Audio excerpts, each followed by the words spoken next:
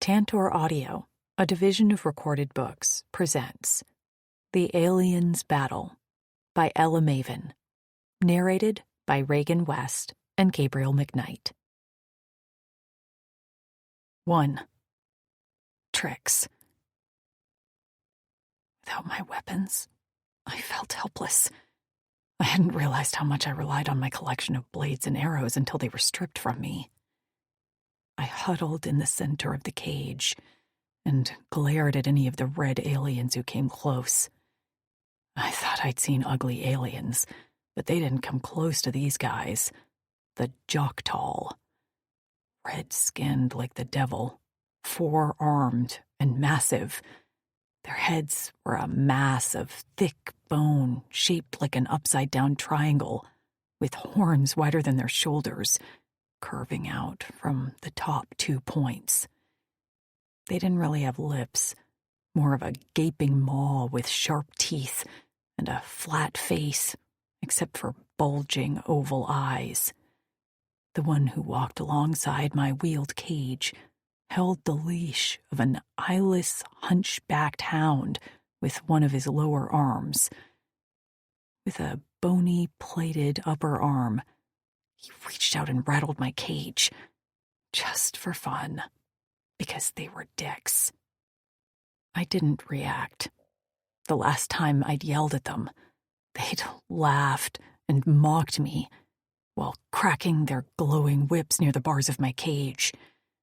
At the thought of one of those touching my skin, I broke out in a cold sweat. I missed my friends. Their absence was worse than a limb amputation. There were only 7 of us, but we'd bonded over the unspeakable horrors we'd been put through since the day we woke up on a spaceship rocketing from Earth. We'd escaped our captors and had tried to make a life for ourselves as nomads on this planet until our camp was invaded by massive bipedal warthogs who smelled like rotten meat. I could still hear the anguish in Tasha's voice as she'd called my name. I hadn't been able to respond, as the pain of the warthog's grip had stolen my breath. And that was a lingering regret, that I hadn't responded, that I hadn't tried harder, that I'd failed. Dropping my forehead onto my folded arms, I clenched my jaw as I willed the tears to remain at bay. I wouldn't cry. I had to remain strong. I'd been delivered to these red aliens by the warthog fuckers, and they hadn't killed me yet, which had to mean something. Instead, we'd been traveling for days through dense jungle growth, over open fields and across rivers. Their hounds pulled my cage with thick chains attached to their harnesses. At the beginning, I'd been motion sick from the rocking of the cage on the uneven ground, but I must have gotten sea legs. Cage legs. And now could keep down the meager rations they supplied me. I'd tried to ask where they'd taken my friends, the other human females, and they'd ignored me. I couldn't imagine how scared Lou and Maisie were. They had always been the most emotionally fragile. Tasha would feel guilty. Amber would be vulnerable because of her mod. And Nev? I wasn't sure how she would be coping. I had held it together so far, as long as they didn't touch me. I'd always viewed my weapons as an offensive strategy, but now I realized I'd very much relied on them as defensive protection. Through the trees, the dark form of a structure began to take shape. I uncurled from my hunched position and crawled to the side of my cage. The Joktals ignored me, as their pace seemed to speed up, and within minutes the trees cleared to reveal a massive fortress, with walls easily 2 to 3 stories high. 2 large gated doors opened as the cage wheels rattled onto a wooden plank path leading inside. I swallowed down the bile threatening to rise in my throat. My brain screamed at me that entering those walls would mean nothing good. But I didn't have a choice. Locked in a cage, surrounded by massive aliens and their sharp-fanged hounds, I could do nothing but sit in terror as we entered the gates. Inside, the cage rattled to a stop, and the hounds who'd been pulling me pawed at the dirt of a barren courtyard. An unusual structure stood along one wall, a tall pillar with chains dangling from it. Each ended with a manacle. I shuddered and looked away. Before me were several structures, a few buildings, and one massive tower taller than the fortress walls. From the base of the tower, a group of half a dozen Joktuls emerged. I studied them as they drew closer. The one walking in front wore a vest adorned with studs along with a belt strapped to his massive girth. From it hung several blades, and one of those glowing whips. The other Joktuls were not as armed, and each wore nothing but pants, boots, and a simple sash. The Joktuls around me, I had arrived in a fleet of a dozen, stood with their lower arms clasped behind their backs and their upper arms loose at their sides. He reached my cage and stopped a few feet away. Head cocked, he peered between the bars at me, like I was a bug to be studied. I resisted the urge to spit at him. "Bring her out!" he barked. I was grateful that they'd updated my translation implant with their language, so at least I wasn't in the dark when they spoke. The fleet I'd traveled with rarely spoke, and I was sure that was on purpose, so I'd have as little information as possible. They'd only spoken to me when they gave me orders. A Joktul opened my cage and reached inside to drag me out. I scrambled away from him, launching myself out of the cage into the dirt, and immediately rising on my own.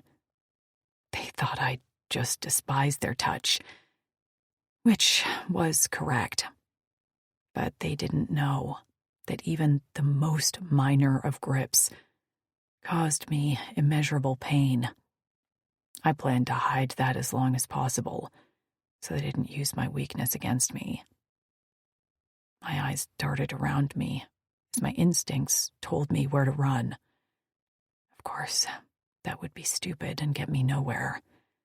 The hounds would be on me before I could take 2 strides. But I couldn't help the urge to flee now that I was finally uncaged. "I wouldn't advise running, human," the vested Joktul said. "You won't get far." I didn't respond as I clenched my fists at my sides and told myself to be smart. Stay calm. Get information. "I'm Uprith Hangrin, commander of the Joktul Curse and Joktulis," he said, and I didn't miss the way his chest puffed out, like I was supposed to be impressed. He gestured with his lower arms at the surrounding fortress. They'd named their city after themselves. Why did that not surprise me? He stared at me expectantly, as if I was supposed to respond. What did he want me to say? Congratulations? When I didn't answer, his bulging eyes narrowed, and he turned to the guard near my cage. "Can she talk? I was told her language had been identified and my implant was updated." "She does speak, Commander," the guard answered. "Mostly insults." "Oh, fuck off, asshole," I muttered.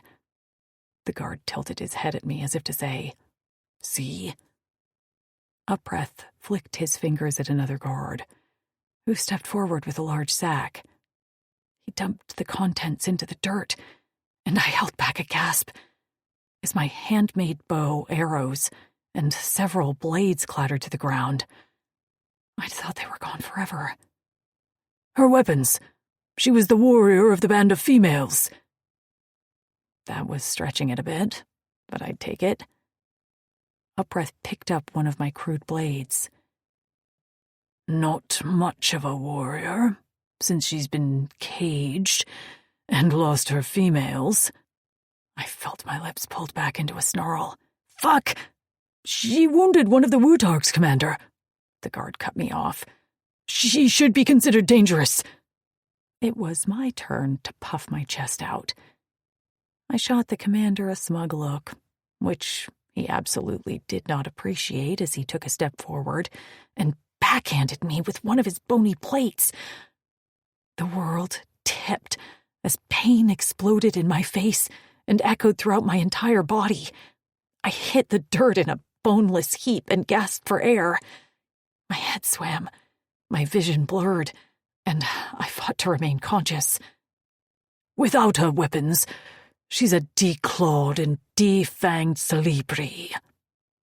The commander's voice sounded underwater. I shook my head and tried to focus. Harmless, he spat. I had to get to my feet. I couldn't let him stand over me like this. It took a gargantuan effort to gather my legs under me and rise. For a moment, I saw two commanders, until my vision finally settled and he morphed into one vicious asshole. Pick on, I rasped. Someone your own size. He let out a bellow that sounded somewhere between a parrot caw and a hyena cackle. The sound sent a tremor down my spine, but I held my ground. I'm sorry for the disruption of your home. We made a mistake. I blinked. A mistake? You fought for your friends. You want them found and unharmed, yes? My pain took a back seat as I latched onto his words like a lifeline. Where are they? Where did the Wutarks take them? A breath's evil eyes gleamed. They were stolen from the Wutarks by a clavis of nasty species called the Drixonians. Unfortunately, the Drixonians will use them to breed more of their kind. My voice went hoarse as my stomach dropped to my feet. Breed? But you can help. My head spun, but it wasn't from the pain. All I could think about was my precious Lou and my brave Tasha violated by massive brutes. I'm gonna be sick, I mumbled. You will be the bait we need to capture their leader. Once we have him, we can use him to defeat his clavis and free your friends, and then we'll leave you humans alone. You won't see us again. How do I know you're telling the truth? I asked. He snapped his fingers, and a Joktal behind him handed him a tablet. He tapped the screen and then turned it to me. For a moment, I couldn't make out what I was seeing. But then I focused on the colorized grainy image. A large alien with blue and black mottled skin, a tail, and horns was in mid-stride beneath a tree. Draped over his back was a human form. I couldn't see her face, but the hair I'd recognized anywhere. Long, curly, and golden.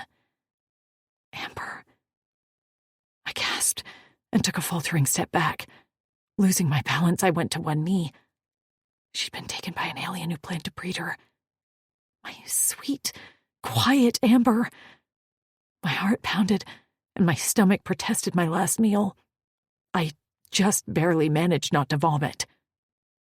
This is the only image we caught of them, but we have learned they have the rest of your females. I glanced up. All of them? He nodded. I wasn't sure he was telling the truth, but it didn't really matter. Even if only Amber was in the clutches of these aliens, I had to do everything I could to free her.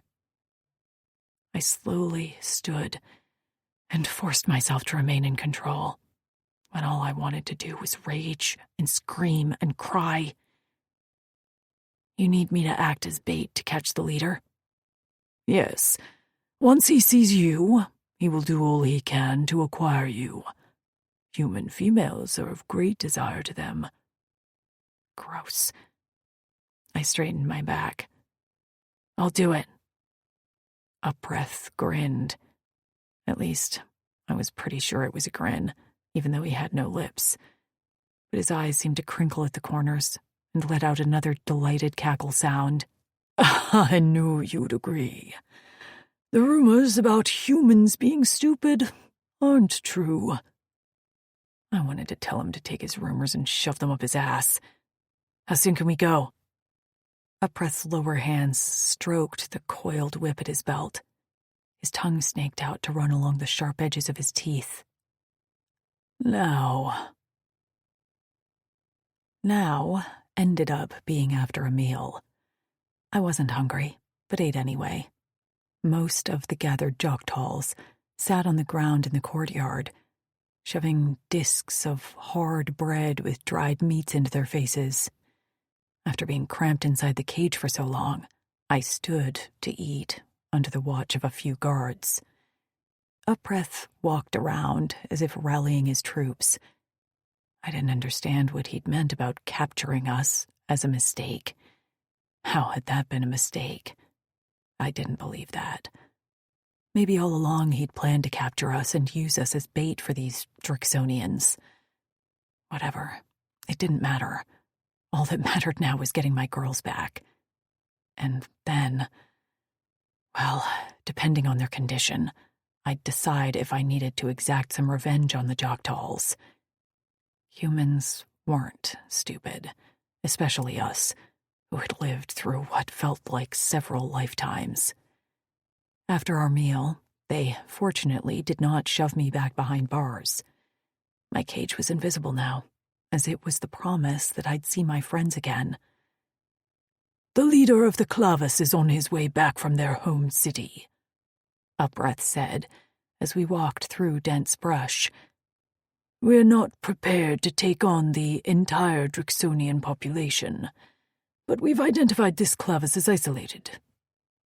That made sense. So, what do I have to do?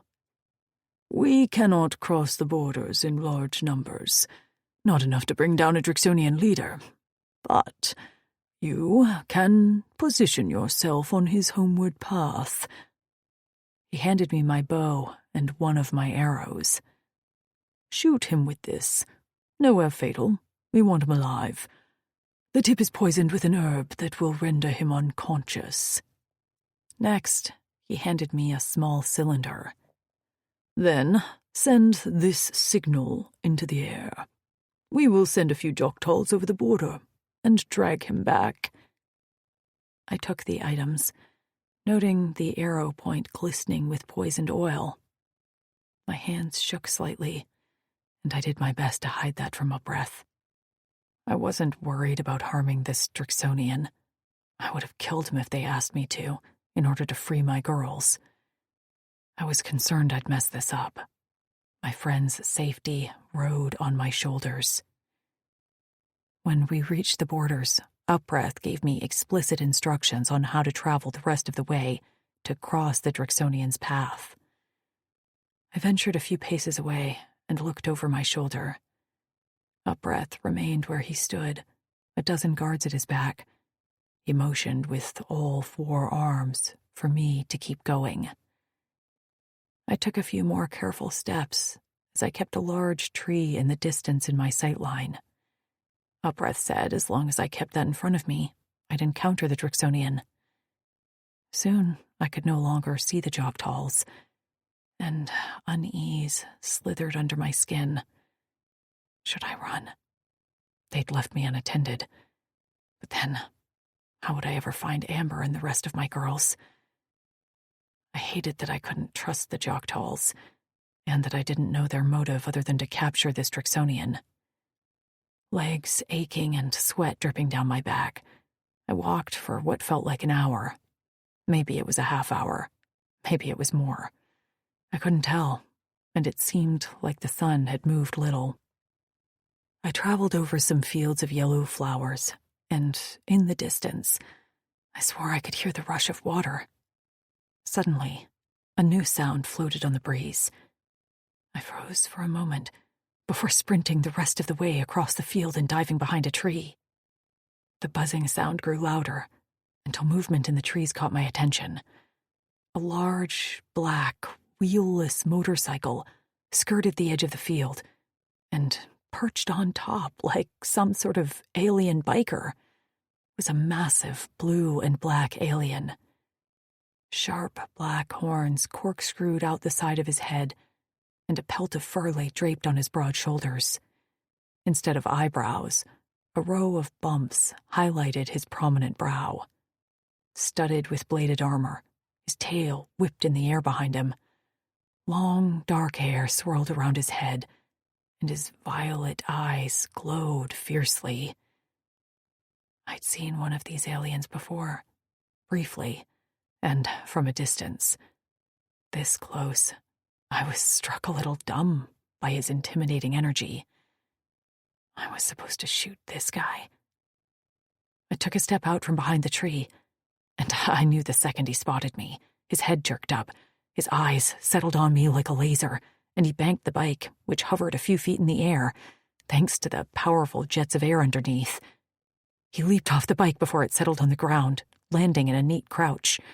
When he rose to his full height, I noticed he had a long sword strapped to his back with a leather harness. Fuck, he was huge and scary. He watched me like a hawk watched its prey, and he walked with a predator's careful, graceful steps.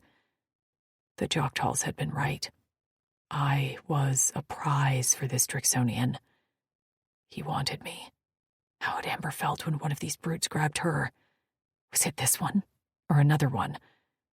I'd vowed I'd never be owned by anything ever again, and I had also vowed to protect my friends from the same fate. But this blue alien had now threatened that. Fuck them. He said something in a guttural language I didn't understand. The Jocktals didn't deem it necessary for me to understand him. My bow and arrow remained strapped to my back, hidden from view. I just needed him to come a little closer, so he was within my range. He spoke again, and this time he seemed angry. Did he expect me to come to him like a good little breeder? My lips peeled back from my teeth. In about 5 more feet, he'd be close enough to shoot. "Come on," I whispered, and his gaze dropped to my mouth. I felt a flush of heat at the way his eyes fired. He came to a halt, and I nearly groaned because he was still out of range. His nostrils flared, and his hands flexed. Shit. What if he had a laser gun? Something to incapacitate me. I had to act now. Offense. Offense. With a cry, I lunged forward while reaching behind my back for the bow and arrow. I notched it on the run, and the Drixonian's eyes went wide. He bellowed out a word, but I'd already let the arrow fly. The tip pierced his shoulder, and his body jerked at the impact, but he didn't fall. As he yanked it out easily, black blood oozed down his arm. His fingers tapped up the shaft until he reached the end, where I'd carved a maple leaf into the wood. His eyes flicked to me as he tossed the arrow to the ground and walked forward, faster this time. My breath caught. Why wasn't he going down? He needed to pass out. Now! Panic flared in my chest as I stumbled backward. "Stop!" I called out, as if that would do anything. But this wasn't going the way it was supposed to. The Drixonian was still moving, still advancing. Suddenly his steps faltered, and his arms flung out at the sides as if to keep his balance. He shook his head and took another step forward, but his leg buckled, and he went down on one knee. I nearly wept with relief when his body listed to the side. That was when his head lolled, and he speared me with one last purple gaze. And what I saw there wasn't what I'd expected. He looked betrayed. In the next second, his body pitched over with a thump in the long grass. I hit the dirt on my knees, slammed the flare against my thigh, and stared as the red spark bolted high into the sky. 2. Kutzal. My head ached, like I'd gone on a bender with too many spirits back at camp. I opened my eyes, but that action alone took more effort than it should have. I stared up at metal bars, which were a little too close for my liking, and rolled my head to the side to see vegetation beyond more bars. Briggers chirped somewhere overhead, and footsteps whispered through the grass. I caught sight of a few trees. Where the hell was I? I tried to sit up, but my stomach protested, and I bit back a groan. I had to take one thing at a time. I wiggled my toes in my boots, moved my legs, and then my arms. I was alive, and apparently had all my limbs. A dull ache in my shoulder drew my attention, and my left arm was crusted with blood. Then it came back to me. The female with dark red hair, green eyes, slender build. She'd shot me with a flecking arrow. I'd tried to walk toward her, and then everything went hazy. The arrow tip must have been spiked with something. When I'd pulled it out of my shoulder, I'd known immediately that she was a friend of Amber and Tasha's, the mates to my warriors Vince and Lucent, because those females had shown me the arrow with the 5-pointed leaf and identified it as belonging to their friend. Her name was... I couldn't remember. My mind was working a little slow. I rolled my head to the side, wondering if I was going to find myself captured by a roving band of human females, which might have been a Drixonian dream, but was actually my nightmare. But there I did not immediately see any human females. Attached to chains which pulled my cage on its wheels were hairy, eyeless hounds that trotted with hunched backs. And peering into my cage with a delighted sneer on his ugly face was a Joktal. At least I was pretty sure it was a Joktal, with his 4 arms, triangle head, and flat face. That checked out with the description Vince had used. He'd been captured by these Fleckers too, and then he'd escaped with his human mate. Speaking of, where was that flecking female who'd shot me? They must have captured her too. I sat up, expecting to find another cage with the female inside, but found her perfectly alive, well, and free. She walked near my cage of her own volition, appearing perfectly safe and unharmed. I growled low in my throat. Had she helped these Fleckers? This was why I didn't like anyone other than Drixonians. I couldn't trust them, even human females. I would do everything I could to protect females. She is all after all. But I didn't have to like them. Suddenly, the female's head swung to face me, and her eyes met mine. She didn't appear remorseful as her jaw clenched, and she sent me a nasty glare. "You're making a big mistake, female," I growled at her. She didn't respond at all. A Joktal slapped the cage with a bony-plated arm. "She can't understand you, Drix. Don't bother." "It doesn't matter," she snapped. I could see the implant behind her ear and assumed she knew the Joktal's language, but not mine. I could understand her, as my implant had been updated so I could converse with the Drixonian's human mates. She turned a vicious glare on me that might have felled some of the younger Drix warriors. "I know all about how you stole my friends to breed them, rapist fucks." My Cora twisted painfully in my chest at her words. I spun in a circle in my cage, which was surrounded by about a dozen Joktals. "Is that what you told her?" I roared at anyone and everyone. "That we breed females against their will?" The cage rattled to a stop, and momentum slid me forward until I slammed into the front bars of the cage. But I didn't even register the pain as my body flared with undiluted anger. The Jok'Tals in front of my cage parted, and a Jok'Tal with an adorned vest stepped forward. He was clearly some sort of leader, and I tried to straighten with as much dignity as I could muster in the cage.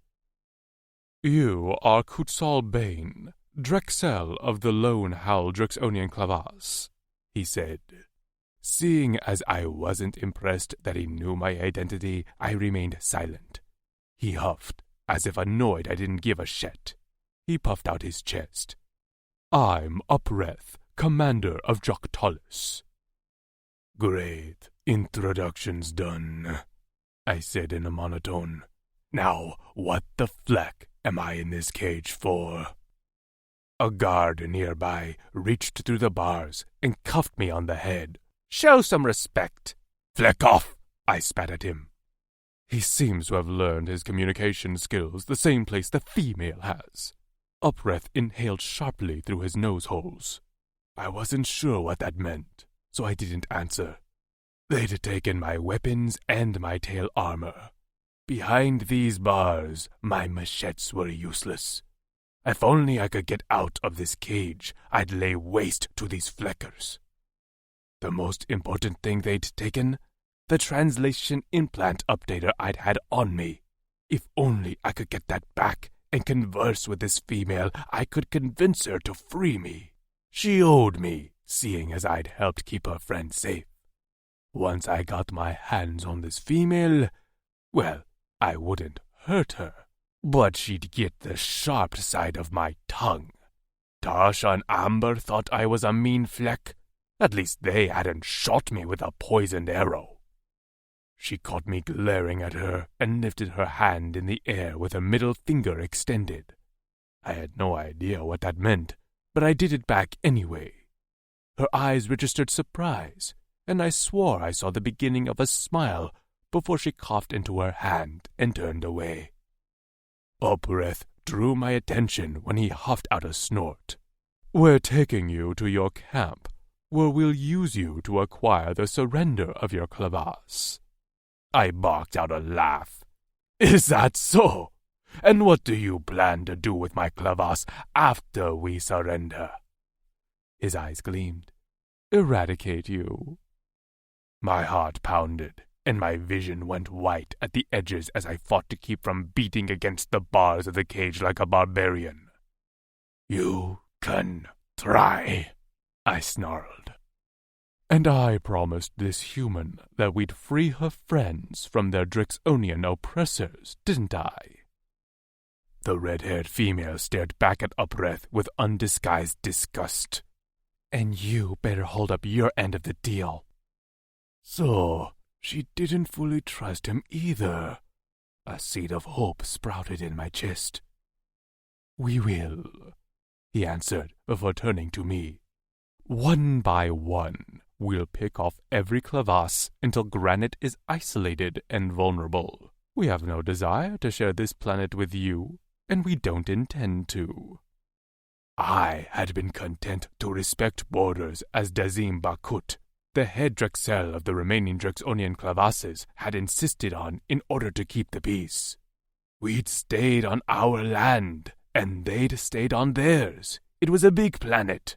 But now, fleck them all. They'd kidnapped me.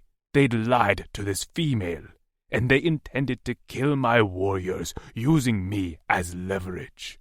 I'd eradicate myself before they used me against my own warriors.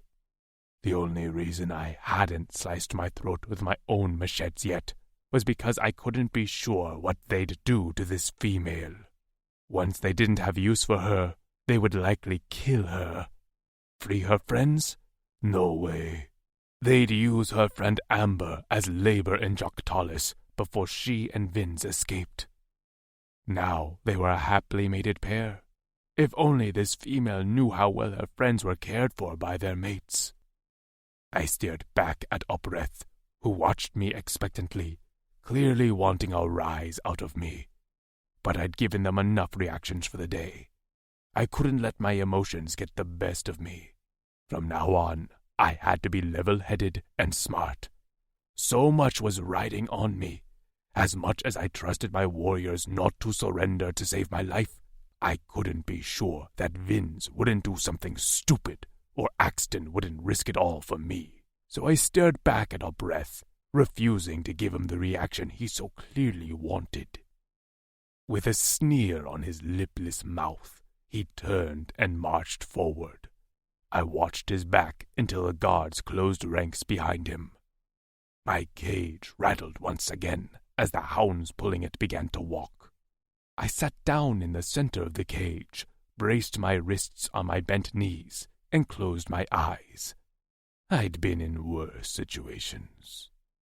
Back when the prospering Drixonian civilization ran this planet, the females of our species ruled our councils, while the males were warriors whose job it was to defend.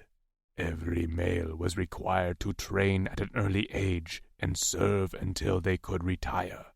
Desertion was the ultimate taboo, and when a warrior fled his duties, his entire family suffered. I was one of those sons whose father abandoned his post. Deemed a son of naught, I was branded on the back of my neck and shunned along with others like me. But then a virus struck our civilization, killing all our females and most of our elder males.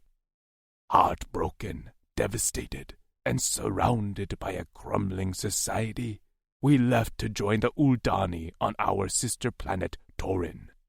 As sons of Naught, we received the worst jobs for the Uldani, and some of us put through unspeakable horrors, like Vince. We didn't learn for many cycles that the Uldani were responsible for starting the virus in an effort to gain Drixonian warriors as soldiers. We rose up, gained our independence, and returned to our home planet, Corin. But it was different from how we left it.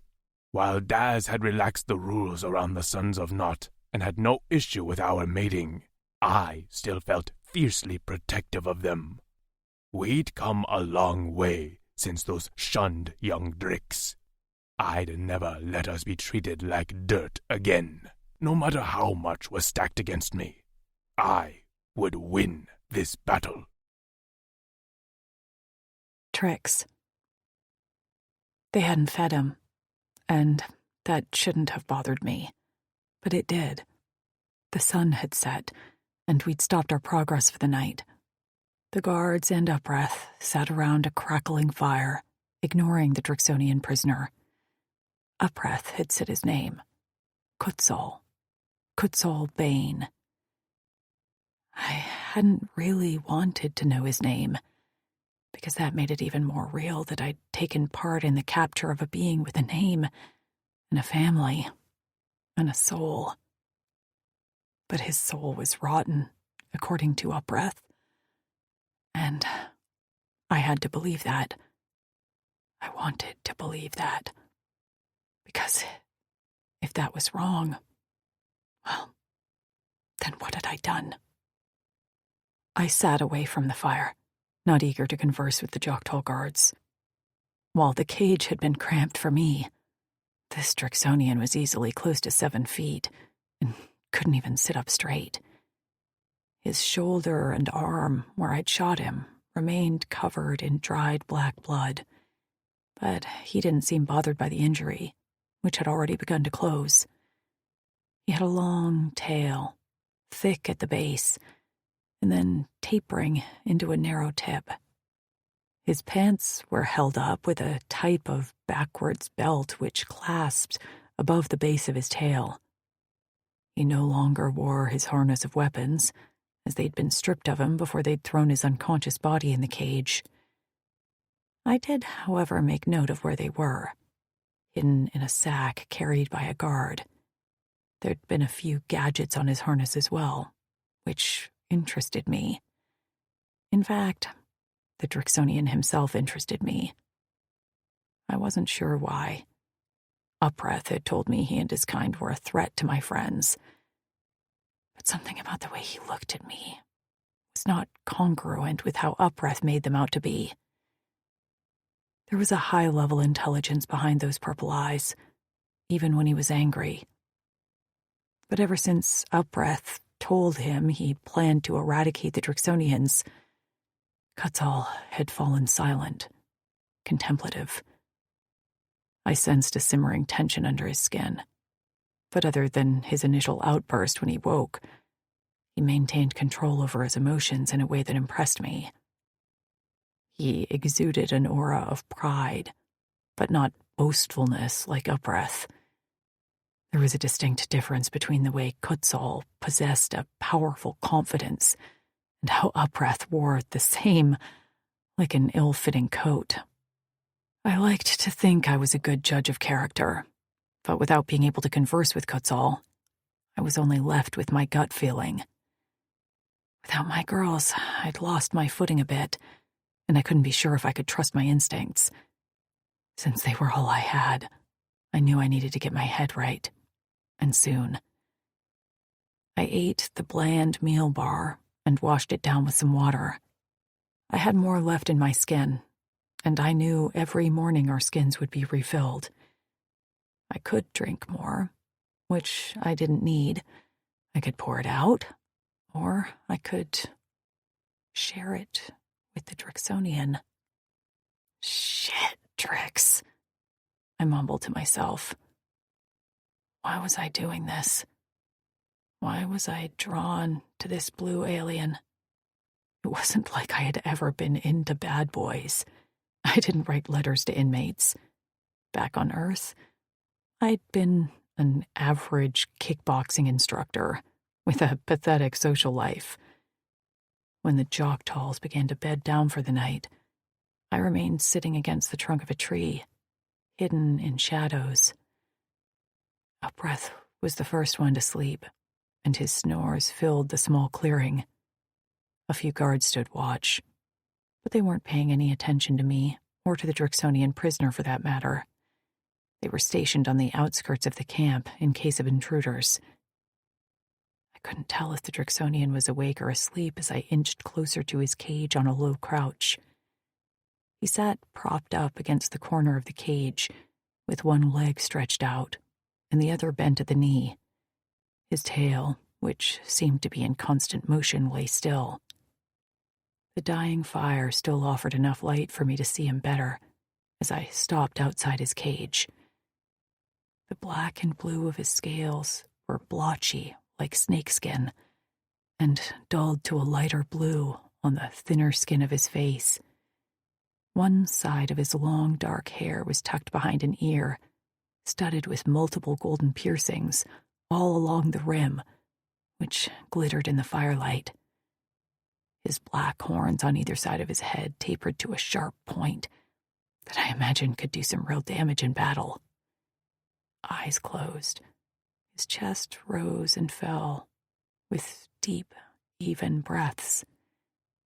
The hand closest to me rested palm down on the bottom of the cage, and I noted the massive size. He could palm my head with that thing, probably squish my skull and pop it like a grape. Not to mention his muscled chest and thick thighs. This alien was built like a brick shithouse. Curious what his scales felt like, I reached through the bars of the cage and gently brushed my fingers along the skin of his wrist. The pads of my fingers burned slightly at the touch.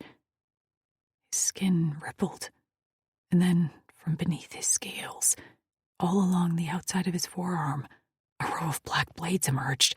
I yanked my hand back, but I wasn't fast enough. Quick as lightning, his eyes popped open, purple irises glowing in the dark, and he grabbed my wrist. Pain shot up my arm as his skin came into contact with mine in a punishing grip. In order not to alert the guards, I clapped my hand over my mouth, but my knees buckled, and I knew my expression showed anguish. As quick as he'd grabbed me, he let go as if electrocuted. I clutched my arm to my chest as the pain faded as quickly as it had come. The Drixonian was now on his knees at the edge of the cage, his fingers wrapped around the bars, and he stared down at me in what I could only see as concern. His chest heaved. "Guido!" he said in a low rasp. "By Guinevere?" Was he asking me if I was okay? Maybe he was trying to gain my trust, but I couldn't help feel like he was genuinely concerned. He could tell I was in pain, and he didn't like it or want to be the cause of it. I felt that in my gut. I rose to my feet. "I'm okay." He relaxed slightly and sat back on his haunches. His gaze held mine until I squirmed, and that was when I unhooked my water skin from my belt and held it through the bars of the cage. "Here's some water." He didn't take it at first, and he looked at it suspiciously. He had every right, since I did shoot him with a poisoned arrow. "I promise I didn't poison it." The corners of his lips twitched as he snatched it and appended the entire thing in his mouth. A few drops escaped to slide down his thick neck and muscled pectorals. I caught myself chasing the beads of water as they slid over his abdomen and then down the waistband of his pants. Instead of wiping his mouth, he snaked his tongue out to catch a few drops on his chin. Yes, his chin, because his tongue was like something out of a movie. Long and thick, it stretched under his chin. In the center of this inhuman tongue were 3 golden ball piercings. My mouth went dry. I shook myself out of my stupor to find him handing the skin back to me. He must have seen me ogling him, but he didn't leer or smirk or make any sort of reaction that I'd expect a male to make. His expression remained wary, but not hostile. My gut twisted. Had I made a mistake? But I couldn't get the picture out of my head of that blue warrior carrying Amber on his shoulder. "My name is Trix." I chewed the inside of my cheek. "Do you know a human named Amber?" He surged forward to grip the bars of his cage, and his eyes held mine like a magnet. He opened his mouth, but before he could respond, his head whipped to the side. His rattling growl left his throat seconds before the pain exploded in the back of my skull. Somewhere above me came a pained grunt, just as my hip slammed into the ground so hard that my teeth clacked together. I cried out as another blow hit me in the ribs. Lashing out with my legs, my foot connected with something, and a jock-tall bellow followed. No more blows came, and I stumbled to my feet, hands in front of me, ready to fight if I had to. But the jock-tall guard who stood before me remained still, with his bony upper arms lowered. "What are you doing with the prisoner?" he snarled. I tried to remember the names of the guards, but most of them looked too much alike to tell apart. This one had a scar on his chest, though. Yearage. That was his name. I just wanted to look at him. I snapped back. Warm, wet liquid trickled down my neck, and I reached behind me to find my head was bleeding. Great. "Did you really have to hit me?" "Go to sleep and stay away from him." He clapped a lower hand on my shoulder and shoved me away from the cage. I stumbled forward, tripping over a root, and just barely caught myself from face-planting. I turned to glare at him, but Kutzal caught my attention. One hand was braced behind his head, fingers digging into his hair. He stared at me as if he'd never seen me before. With my empty skin clutched in my hand, I retreated to my tree trunk to nurse my head wound and try to get some sleep. But those purple eyes didn't leave me. Even as I lay down on my side, I could still feel him watching me. That night, I dreamed of golden smoke. 3. Kutzal. I didn't sleep that night. I lay on my side facing the sleeping female, Trix.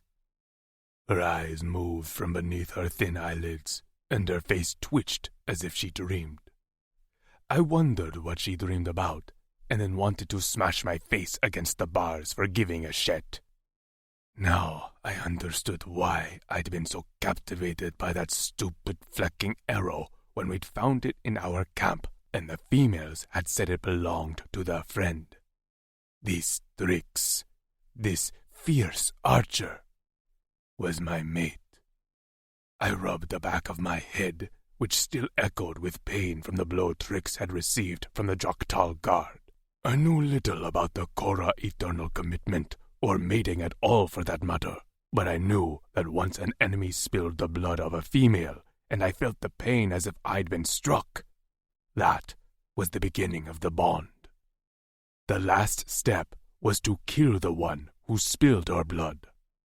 The Joktal who hit her lay flat on his back, arms flung out at the sides. His maw opened as he snored. I couldn't kill him. Whatever happened, I could not complete this bond. A mate was the last thing I wanted. My entire class of warriors could find their mates, and that would be fine. But me? No. No way could I bond myself to a female. This planet was too harsh, and our civilization too fragile. I could barely keep my warriors and myself safe.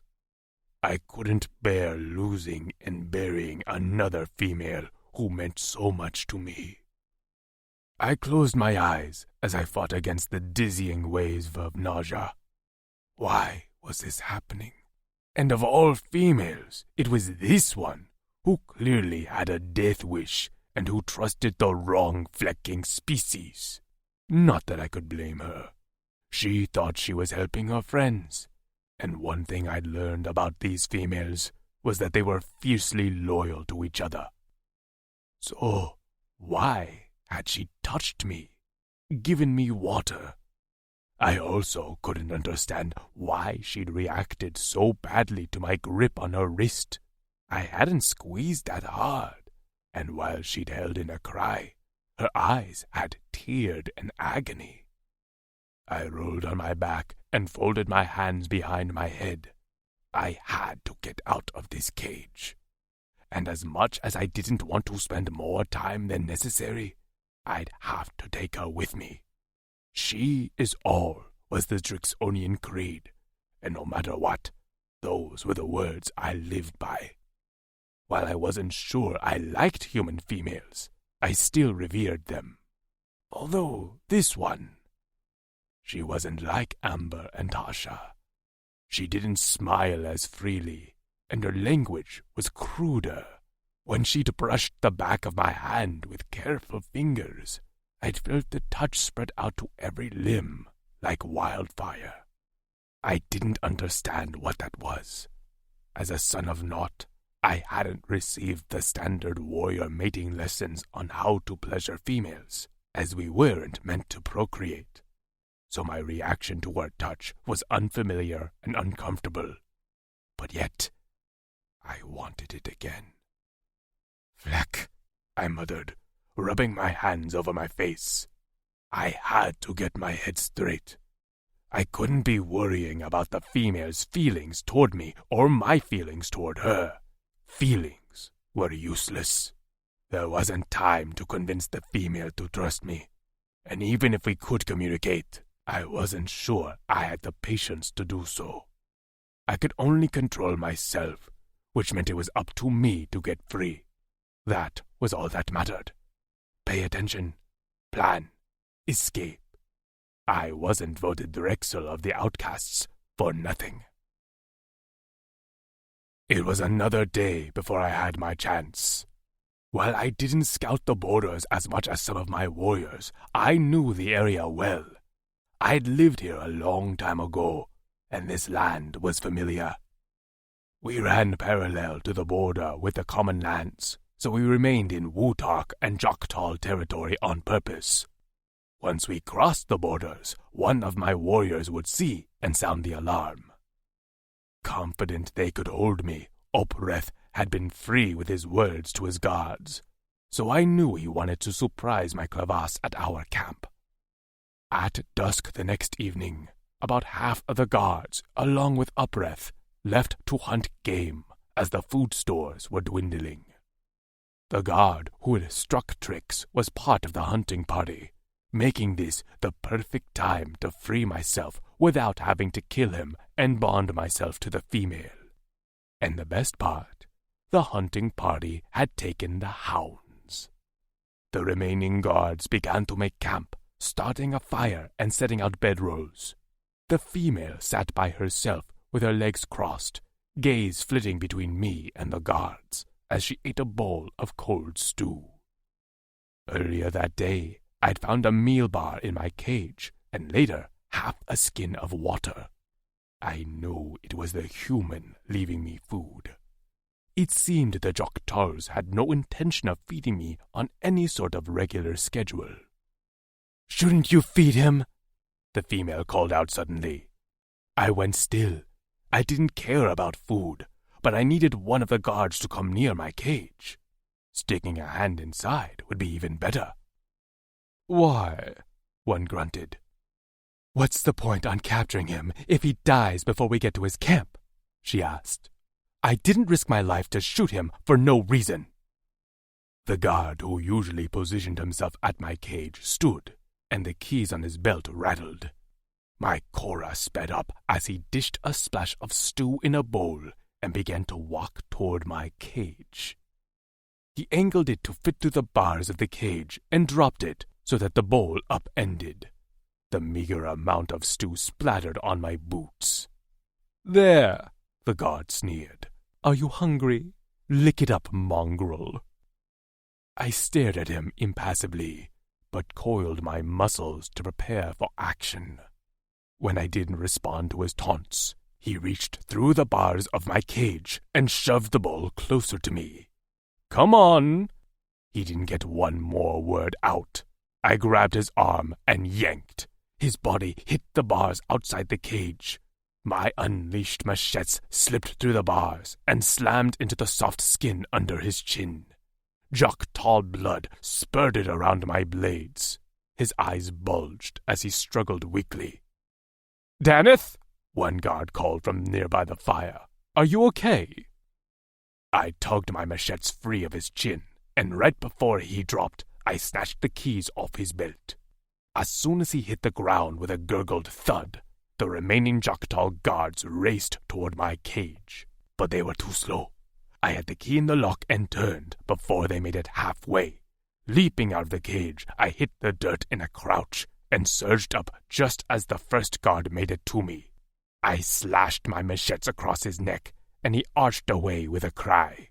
A whip wrapped around my leg, and I smelled the sizzle of burnt cloth a moment before the pain of the charged weapon sliced into my thigh. With a grunt, I sliced through the whip with my machetes, and the end turned brown before it fell away. 2 guards approached me at once, and I felt a blade tear into my injured shoulder, just as a bony plate slammed into my back. I lashed out with my tail, catching the Jok'tar behind me and tugging him off his feet. I punched the Jok'tar in front of me and immediately regretted that decision. His head was like a solid wall, and I definitely did more damage to my fist than I did to his face. He sneered at me, and I ducked just before taking a bony plate to the face. Snatching a knife off his belt, I slammed it into his thigh. He hollered and staggered back. Whirling around, I slammed my machetes down into the face of the Jok'tar behind me. Again and again, I stabbed him with my sharp blades until his face was a mess of blood and flesh. Facing the last Jok'tar, I pulled the blade from his thigh and then slammed it into his neck. He staggered, spit up blood, and then crumpled to the ground. My shoulder ached, my thigh was on fire, and I was seeing double. I had to get the fleck out of here before the hunting party returned. Turning around, I halted abruptly as I faced an arrow aimed directly between my eyes. Bow strung taut, feet planted, the human female stared at me with a clenched jaw. Her arm quivered slightly as she faced off against me, and a fierce bolt of respect surged through me. She'd seen me slice through 5 Choctaw guards, but she didn't back down from threatening me. She swallowed thickly before shifting her stance slightly, but her bow didn't waver, and that arrow would pierce my skull if she let it fly. She kicked something toward me, and I glanced down to find my implant updater. "Choose your language and toss it back to me," she ordered. Keeping my gaze on her, I bent down and grabbed the updater. After spinning the dial to my language, I rolled the updater back to her. She seemed unsure of her next step. In order to update her implant, she'd have to lower her bow. But lowering her bow meant opening herself up to what she considered a threat. Me. As much as we didn't have time for this, I realized the female wasn't content to be a pawn in this game between the Choctaws and me. I needed her trust, and she seemed desperate to want someone she could trust. So I held my hands out, palms up, and stepped away from her. Then I turned my back to her. She could decide to send that arrow into my back or my head, but I had to believe that the female who left me food and water would hear me out before ending my life. I closed my eyes, and I waited.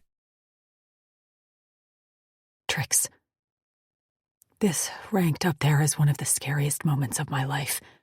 And that was saying something based on all the shit I'd been through. I'd just seen this Strixonian leap from his cage with deadly black blades emerging from his forearms, head, and down his back. He'd taken down 5 guards on his own, even while stabbed, punched, and whipped. The mark on his thigh oozed and bubbled, and I couldn't imagine how badly that hurt. But he walked with barely a limp. His shoulder with the arrow wound was once again bleeding profusely from a knife wound, and blood trickled from his ear. He'd taken some vicious blows to the head. I knew I needed to act fast, because the hunting party would be back soon, but I couldn't seem to lower my weapon. When I saw the Drixonian get loose, the first thing I'd done was retrieve my weapon from the now unguarded pack, which also held the Drixonian's things. That was where I'd found the implant updater. The fact he'd traveled with one intrigued me. And then there was the fact that he'd chosen to trust me. He'd turned his back on me, so I felt safer updating my implant. With my bow still notched, I bent my knees. When the updater was within reach, I dropped my bow, grabbed it, and jammed it against the implant over my left ear. I steeled myself against the jolt of hot pain, which rendered me immobile for a few minutes. When my eyes focused, I saw Kutzel had turned around. Scrambling to my feet, I notched my bow again. But he remained motionless. His palms remained in the air as he spoke in a calm, clear voice. "Amber is kind and likes to help with odd jobs around our camp." My heart skipped a beat.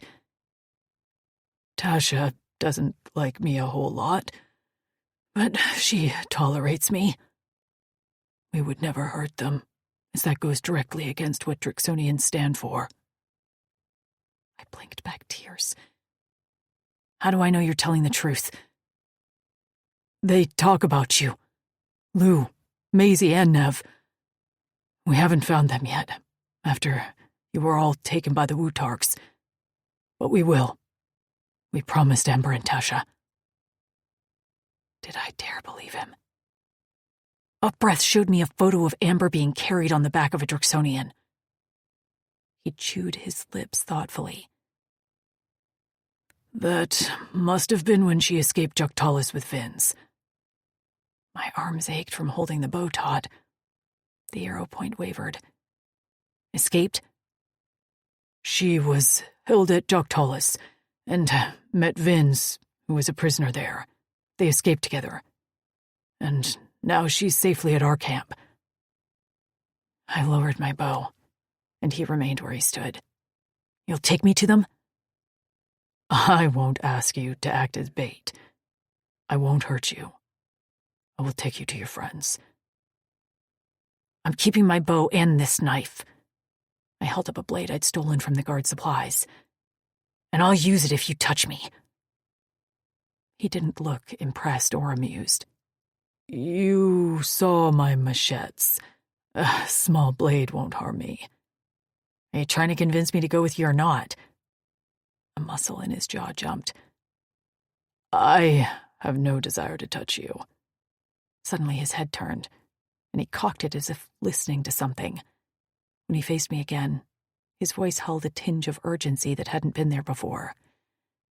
"But we need to go. I can hear the hunting party returning." He rushed past me and grabbed his harness, fur shawl, tail armor, and single weapon, the massive sword that made my tiny blade look puny. In the cage, he had still looked terrifying, but outfitted in his armor and weapons, he was once again that fearsome alien I'd first seen, that had struck terror into my bones. He stared at me with thinly veiled annoyance. "We need to go." I took a step toward him, nerves racing over my skin like ants. "If you betray me, I'll kill you." He snorted. "I would expect nothing less." He beckoned with his arm. "Now run, female. Run faster than you ever have, or I'll carry you." I shuddered at the painful memory of the Wutark's hands on me. No way. No one was carrying me again until I was dead. "Just keep up, Drix," I gritted out. Bow strapped to my back, blade shoved into my belt, I took off at a dead sprint toward Kutzal. He registered surprise for a moment, before he took off into the dense brush. I followed, focusing only on his back as the setting sun glinted on his sword. We wove between trees, sped through streams, and trudged through mudlands. My heart soared as the distance between us and the Joktalls widened. There was something about them that had never made me feel right. But I was blinded by the promise of seeing my friends safe and sound. Now, according to Kutzal, the Joktalls had promised something they couldn't give me. Only 2 of my friends were ensconced in the Drix camp. So, where were Lou, Maisie, and Nev? I was just beginning to think we were free and clear when the howl of the Joktall hounds split the darkening sky. By now, the sun was merely a sliver on the horizon, and the eerie howl in the near darkness felt like an arrow in my back. I stumbled, and the Drix reached back to help me up, but pulled his arm back at the last moment. "Are you okay?" he asked. The fucker wasn't even breathing hard, whereas I felt like I'd run a marathon. I couldn't hide my heaving breaths as I bent and braced my hands on my knees. I grimaced as the cramp in my side stabbed my guts like a hot poker. "Fine," I gasped. "Almost there," he said. That got me to stand upright. "Where? The camp?" He shook his head. "We're a couple rotations away. The Joktalls will expect us to head straight there." A shadow crossed over his face, and his eyes darkened for a moment. "I know a place we can hide. Along the way, we'll disguise our scents."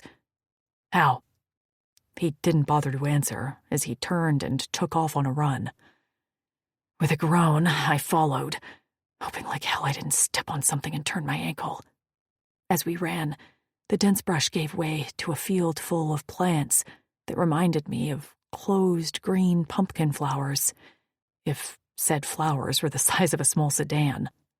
The stems were thicker than my body and arched about 8 feet in the air, but the weight of the flowers bent the plant like a hook, so the edges of the massive green petals nearly kissed the ground.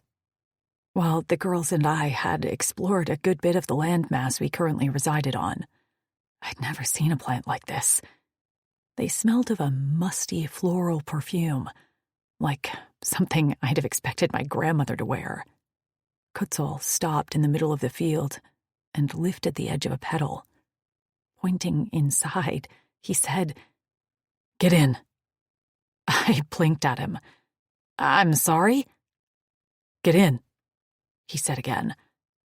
Yeah, I heard you, but how? He ignored my question and ducked beneath the petal. The flower shimmied, and one of the petals bulged outward as he struck it with an elbow or his head. Follow me, he called from inside, his voice muffled. This is fucking weird, I muttered before lifting the petal. Inside, Kutzal sat in a pile of what I could only describe as goo. Cloying, nose-tingling, sense-overloading goo. I pinched the bridge of my nose as I fought the urge to gag. Climbing up inside the flower, I rested my back on the bulbous base, while Kutzal closed the bottom of the flower, sealing it with goo so it didn't open and dump us out. The petals were a thick, opaque green, although some moonlight filtered through, and dangling above us like a chandelier was the stamen. Kutzal reached up and snagged an orange stamen tip that crumbled in his hand like a smashed peanut. He placed a few bits on his palm and held it out to me as he tossed the rest in his mouth. I shook my head. No thanks. My voice came out nasally as I still had my nose plugged. His lips twitched, and he let out a little snort. The Chugga's secretion will mask our scent. I'm pretty sure I'll smell like this for the rest of my life. It washes off. If you say so. I should have been grateful, but I was merely trying not to pass out. The scent was so strong that even when I inhaled through my mouth, I swore I could taste it. My stomach protested. I was about to punch my way through the petals to get away from the scent when a nosehound brayed nearby. My eyes shot to Kutzal's.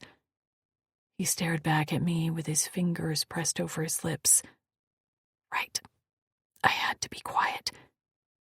As much as I wanted to fight, this was the better strategy. We didn't have the element of surprise anymore. We would have to fight half a dozen Jogtals plus their nosehounds. Kutzal's wounds still appeared red and angry, although he didn't appear to be favoring them.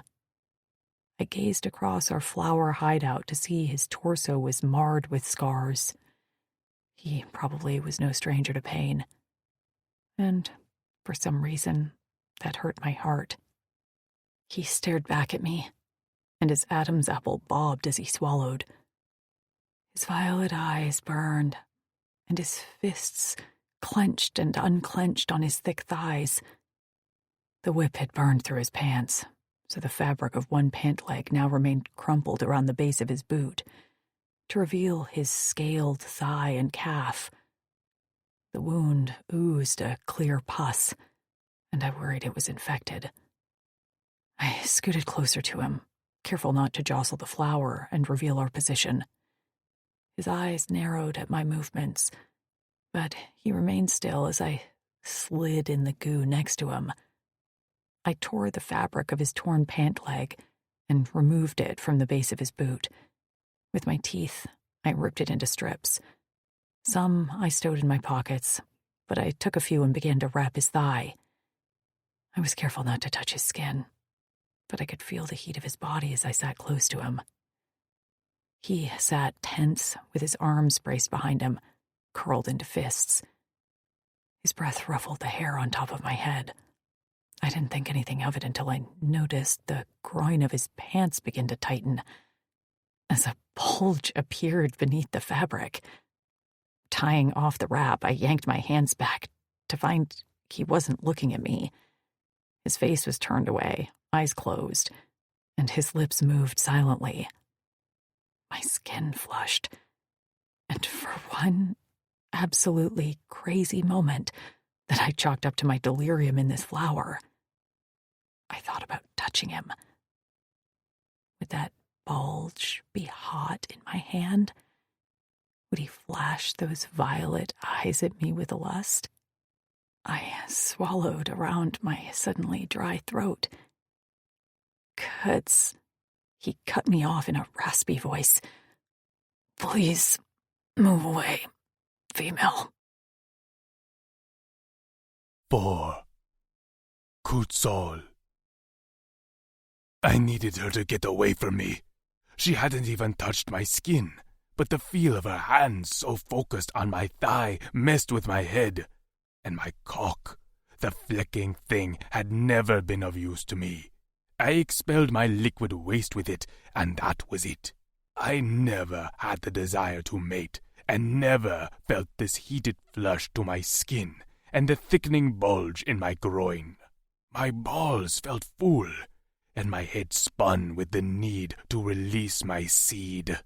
I didn't want to touch it, unsure what would happen if I closed my fist around the hard length. Worst of all, the female saw it. For a moment, she remained motionless, hand poised in the air, before she gave a little nod and returned to her side of the bloom. But it wasn't far enough away. I needed her on another planet. Despite the overwhelming scent of this plant, I could still smell her, the freshness of her skin, and the earthy tones of her hair. When the footsteps outside came closer, followed by the gruff tones of the Jok'tals, I lifted my gaze to hers. Our eyes met, held. Despite the proximity of our enemies and the imminent danger we were in if they found us, the anxiousness zinging under my skin bled away as I stared into her green eyes. Back at camp, Amber and Tasha spoke easily with the other warriors, and even Tasha had granted us a certain level of trust when she'd first arrived. But Trix wore her distrust and mental guard like physical armor. I didn't think that was because of the lies she'd been told about us. I was sure if I met her under better circumstances, she would have held me and others at arm's length. In a way, she reminded me of myself. As she held my gaze, a bit of her wariness faded. The lines around her eyes softened, and her lips, which she usually held pursed and tense, had softened. I shouldn't have cared about that. It didn't matter she remained cautious of me as long as she didn't do anything to jeopardize our escape. But I found that I liked this soft look on her. "Hounds lost the scent, Commander," a Jok'tal spoke. I recognized his voice as the one who struck Trix, and I wished I could plunge my hand through the petal and rip his throat out. "How?" Upreth roared. "They didn't have much of a head start. This can't stand. We must find them. That Drix killed 5 of my warriors." I couldn't see their forms in the dark and through the thick petals, but I could tell they spoke nearby. We were right under their noses, and they had no idea. I smirked to myself. Before I killed Upreth, I'd let him know how close he came to catching us, and how I outsmarted him. He didn't know this planet or the vegetation like I did. The hounds snuffled as Upreth continued to rage. The footsteps retreated, but I didn't move or speak for a long time. Trix's head bobbed as she fought the urge to nod off. She shifted slightly and smacked herself lightly on the cheek before shaking her head. Taking pity on her, I whispered, "I'll get out first and check to make sure we're clear." Eyes gleaming, she nodded. I lifted a petal and hopped to the ground. My clothes and skin were slick with the plant's sticky seed. I slicked off as much as I could before scouting the edge of the field. There were no Jok'tals in sight, and they hadn't covered their clear tracks that led away from our hiding place. Jogging back to the plant, I lifted a petal and gestured for Trix to emerge. She tried to exit gracefully, but ended up sliding down the petal and landing hard on her hip. "Damn it," she muttered, and rose to shake her arms and legs. "What is this stuff? It smells like a floral couch where someone died." I wasn't sure what those words meant. "The plant's seed." She froze. "I'm sorry?" "They secrete this to fertilize." "Are you telling me I'm covered in plant jizz?" "Jizz?" She waved a hand as she held a hand on her chest and gagged. Oh, gross. I didn't understand. What's gross about fertilization? This plant just saved your life. She straightened and stared at me. I stared back. Finally, she sighed. You're right. Turning, she patted the large bloom. I apologize for calling you gross. This is a natural part of life, and I hope you have a fantastic marriage and little plant babies. She stepped closer and lowered her voice, as if worried the plant would overhear. But in all honesty, can we wash this off? It's giving me a headache. I didn't prefer the smell either. Yes, there's a stream nearby. Great. She grinned, and the sight caught me off guard. Even with her hair matted to her head and her clothes drenched in the plant seed, her smile shone brighter than the stars. I stared at her mouth too long, apparently, because she dropped the smile as quickly as she'd flashed it. Clearing her throat, she narrowed her eyes and crossed her arms over her chest. So, about that bath? Follow me, I snapped, irritated I'd been caught looking. The stream wasn't far off, and the water sparkled under the moonlight. When we drew close, Trix let out a little exclamation of glee and rushed ahead. She splashed into the Kwa and then spun on her heels, flung her arms out to the sides, and let out a quiet laugh before falling backward. She disappeared under the Kwa, and I ran after her, worried she would wash downstream, when she flapped to the surface and sprayed an arc of Kwa out of her mouth. It's cold as shit, but I would jump in the Arctic right now if it meant washing this off. My face must have betrayed my worry as she went still and cocked her head. Were you worried I was going to drown? I crossed my arms over my chest as I stood in knee-deep Kwa. You were under the surface. I wasn't sure you'd come back up. I can swim. Her lips curled in amusement. Good for you, I snapped. Don't disappear again. I began to splash Kwa over my body, face, and hair in order to wash off the sticky seed. Bossy, she muttered. Do you know what Amber and Tasha would do to me if I returned you harmed in any way?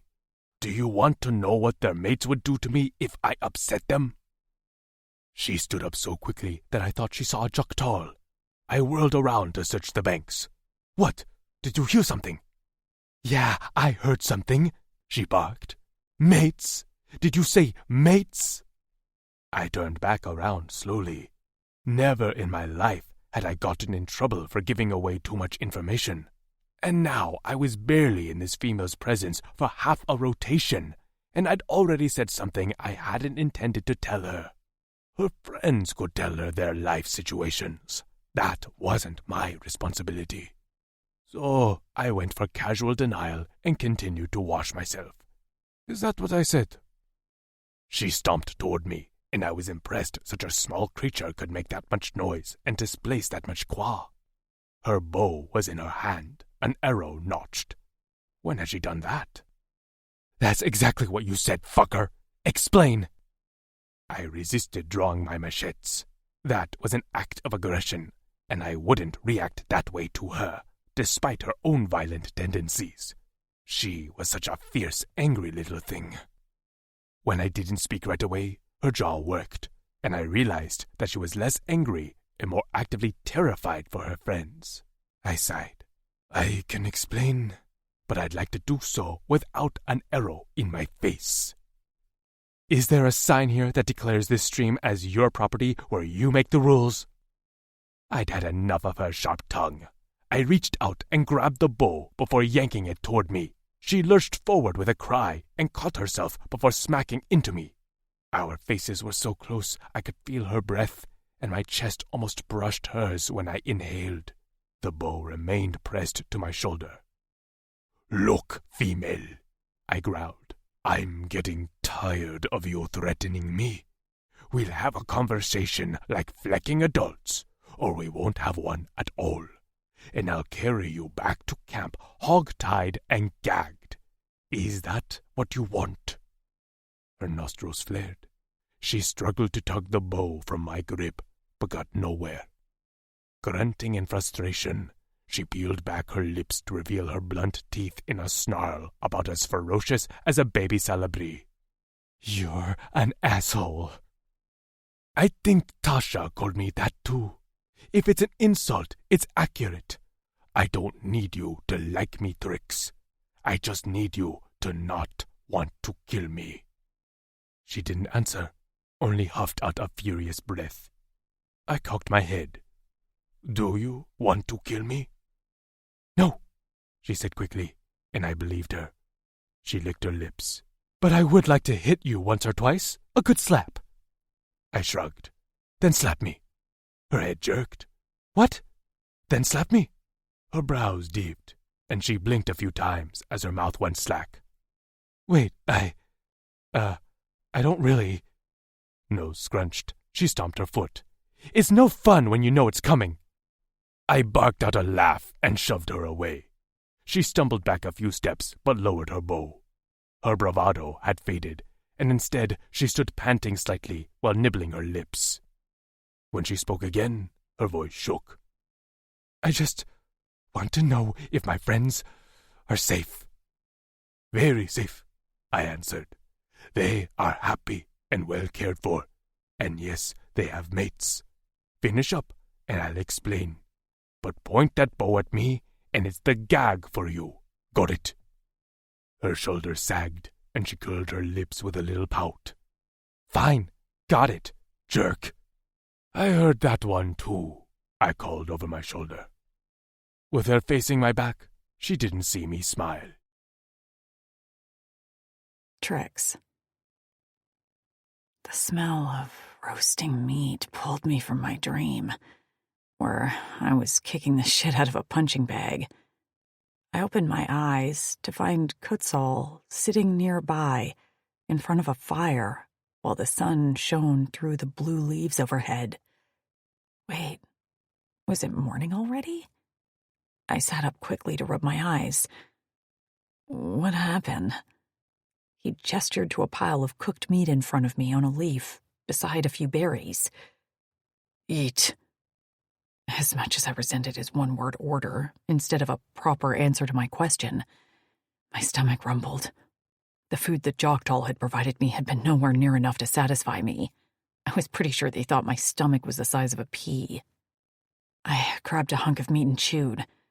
I was the hunter for my friends, so I guessed this was a bilkit, which was a small squirrel-like animal that wasn't hard to kill. "Did you leave me alone while I was sleeping to hunt?" His eyes shifted to me in annoyance. "Yes, I also let the Joktal know where you are." I curled a lip at him. "I don't need sarcasm." It was a stupid question. Of course, I wouldn't leave you alone. I shot this bilkit from where I sat. They are easy prey. "They are." I bit into a berry. He pointed to where my bow rested nearby. "I'm assuming you hunt?" I was the hunter for the girls, yes. I'm pretty good at it. "I believe you." After taking a long sip of water, I got back to my original question. "I don't remember much after we left the stream. What happened?" I touched my head to find I'd never rebraided my hair after washing it. The length was a mass of waves and snarls. I tried to finger comb it and eventually gave up, plaiting it into 2 braids on either side of my head. "You were nearly asleep on your feet. I made camp, began to talk as you requested, and you immediately started snoring." It was like he couldn't resist getting a dig in at me when he leaned forward with an added, "loudly." This fucker. Are you making fun of my snoring? What are you, 5? I glared with a huff. Anyway, whatever. I hope my snores were so loud that you couldn't sleep. He ducked his head, and I expected him to fling another barb at me. But instead, he muffled a noise behind his hand. His shoulders shook, and I paused mid-braid to bend my neck and peer at his face. Are you laughing? He lifted his head quickly, face carefully composed. Of course not. I mean, it sounded like a laugh. His eyes narrowed. I made no sound. He was infuriating. Okay, fine. You didn't laugh. You never laugh. Your life is devoid of humor and joy, only battle and pain. I waved a hand, and his eyes narrowed to barely slits, as if he aimed to take off my head. So, let's get back to it. Explain to me how my girls are now somehow alien mates. I truly can't wait to hear this tale. A muscle in his jaw ticked. I don't like your tone. Well, my tone doesn't get much better when it comes to the safety of my girls. And I don't handle disrespect to my warriors. They're honest males who've been through more than you can imagine. And we haven't? I nearly shrieked. In case you weren't aware, this isn't my fucking planet. It's not even my fucking galaxy. He puffed out a breath through his flared nostrils like a bull, and I huffed back, at a standstill over our different loyalties. But I had to admit, part of my feelings toward Kutzal had shifted. Sure, he was an asshole, but he was loyal. He cared about his warriors, and took personal offense to the idea that I thought they'd hurt my friends. This yelling at each other was stupid and getting us nowhere. I rolled my shoulders to ease the tension out of them and continued to eat. I will adjust my tone if you respect that my ability to trust has been shattered over and over again since being abducted from Earth. He exhaled slowly and rubbed at the pierced lobe of his ear. I respect that you have no reason to trust me. I would say that I don't care, but that's not true. I would like you to trust me. His eyes shone, and I swallowed as he held my gaze. With a nod, I said, I will try. After taking a long sip of his water, he clasped his hands in front of him with his elbows braced on his knees. First, I need to explain a little about us. Okay? He proceeded to give me a bit of background about his race, how they lived on this planet more than 150 cycles ago in a matriarchal society. The women comprised the governing body, while the men all joined the military to defend their home. Our creed is, she is all, he said, meeting my eyes. You need to understand that protecting and respecting females is the cornerstone of who we are. So when a virus swept through our society and killed all our females and most of our elder males, we were distraught, unorganized, leaderless. We only knew how to defend, not run adrift. Without the promise of mates and chits, the remaining warriors were hard to corral. He looked down at his hands. A lot happened after that, and I can explain another time. But we had to leave our planet for many, many cycles. Now that we have returned, it's the same, but also not. The Wutarks and Joktals claimed part of it for themselves, but are not inclined to share. The Wutarks stole you from your camp. They took Tasha to their settlement and planned to use her as a sacrifice. A sacrifice? He nodded and seemed to choose his words carefully. The sacrifice would require her death. I chewed the inside of my cheek as I fought back a howl of rage. He continued.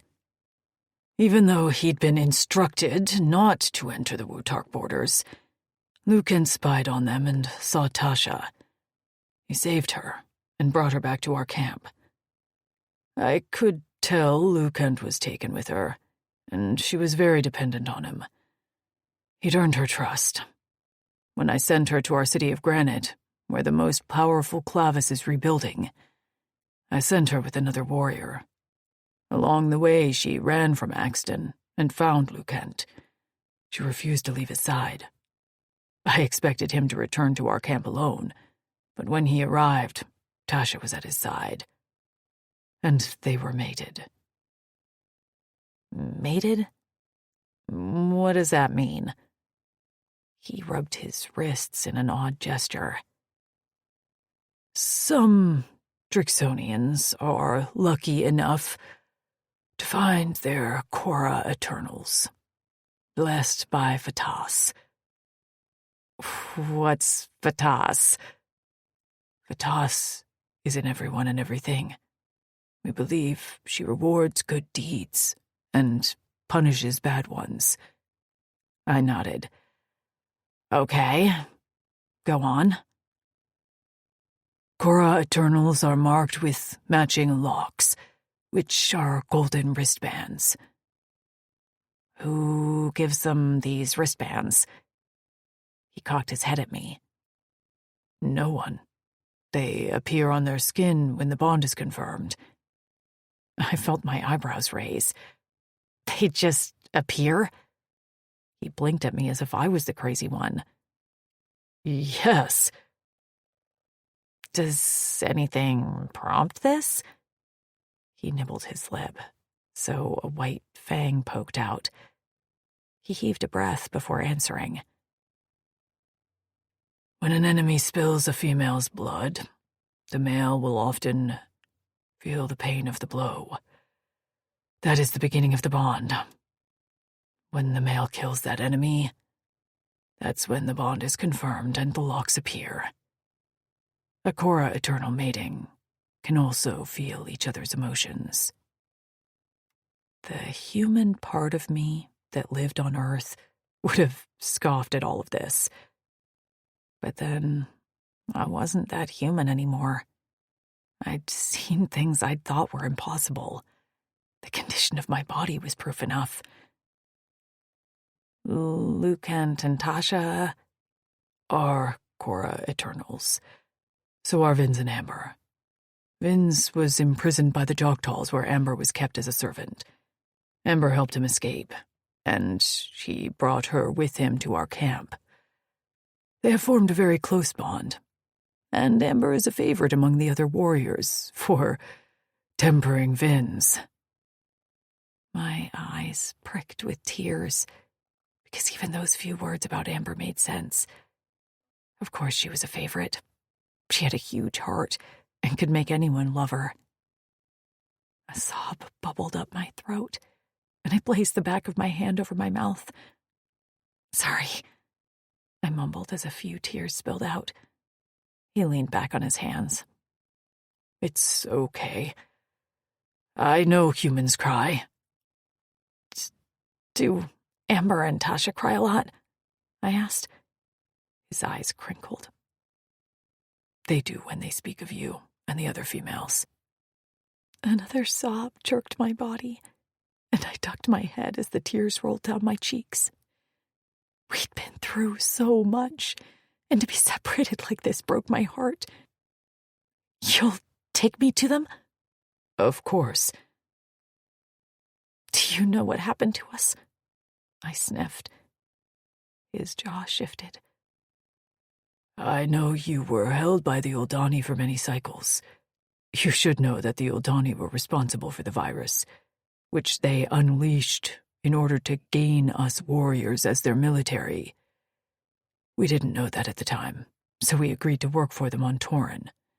It wasn't for many cycles that we realized the Uldani were not to be trusted. We fought them in an uprising, and later defeated their entire city, and killed all their elite responsible for the corruption. So, I can tell you that any Uldani who treated you terribly are dead. I know that won't make up for what they did, but I hope it eases some of your anger. I swallowed. Did you know about their underground labs? His eyes hardened. We did. Those have been destroyed. A harsh breath escaped my lungs. Good. But he was like a dog with a bone. What do you know about the labs? I saw them and heard about them. They conducted experiments there on other species. He didn't need to know that was where I'd lived several years of my life. Amber and Tasha must not have told him about their altars, which would make sense. We'd all agreed they were our own business. And to be honest, I still wasn't sure about the extent of my altar. Skin-to-skin contact was painful for me, like a hot burn. But sometimes, on rare occasions, if I initiated the contact, the pain would be delayed. It varied. Sometimes the pain would flare in 30 seconds, sometimes longer. I could never be sure. And I hadn't experimented much because, well, it fucking hurt. I wasn't sure he believed me, but he dropped the line of questioning. Eager to change the subject, I went back to a question I was curious about. And is that the desire for all of you? To meet your mates and produce little human Drix hybrids? I cannot speak for all warriors, but I would say that's a desire for a good amount of them. I wasn't sure why I wanted to know this, but I kept going. And you? No. His answer was quick, rapt, and definite. I do not desire a mate. Ever. He gave me a look when he said it, as if I alone was responsible for this decision. I know you don't care for me, but most human women are more likable than me. Not that I wanted any of my friends to have to deal with his grumpy ass all the time. His eyes settled on me, studying me. This has nothing to do with whether I like you or not. You have some desirable traits that many warriors, other than me, would find value in, as they considered you for a mate. I was ready to spit fire. Like I gave a shit about being desirable to a Drixonian warrior. Consider me as a mate? Fuck that. Long ago, I'd wanted to meet the love of my life and start a family. But then I'd been stolen from Earth and brought here where my body was no longer the same. Well, that's nice. You deem me as possessing desirable traits. But I'll pass on this mate nonsense. Those locks sound more like shackles of ownership, and no one will own me again. The words came out stronger than I intended, and I ducked my head in shame as my voice cracked with conviction. Let me rephrase, he said softly. Any warrior would be lucky to have you as a mate. You are strong, have archery skills, and are intelligent. You also look very appealing. If you desired a mate, you'd have your pick. My arms broke out in goosebumps, and an ache cramped my stomach. The air grew denser, and I fought to inhale deeply. The thing is, he didn't know me as well as he thought he did. He certainly didn't know that, thanks to the Oldani. I possessed a very undesirable trait that would make having a mate nearly impossible. You don't know everything about me. My voice didn't sound like my own. His tongue probed the corner of his mouth before he answered. I know all I need to know. And Trix, I promise, as long as I live, you'll never be owned again. His eyes held mine, and the ache in my stomach bled away into a familiar and surprising heat. My heart pounded loudly in my ears as a bead of sweat dripped down the back of my neck. Had the temperature increased in the last minute or so? Why was I so affected by his words? Suddenly his nose scrunched like he'd tasted something bad. No more of this. Being nice to you makes my head hurt. And just like that, the tension broke. My lungs inflated with fresh air as I let out a relieved bark of laughter. Yeah, your compliments make me want to hurl. He shivered, but his eyes held just a hint of amusement. Good. We're in agreement. Yes. Never do that again. Never. You're an annoying female who shot me. And you're a giant asshole who threatened to gag me. That threat remains in effect. His lips twitched. And I still have my bow and arrows. I patted them beside me. So, watch your tongue, Drix. Eyes glittering. He leaned forward.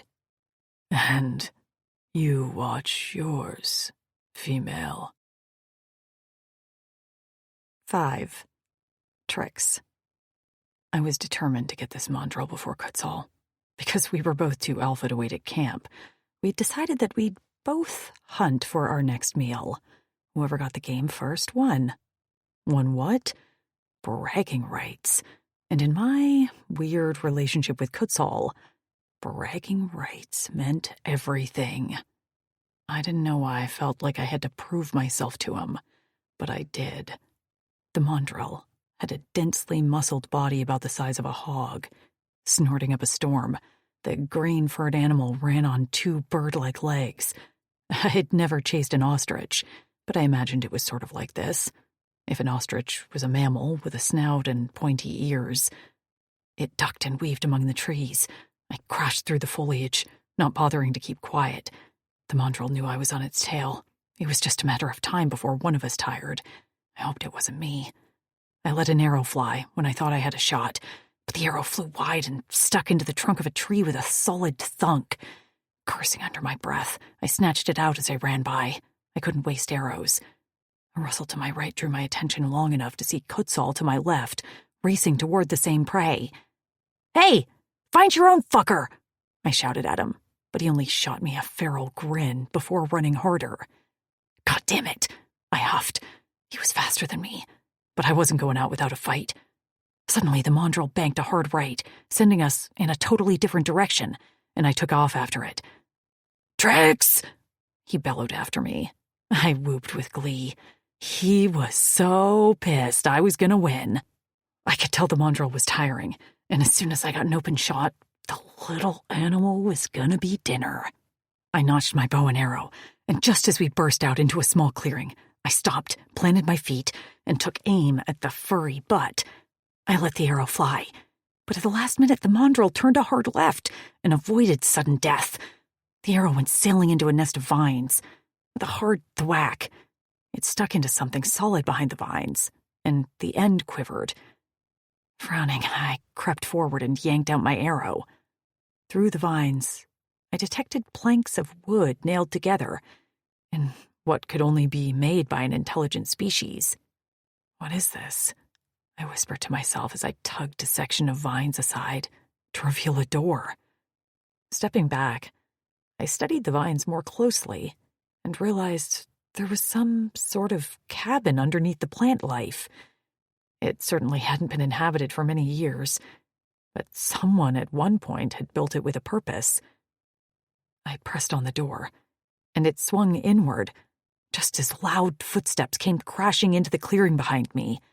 I turned around to see Kutzal standing just at the edge of the clearing, chest heaving. "I missed the mandrel, but I found something better." I brandished my arm at the door with a grin. "We can sleep here tonight."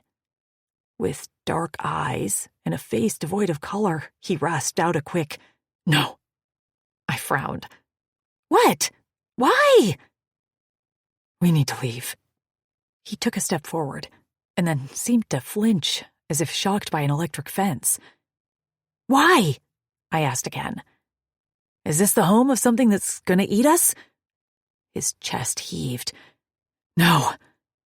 A breeze swung the door open further with a creak. Dust swirled in the beam of sunlight, shining on a spot on the floor. Blue weeds poked up through the floorboards, but a hint of red and purple caught my eye.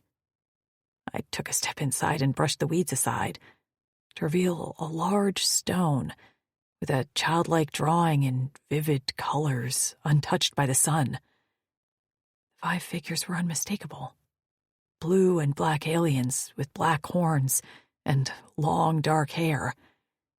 The 2 adults wore dresses, and one held a baby. Of the other 2 children, one had a bare chest and wore pants, while the other wore a dress.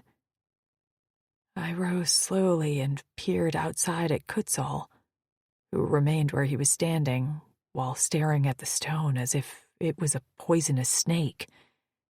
My heart pounded. I should have left when he told me to, but I had always been too curious for my own good. Maybe he knew the family who had lived here. Kutzal? I asked gently, taking a step outside. He didn't react to his name. His body seemed to shake, and his eyes had dulled to a nearly matte black. Shit. What had I done? I took another step toward him. I'm sorry, I said softly. I should have listened when you told me to leave. But it was like I wasn't even there. He seemed to sway on his feet, just as his gaze slid with an agonizing slowness to a spot beside the cabin. I followed his sight line to see a large boulder with markings carved in it. Kutzal bucked forward, and his legs seemed to carry his reluctant body toward the stone, where he fell to his knees as if boneless. I hurried next to him as he knelt with his head bowed and his hair covering his face. Crouching next to him, I bit my lips as I studied the stone. There were 4 separate markings on the boulder, and each etching appeared to be made at a different time, as the scratchings were differently shaped and hadn't weathered with the same consistency. I thought back to the stone.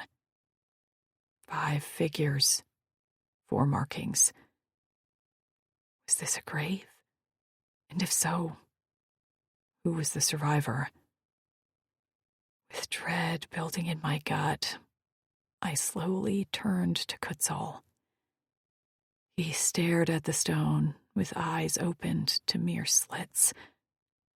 He swallowed thickly a few times before reaching out and brushing his fingers over the highest marking.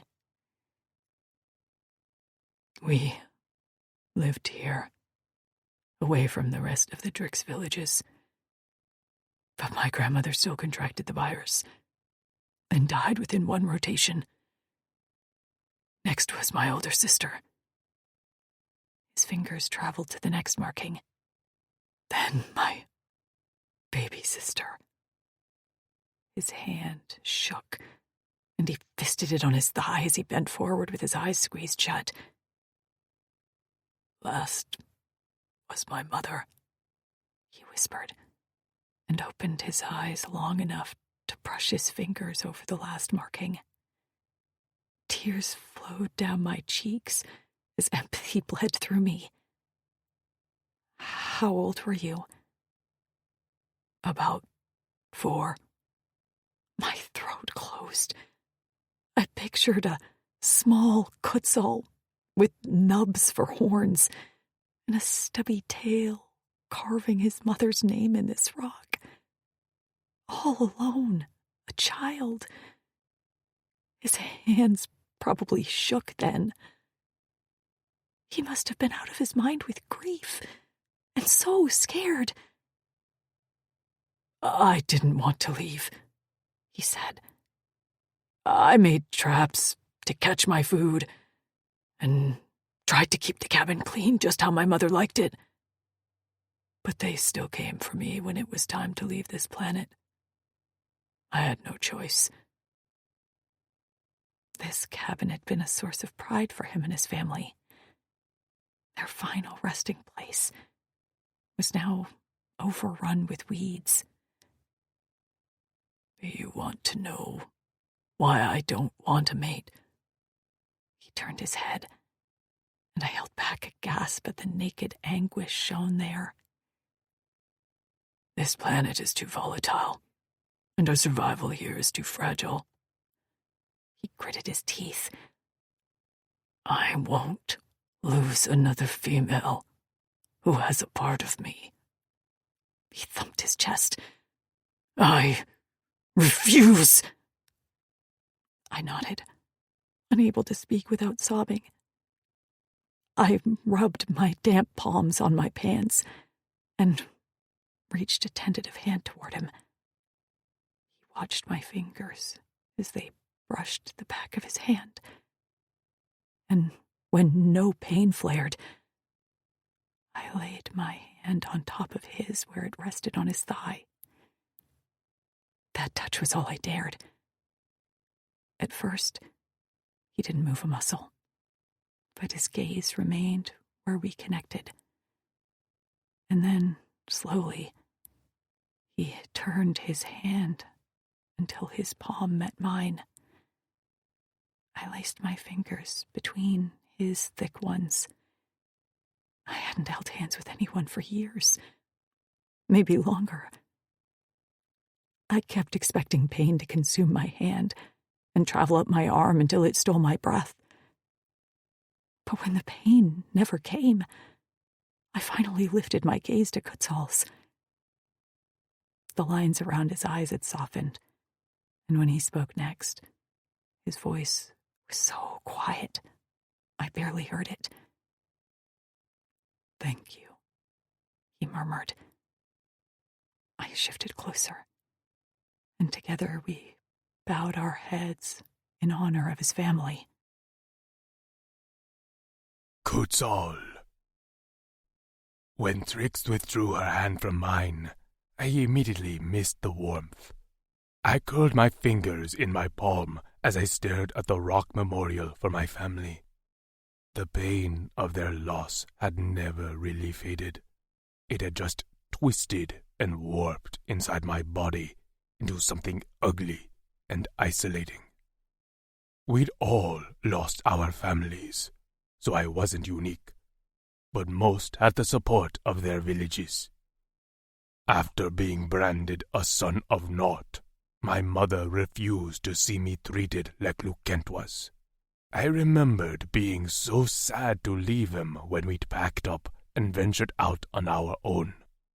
My mother and grandmother built the cabin with their bare hands.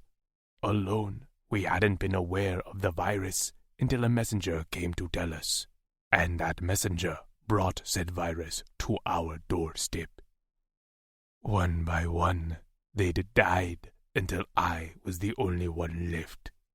Every death had been a blow so strong that once my mother was gone, I'd expected to die next. I hadn't known at the time that the virus killed mostly females.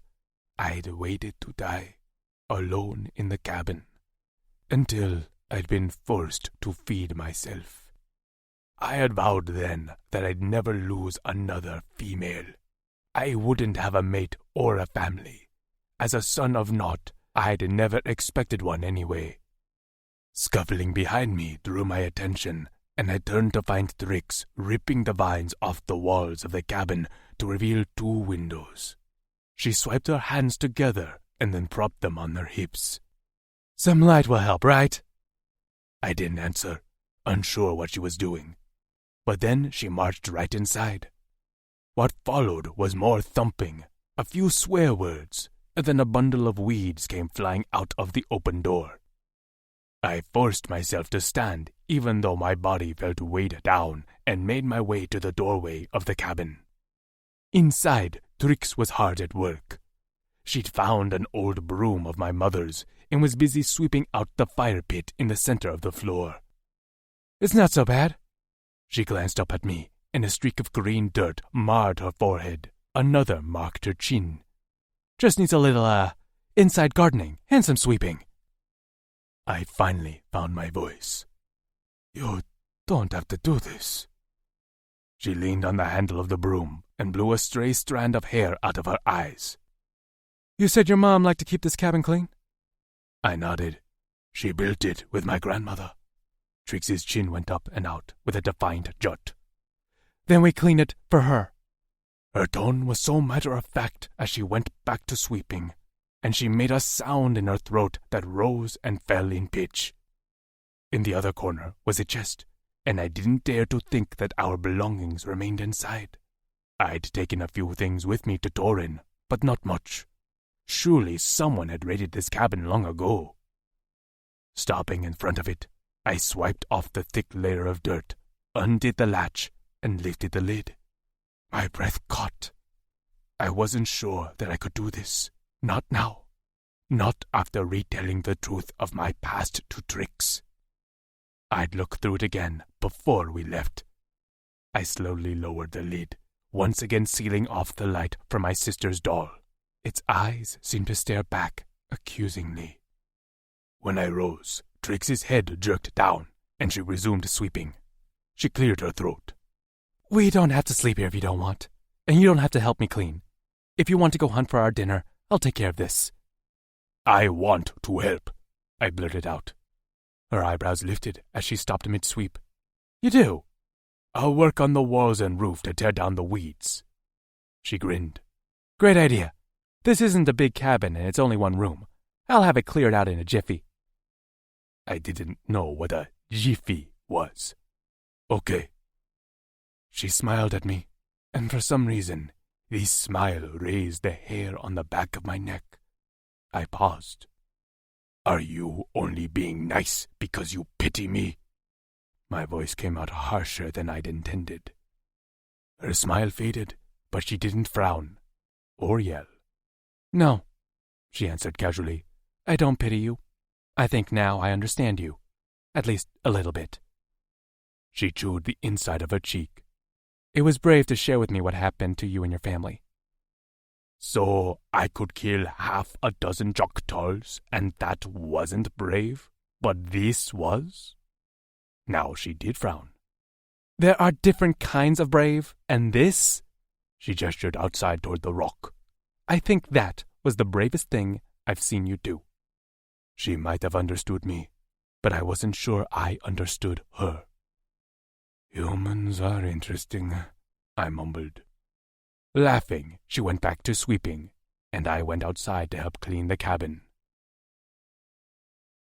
The smoke from the fire filtered through the hole in the roof as I picked the last bit of meat from the roasting mandrill and handed it to Trix. The cabin was cleaner than I expected was possible. Not likely up to my mother's standards, but after sitting empty for more than 100 cycles, it looked pretty flecking good. The water pump still worked, and we'd washed up before sitting on some clean fern bedding to eat the mandrill I'd caught. I wished I had a bit of spirits to wash down my dinner, or maybe some of the yuza that Baki grew. I could use something to make my mind fuzzy for just a bit.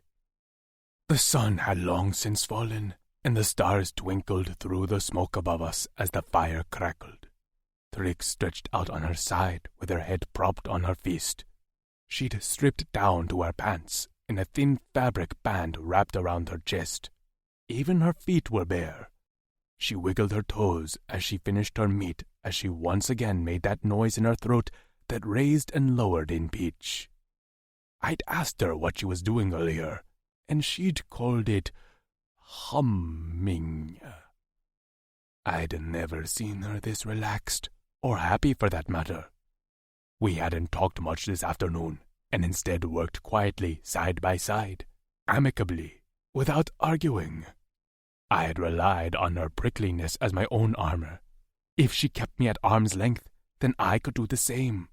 But now that she was so close that her toes brushed my hip, it was flecking with my head. "You said you moved away from your village," she asked. "Why's that?"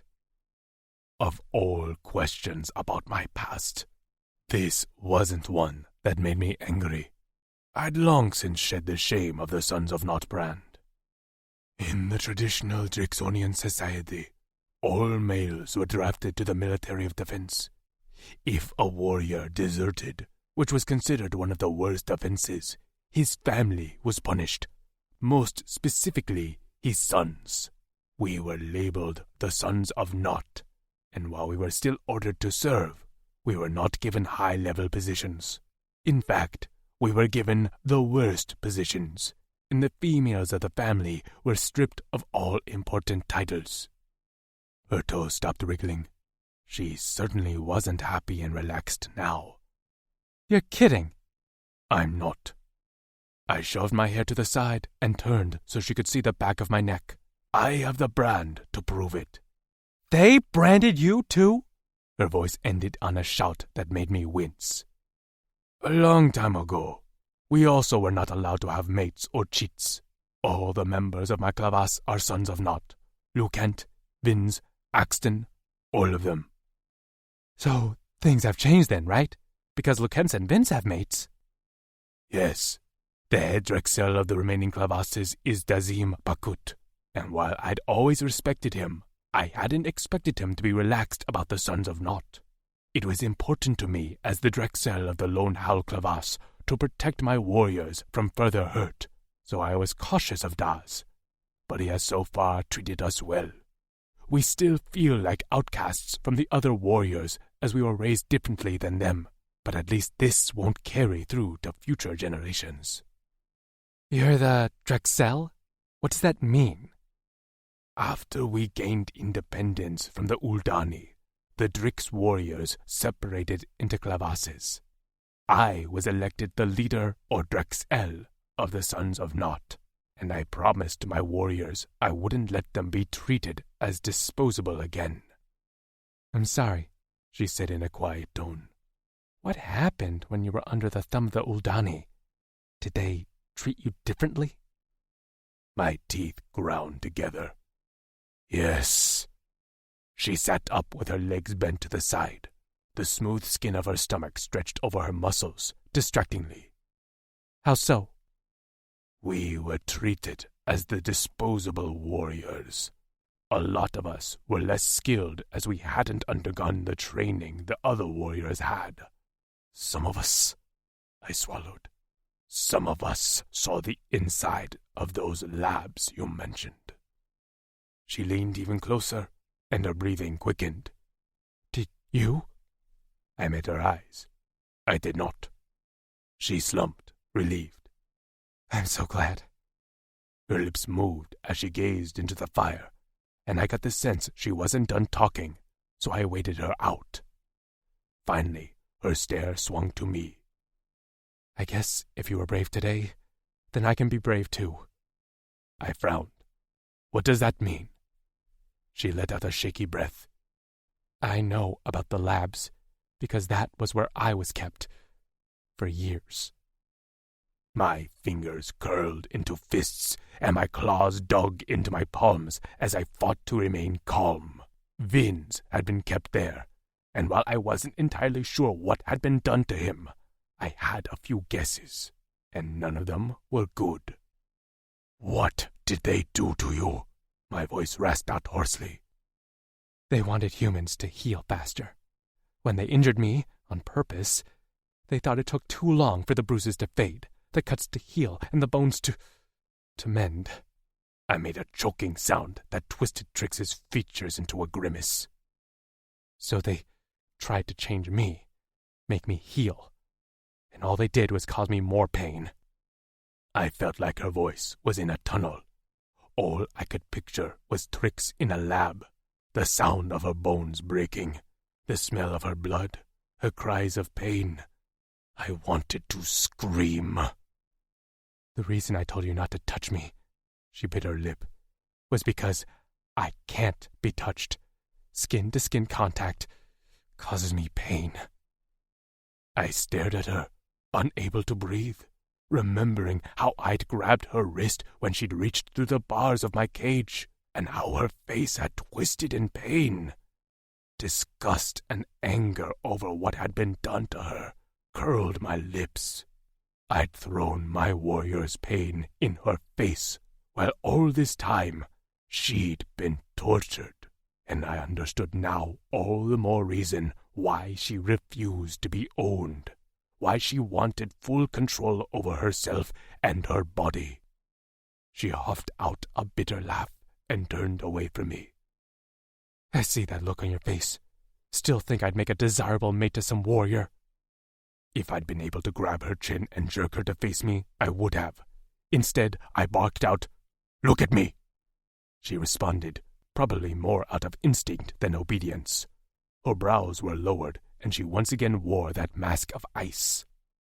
"I don't give a flick about your desirability as a mate.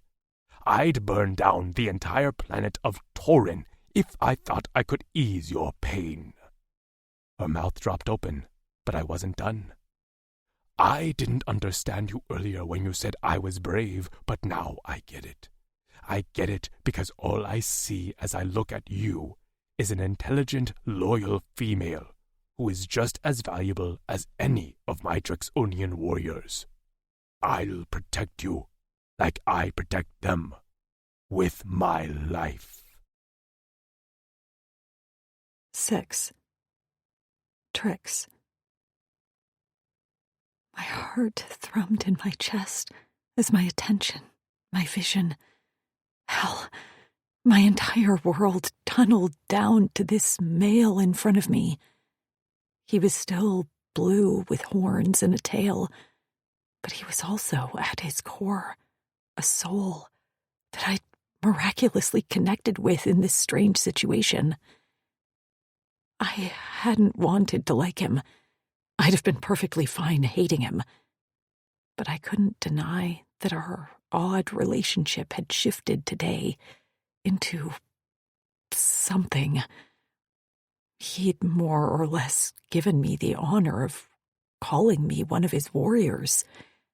Not a female he was bound by duty to protect, not a walking womb, but as a person with valuable skills. And that mattered to me. Maybe it shouldn't have, but it wasn't like I'd arrived in this galaxy with hunting and bow skills. I'd taught myself so my girls and I could survive. Goosebumps broke out on my arms as our eyes locked. I hadn't realized how close we were, but from here I could feel the damp heat of his breath on my face. The muscles in his neck remained tight and corded, and the intensity with which he focused on me made me feel a bit like prey. And for the first time in my life, I didn't feel scared of the predator in front of me. Heat swirled in my belly, confusing my senses. The fire seemed to get hotter and hotter, and sweat dripped between my breasts as my nipples pebbled against the thin fabric of my chest wrap. I swallowed, but my mouth had gone dry. Quetzal's gaze broke mine to home in on my throat before sliding down my chest. There, he paused, and a shiver rippled over the skin on his back. His chest heaved, and his stomach expanded and contracted rapidly over his muscles. It was then I saw the bulge in his pants. I thought I'd seen it before, when we hid in the plant, but this was unmistakable. Quetzal was hard. My gaze shot back up to his face to see his eyes had gone dark, and the color on his cheeks had deepened to a muddy purple. "Leave!" he barked out with enough urgency to scare me out of my skin. "Look, it'll go away if you leave." He didn't seem to know where to look. My face, then my chest, then the fire. His eyes rolled in his head, and he seemed half out of it as he bent over and winced like he was in pain. I slowly gathered my feet under me. I hadn't listened to him the last time he'd given me an order. It had ended up being a good thing, but this didn't seem like something to press Quetzal on. But I couldn't seem to make myself move. I couldn't stop looking at the bulge in his pants, which seemed to jerk under my gaze. "Female!" he roared, and that got me to my feet. I stumbled a few steps, feeling feverish and achy. My breasts felt full, and my inner thighs damp. This wasn't... How could I be reacting so strongly to him? I took a step toward the door of the cabin when he let out a soft groan. With my hand on the doorframe, I turned back around to see him, hunched over with one hand braced on the floor, the other fisted against his groin. "Just go on," I said quietly. "Get yourself off, it's okay." His head turned. His lips were peeled back into a snarl. "What?" I made a hand-job gesture. "Just do it." He stared at me like I was crazy. "Do what?" A tight band wrapped around my chest as I turned fully. His nostrils flared. "I thought I told you." "Do you know how to make yourself come?" I asked him. Every line in his body was tense. "I haven't been hard like this. Ever." I tried to hide my shock, but I wasn't sure I succeeded. Crouching down, I pushed his hair out of the way so I could better see his face. "What do you mean?" "Our females died, and so did our desires." I felt the blood drain from my face. "Oh my God," I whispered. Have you ever?" "I've never touched a female." He didn't seem embarrassed by that admission. He only seemed angry at his aroused state, which, understandably, was probably a little scary to a full-grown man. I shook out my hands. I couldn't believe I was about to suggest this, but he was in pain. As someone who lived in fear of pain, I couldn't just let him suffer. And I didn't know what his anatomy was like. Maybe his balls would burst or something if he didn't climax. "Sit back against the wall," I instructed. Grimacing, he studied me for a moment before complying. His eyes still roamed my body, as if he was incapable of not peeking. And that didn't help my situation either. Because underneath the thin layer of pain was undeniable lust. I hadn't realized I was capable of those feelings, but my body had reacted before my brain could keep up. Ridiculously, I wanted to know what his cock felt like in my hand. He slowly positioned himself, slumped against the wall, and now that I was nearby, his eyes fell to half-mast as his heated gaze roamed my body. I'd never felt this desirable in my life, and I wasn't even naked. What would he act like near a bare pussy? He'd probably lose his mind. "Lower your pants," I murmured.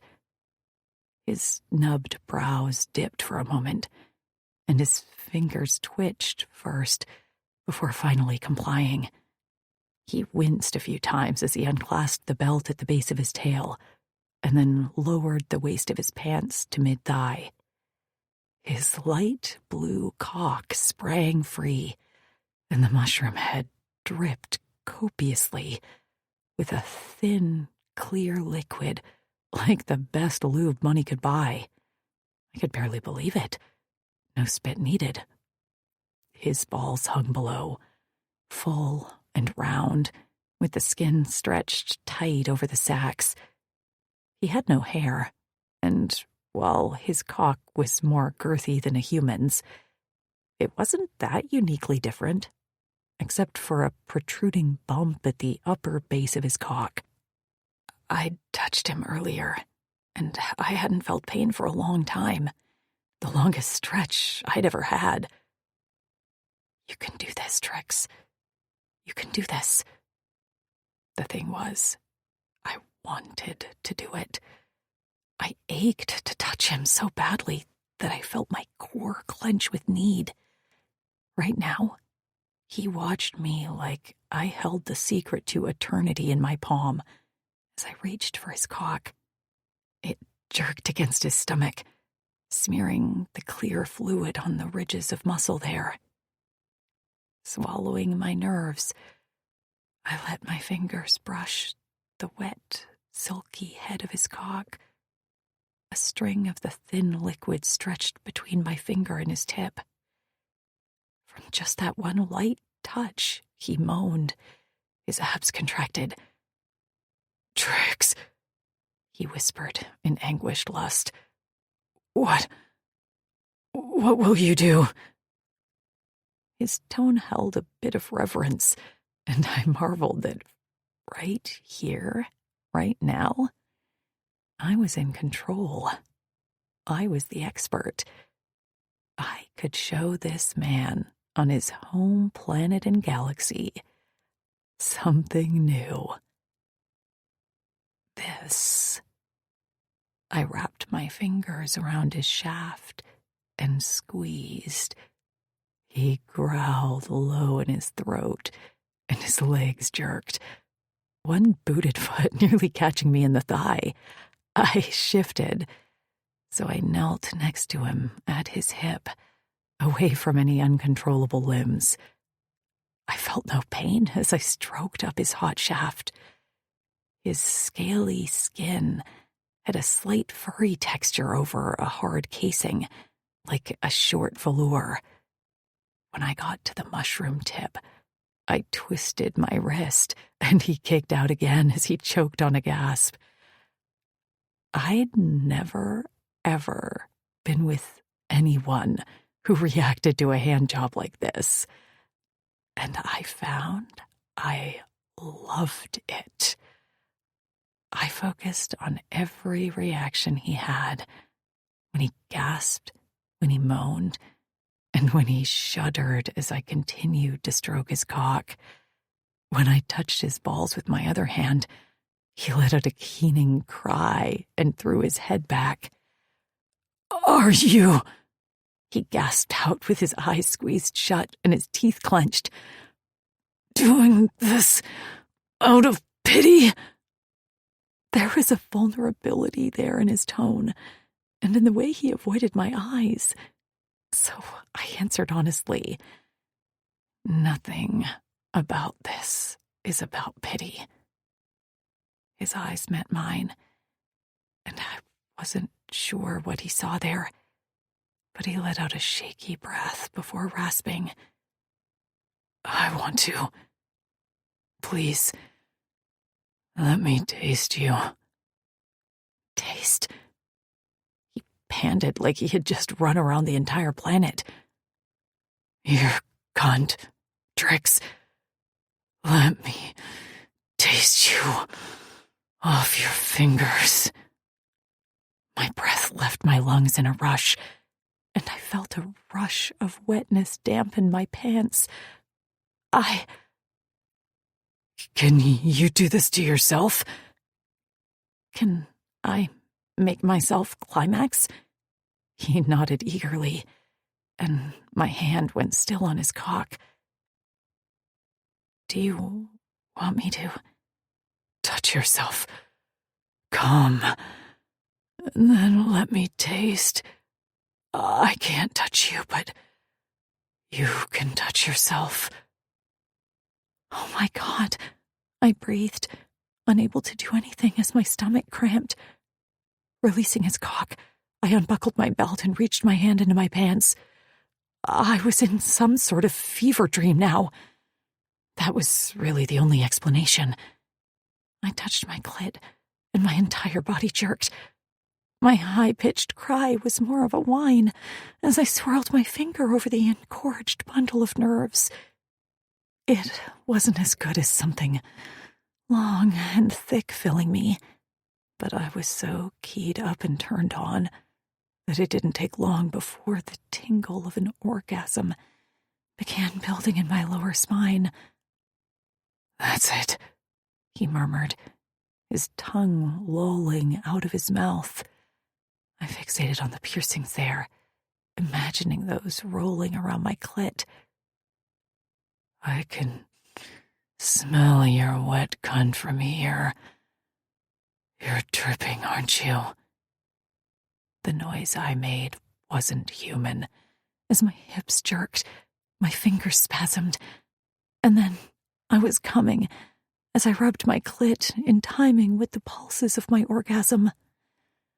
Exhausted, muscles like noodles, I slapped my free hand on the floor. Breathing hard and just barely sated, I pulled my hand from my pants. My juices glistened there, and my fingers were nearly prune-like from the moisture. "Flack," he rasped out. "Let me taste. Please, Trix." I lifted my hand to his mouth, and I wasn't even that close to his lips when his long tongue snaked out and wrapped around my fingers. I yelped, expecting pain at the touch, but none came as he tugged them into his mouth. His lips closed around my fingers near my knuckles, and then he proceeded to suck and lap at them in the heat of his mouth. He ate at them like they were my pussy, and I couldn't believe that my core clenched again at the thought of feeling his tongue there. He moaned and hummed delighted, pleased sounds, and I swore a slight rumbling emanated from his chest. Suddenly his eyes popped open, and the sound stopped. He released my fingers, and I drifted them down his chest, over his abs, until once again I reached his groin. Grasping his cock, I tugged, and when his hand settled over mine, I felt just a licking heat of pain that abated quickly. Together we stroked him, and his cock began to swell in our hands. "I can still taste you on my tongue," he panted. "Wish I could spend all day between your thighs, drinking that sweetness." Kutzal. I could do nothing but say his name, and it came out as a plea. He had to stop. This was already too intense, and my feelings were jumbled with this physical craving and the real need to maintain a distance. "Trix!" he hissed out. I gripped harder, stroked faster, and when I swiped my finger over the tip of his cock, he nearly went feral. He kicked out, his hips bucked, and then his cock pulsed like a strobe light. White cum spurted from the tip, landing on his collarbone, his chest, and his abs. The smell of him perfumed the air, and the sweet smell of his release surprised me. His hands fell limply to his sides, and I released him to slump down onto my hip. My head rested on the wall near his, and I could have slept there, just like that, with the smell of our releases surrounding us. "Did you have any pain?" he whispered in a soft voice. And just like that, my heart lurched. After all that, he was worried about me. I shook my head. "None." He nodded, and his eyes fell to his abs. He dragged a few fingers through his release. I was too tired to feel awkward. "Are you okay?" He lifted his head. "Do I look okay?" You look better than okay. He let out a husky laugh. "There's your answer." I didn't want to talk about what happened. Lust had been a driving force there, right? It was just a physical release that we'd given to each other. I refused to look into this further, at least not tonight. I crawled toward our fern nest and lay down with my hands tucked under my head. I closed my eyes, and after a moment, I heard a rustling, and then felt his breath as he settled near me. I pretended to be asleep, and just when I thought he had fallen asleep too, I felt a finger brush a lock of hair off my forehead. "Thank you," he whispered so softly I barely heard him. "Every day, you reveal new skills." I heard him roll over, and that was when I let myself smile at his back. 7. Kutzal. I woke to Trix crouched near the fire, stirring a pot of something delicious and bubbling. When I moved, the ferns rustled, and she glanced over her shoulder with a cautious smile. I used the bones of the mandrill we had last night and dug up a few root vegetables to make a soup. You didn't wander too far from the cabin, did you? She shook her head. Good, I mumbled as I slid closer to her. The Joktuls are likely still searching for us. I know, she answered. No snarky response, no attitude. I leaned over to inhale the soup's fragrant steam. You're not going to argue with me? Her smile grew. Now that I know you look at me more like a partner and not a helpless female, I don't feel the need to snap at you. Ah, a shame. I sort of miss it. She let out a soft tinkling laugh and settled back on her haunches. Withdrawing the stick she used to stir, she set it down on a clean leaf before folding her hands over her knees and resting her chin there. I wanted to say something about last night, but I found myself without words for it. I had been worried she'd be uneasy this morning, scared, angry, maybe regretful, but instead, she seemed relaxed. I could still taste her on my tongue, and I'd woken with a semi-hard cock. It hadn't softened at all, especially because I now sat so close to her, but at least it hadn't hardened to the painful point it had yesterday. Bowing my head, I tried not to think about the feel of her hands on my shaft and the sounds of her moans as she came on her own fingers. But that was all that was on my mind, playing behind my eyelids on a loop. Was it because the mating bond had started? She didn't want a mate, and I didn't either, so all I had to do was avoid physical contact with her, and I could not kill that Joktul who had struck her. Are you okay with yesterday? Her voice cut in my thoughts. I lifted my head with a jerk. Yesterday? Her head slowly turned to face me. Yeah. The intensity of her gaze made me feel like a bug. I am. I'm sorry you had to help me. I guess we got a little carried away. She brushed off imaginary dirt from her pants. That's normal. Did you have any pain? Her mouth opened, but it took a moment for her to respond. Interestingly, no. So, skin-to-skin contact doesn't always cause you pain? I don't know. She nibbled her lip. Usually it does. It's not consistent, but often, if I initiate the contact, the pain is delayed. Yesterday was an anomaly.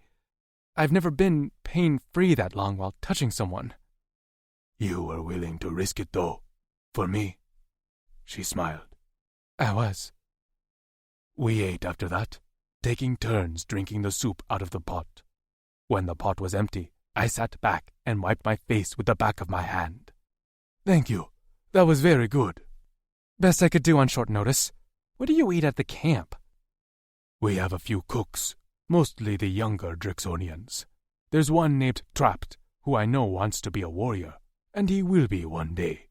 But he's also a great cook, so I put him in the kitchen a lot. He makes stews and even some sweets if he's feeling nice. I'll meet him? I nodded. You'll meet them all, including Amber and Tasha, and then we'll find the rest of your friends." She reached for me, and her fingers trembled slightly before she lightly brushed the back of my hand. "Thank you." I decided in quiet moments like this, with the sun streaming through the windows of the small cabin, that I liked the soft tricks without the attitude. She pulled back her hand and began to tidy up. "We should probably move on today, right?" "Yes, stopping here maybe wasn't the wisest decision, but I think it was necessary." She pursed her lips and turned to me with raised eyebrows. "Don't you think?" My Cora did feel lighter. I no longer felt like every heartbeat was gushing blood through all of its cracks. One last thing I had to do before we left was tackle the chest in the corner. While Tasha finished disposing of the evidence of our meal, we didn't want to attract predators. I slid the family chest into the center of the cabin. When I unlatched it, I let out a long exhale. Vivi's doll stared back at me with its black pebble eyes. I had retrieved those for her from a nearby stream. I could still remember spying them through the rippling water and splashing triumphantly to my older sister Bemi with the treasured rocks. She'd made the doll for Vivi, who ended up not having much time to enjoy it. Trix crouched next to me, but didn't speak. I appreciated the silence. I pulled out the doll and ran my fingers over the strips, making up its hair. The fabric nearly disintegrated in my hand, and I quickly set the doll aside. Inside were more rocks with drawings made by Bemi, along with some clothes which were stained and covered in holes and stains from vermin and age. I found a slingshot I'd made myself and had used it to scare prickers until my mother taught me to respect the species we shared the planet with. My hands closed around a familiar set of smooth stones, and I withdrew a necklace I'd made for my mother just before she'd contracted the virus. I'd picked the stones from a cave myself and polished them with sand and water until they shone. The band was a thick piece of camphor vine that dried into a flexible rope. Even after all these cycles, it had held. "That's so pretty," Trix said, her finger grazing one of the stones. "Who did it belong to?" "My mother. I made it for her, and would have burned it with her body, but she made me promise I'd save it." "Why?" "She wanted me to wear it. She believed the stones had luck left in them for someone else, but it was too big for my wrist then. I don't remember keeping it in this chest, but I guess I saved it here." I turned and slid the stone bracelet onto Trix's wrist, careful not to touch her skin. Her eyes lifted to mine. I don't think I should wear it." The sight of it on her wrist did something funny to my chest. I could still picture the beads on my mother's thicker arm. Couldn't describe why I felt so strongly about this, but I knew that Trix needed to own this. "I gifted it to you. It's yours now." "It's all," she whispered. I stood up and closed the trunk before pushing it back in its place. She remained crouched where she was, but I walked past her. "Kutzal," she said again as she rose to her feet. I whirled around, pointed a finger at her, and said the first thing I could on my mind. "I want you to wear it." She jerked back at my sharp tone. Then she let out a huff and propped her hands on her hips. "Fine," she said. "But in the future, let's discuss the proper way to give someone something. Barking at them about it isn't quite in line with the gift-giving spirit is all I'm saying." I turned around with a smile on my face. She still had her attitude, and I still liked it.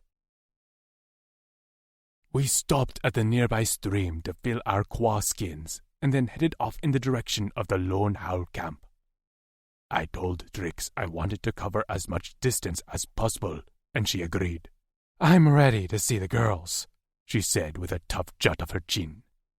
She kept pace with me, which didn't surprise me. Trix was a tough human, and I was proud to have her at my side. I hadn't been lying when I told her I viewed her on the level of my warriors. No matter what happened, for the rest of my life, I'd protect this female.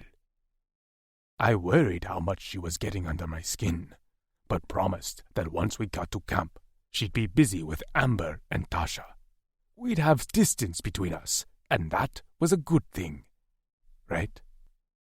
As we walked, the silence of the forest seemed almost too quiet. I kept looking for Joktal tracks and listening for the braying of their hounds, but only an eerie silence and the rustling of our own footsteps could be heard. I didn't even see much wildlife. Trix seemed on alert too, her sweaty brow furrowed as her gaze constantly darted around to take in our surroundings. We rested that night only briefly, and were on the move again before the sun rose, and still that eeriness pervaded. At one point, Trix and I made eye contact, and I caught a sliver of fear hiding in her green gaze. My scales prickled, and I had to force myself not to raise my machetes as a creeping dread soured my stomach. Suddenly, Trix lightly smacked my shoulder and pointed in the distance. Barely detectable was a thin plume of grey smoke wafting up between the trees. It didn't smell like a wood fire. It smelled mechanical. My gut churning, I signaled for her to keep the noise down as we made our way toward the smoke plume. As we drew closer, evidence of a crash could be seen. Brush was trampled and burned, while a few tree trunks had been notched out with something hard and jagged. When I caught sight of a familiar hunk of metal, my stomach plummeted into my feet. I motioned for Trix to remain where she was, as I unleashed my machetes and stalked forward slowly. A familiar boot came into view, as well as a blue arm, and as much as I wanted to rush to my warrior's side, I had to be cautious. What if this was a trap? I listened for breathing other than my own and Trix's. I tossed a rock at the crashed hoverbike where it plunked off the handlebars and thunked to the ground. The arm didn't move at the sound, and my Cora bounded. "Fleck it," I murmured to myself, and crept closer. My gaze traveled up the arm, noting the coating of black blood on the warrior's shoulder, before my eyes landed on a face I knew all too well. "Trapped!" I shouted as I lurched toward the crash site. Sliding to my knees at his side, I took in the warrior's wounded body. Trix ignored my orders and came rushing to my side. She clapped her hands over her mouth at the sight of my youngest warrior lying motionless on the ground. Her eyes immediately filled. "Is he—" Bending down, I held my ear above his parted lips. When I felt the softest, lightest, barely there puff of air, I nearly collapsed. "He's alive, but I don't know for how long." I tried to assess what happened, but could only determine that Trapt had crashed his bike. He was an accomplished rider, like all of us were, so that didn't make sense. Trix was already on her knees, wetting some spare cloth and swiping at his injuries. As she wiped away the blood, I was able to see better how he'd been injured, and his wounds weren't all indicative of a crash. I rolled his shoulder to check under him, and sure enough, an arrow lay bent beneath his body, while the point remained embedded in his back. I slowly withdrew it from his body and pressed on the wound to stem the bleeding. When I held the arrow up to Trix, her eyes narrowed. "Jackdaws! I can't understand why he's here and not at camp. Why would he leave?" "Was he looking for you?" I shook my head. I left Lou Kent in charge. He'd never authorized Trapt to search for me on his own, and Trapt wouldn't disobey an order. I swiped at a smear of blood on his cheek as my throat tightened. "He's a good one." His chest hitched, and he let out a muted moan as his eyelids fluttered. I glanced up at Trix. "We have to get him back to camp so the healer can tend to him." "Of course," she nodded, eyes wide as sweat beaded on her forehead. Trapt let out another moan, and I could have sworn he said no. "Trapt!" I turned my head so his hot breath tickled my ear. "What is it?" His hands flailed before finding purchase on my arm. His fingers squeezed my scales as a low, pained tone rumbled from his lips. "Can't go." "Can't go? Where?" His eyes opened a crack, the violet rimmed in streaks of red. "Camp. Need help." My Cora beat a rapid flurry in my chest. I shouldn't have ignored the sense of foreboding. "What do you mean they need help? What happened?" "Choctaws," he whispered. "Surrounded." "Oh my God!"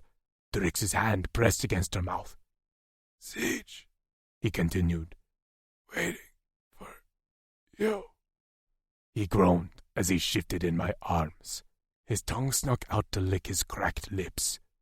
A bit more awareness came back into his eyes, but his expression remained tight with pain. "Camp is under siege. No one hurt yet. Females protected. Lucan sent me to Granite, but Choctaws crushed me." His breath shuddered out. "Didn't even try to play dead. Thought I was dead till I heard your voice." His head lolled on his neck. "Sorry, Drexel. I failed." Drix let out a short sob from behind her hand. Watery eyes, swirling with concern and anger, met mine. Draped over my leg, Trapped's hair, once shiny hair, hung limp and knotted with leaves and matted with blood. I smoothed the locks off his forehead as my blood heated to a rolling boil. Trapped had always been like a younger brother to me, sometimes even a son. I'd kept him protected from a lot of the violence as the Uldani had treated him like garbage. But to me, he was one of the best of us. "You didn't fail," I gutted out through clenched teeth. "You're alive. That's what matters to me." I turned to Trix. "I need you to stay with him." Her eyebrows furrowed. "I'm sorry?" "They think he's dead, so you'll be safe." "And where are you going to be?" "I'm going to camp to end this siege." "No," Trapped rasped with a hoarse shout. "That's too many." I looked down at him with a snarl. "I can take them on." "Are you crazy?" Trix hissed at me.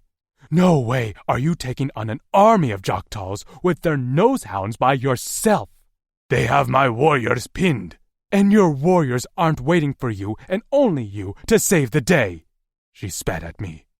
"I know you have taken on the burden of their survival on your own, but this is the time to ask for help, Kutzal." Her tone softened somewhat.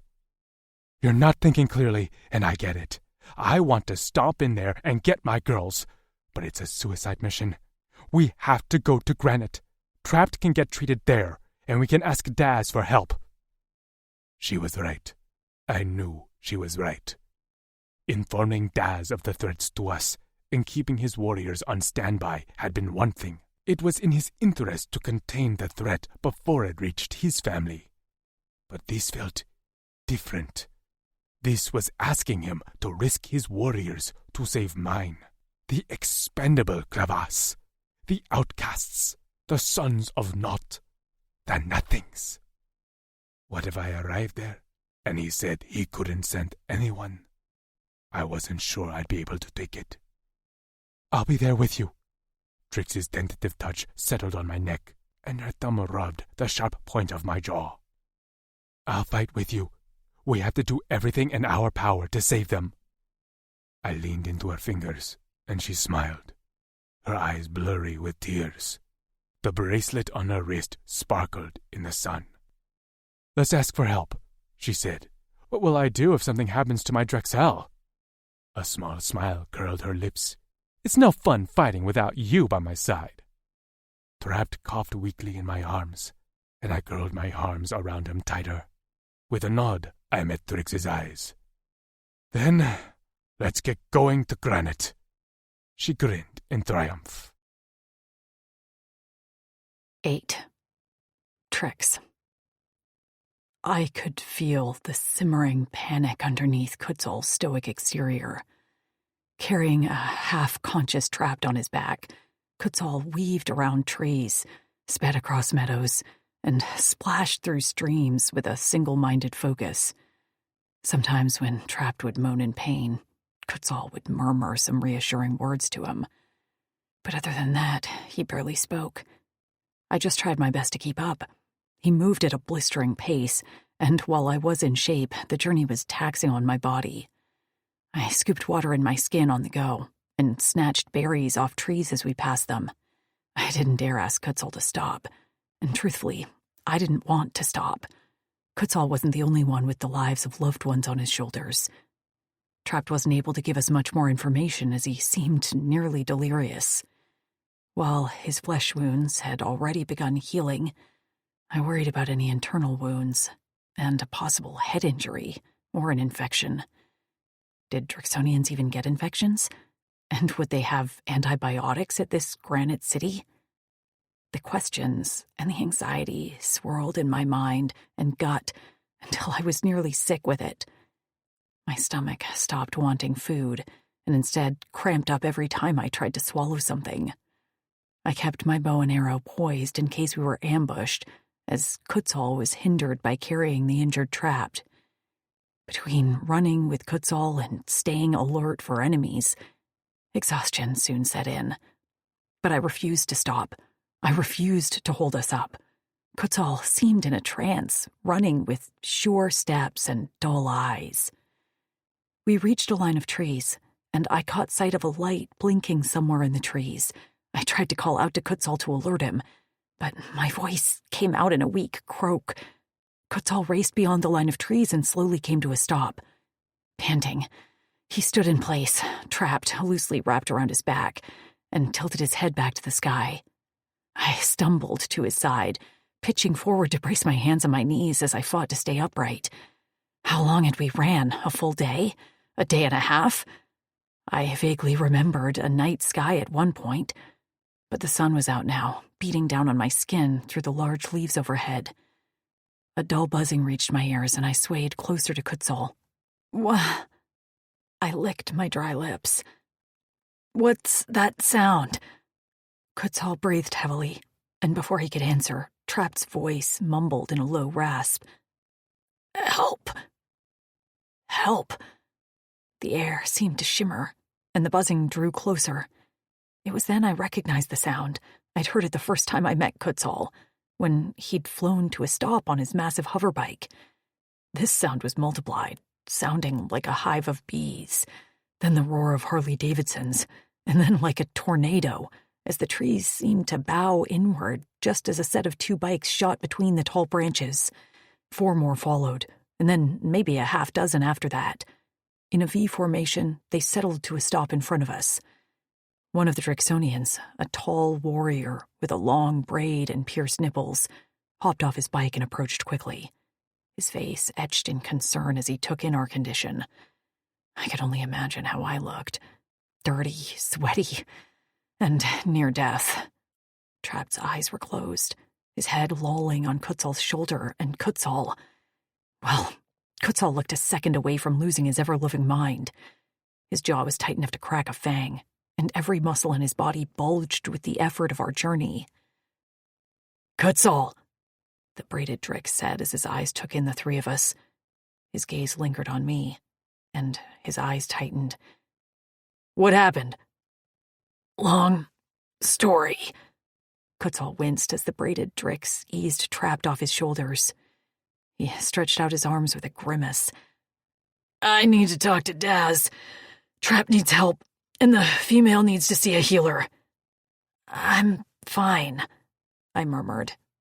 But my voice didn't sound fine. In fact, it sounded underwater. But I was standing on land, so that didn't make sense. My vision went fuzzy at the edges as I blinked sweat out of my eyes. Fleck, she's dead on her feet, growled a different voice. I lifted my head and squinted to see who spoke. Something on his head caught my attention. Do you have a mohawk? I let out a hiccup that turned into a wheezing laugh. Well, shit. You got pomade here? I continued to laugh as the sea of Drixonians in front of me turned into one blue blur. A hand reached for me. I think it was the Mohawk one, and I jerked back with a cry to avoid the inevitable pain. Suddenly, a big body slipped in front of me, blocking out my visions, and I inhaled Kutzal's familiar scent. "Don't touch her," he growled. "She was about to fall. I know. And I have her. Only me. She can't..." He let out a low growl. "Just don't touch her." I felt a weird sob bubble up in my throat. I was gonna pass out, or throw up, or both. "Trix," his voice rumbled. "Touch me first. Touch me now so I can touch you." Reaching out, I curled my fingers around his waist, and his body went tight. "Please," I whispered. "Please, help." Familiar arms wrapped around me just as my head tilted back. Shouts of alarm rose around me, and the world went black. Pain shot through my arm, and I cried out. My eyes wouldn't open no matter how hard I tried. Where was I? Someone was touching me. I could feel their fingers on the inside of my wrist. "I'm just taking her pulse. You're hurting her." A deep voice growled from a short distance. I knew that voice. Kutzal. That was Kutzal. I tried to make my swollen lips move. The pain was nearly unbearable. The fingers keep pressing. Cuts! "I tried to keep him out, Val," said another voice I recognized. The braided Drix. "But he's a surly bastard. I can't treat her if he's..." "You can't treat her by touching her," Kutzal roared. "Kutzal!" I sobbed and opened my eyes a crack to see him wrestling with the braided and Mohawk Drix a few feet away from where I lay. I tried to swipe at whoever was touching me, but my arms felt too heavy to move. Weak and helpless, I could only plead for Kutzal from my prone position. "Help." "Let go!" Kutzal's muscles bulged, and he thrust his arms back, dislodging the two Drix holding him. He rushed to my side, just as the painful touch stealing my breath abated. He didn't touch me, only caged me with the wide span of his arms, and turned his head to snarl. "I said you're hurting her!" Finally, free from pain, I took in my surroundings. The room was fairly plain, with a series of cabinets lining the walls, wheeled trays, and a row of cots. I lay on one, a blanket pulled up to my chest. I fingered the cloth to find it was soft and pleasing to the touch.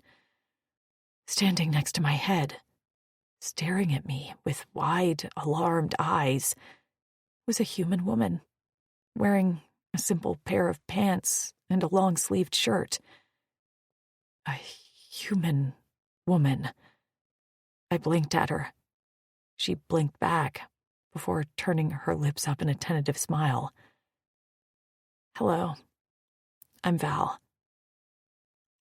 I didn't know what to say, so I only stared back at her. Why was there a human woman here? The braided Drake stepped to her side and pushed her slightly behind him as he glared at Kutzal. "Yell at my mate again, and I'll break your horns off and stab you with them." Kutzal bared his teeth. "I'd like to see you try, Sax." "Stop," Val said to her mate. I noticed the matching marks on their wrists. Locks, Kutzal had called them. But I still didn't understand. "Why is there a human here?" I whispered. Kutzal's expression softened as he looked down at me. "Because many of the warriors here are mated to human females they rescued." "There are more?" I lifted my hand to my aching head and took a deep, calming breath. "You didn't think to tell me that?" "It didn't come up." He sounded petulant. I squinted at him. It didn't come up. It wasn't like we planned to come here, and then I sort of forgot. You forgot. Excuse me. Val pushed her mate slightly, but he didn't budge. He'd stopped glaring at least, and his gaze bounced between Kutzal and me. I can explain everything once I get you checked out. Kutzal said your name is Trix. I nodded dumbly, still amazed to see a human woman who was clean, plump, and seemed happy. You're very dehydrated. Her hand reached for me. So if I could just get this IV in you. I jerked away from her so hard that I would have fallen off the bed if it wasn't for Kutzal's body blocking the way. My chest heaved, and Val froze, her hand hovering in the air. Confusion marred her pretty features. Do you not want the IV? Please. No, I whispered. I told you all repeatedly. Kutzal curbed his tone only slightly. Don't touch her. Why not? Sax snapped. Sax, please. I can handle this. Val gave him a tight smile. Trix, that's fine. I don't have to touch you. But I need you to drink and eat.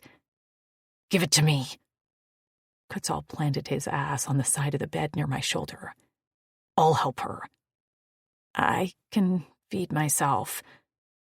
I reached for a water cup on the table near my head, but I misjudged the distance and instead smacked it off the table. It hit the floor and splashed water all over Val's shoes. Shit. I winced. I'm sorry. I'll take care of her. Kutzal's voice was firm, a decision meant to be obeyed. Val's eyes met mine.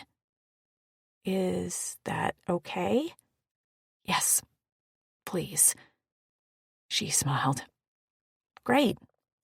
We'll get you some fortified water and quick protein. You're likely anemic, so I have some iron supplements as well. I'm sorry. Kutzal lifted a spoon to my lips. I opened my mouth, and he slipped the cooled porridge into my mouth. The taste was sweet, a bit like maple syrup-flavored oatmeal, although the texture was a little off. Val said it was her special concoction, and I truly didn't ask what the ingredients were. I was already feeling stronger. I didn't tell Kutzal that, though. I kind of liked him feeding me. I lay against him in the crook of his arm while he fed me. My skin remained warm and pain-free from his touch. Sorry for what? I said, around my mouthful of porridge. I should have been more attentive to you. I was so focused on getting to Granite. He shook his head, clearly angry with himself. Hey, I brushed my fingers along his thigh.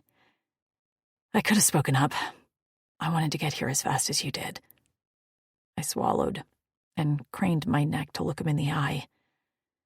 I was trapped. Kutzal pointed to a bed at the far end of the room, where I could see Trapped's feet hanging over the edge of a cot. Val stood over him, talking softly. He's doing all right. Some broken bones that we're trying to get mended properly before they heal incorrectly. But he's okay. He'll live? Kutzal nodded. He'll live and thrive. Now, focus on eating. A few minutes later, and he was scraping the bowl with the spoon while I rubbed my full stomach. Val had placed a pitcher of water near me and instructed me to drink it all slowly.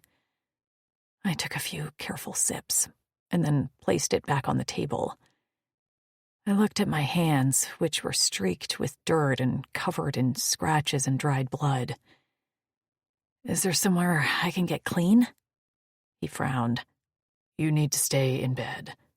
I can't lay here a minute longer in my own filth, Kutzal. Please. He sighed. I guess we could both use the cleanser. He helped me up, and once he made sure that I could stand on my own 2 feet without falling over, he led me to the back of the room. My gaze drifted to Trapped, who was sleeping. As we walked past his bed, Val turned to us and smiled. After the scene we'd made, I felt a little guilty. "I'd like to start over between us, if that's okay." Her laugh was light. "Of course. I'm sorry for—" "Don't apologize." She waved a hand. "I should apologize for touching you without your permission. But you were in such bad shape, and the only thing on my mind was getting fluids in you. You look much better now that you've eaten and hydrated." "I feel a lot better." I gestured to the slender doors at the back of the room. "Quetzal said we can use the cleansers?" Well, I hadn't used a cleanser in a long time. I had used them when I'd been held by the Oldani. "Yes, of course. I'm sure you want to get clean. Will you be all right?" "I will. I'll get you a change of clothes and place fresh bedding on your bed."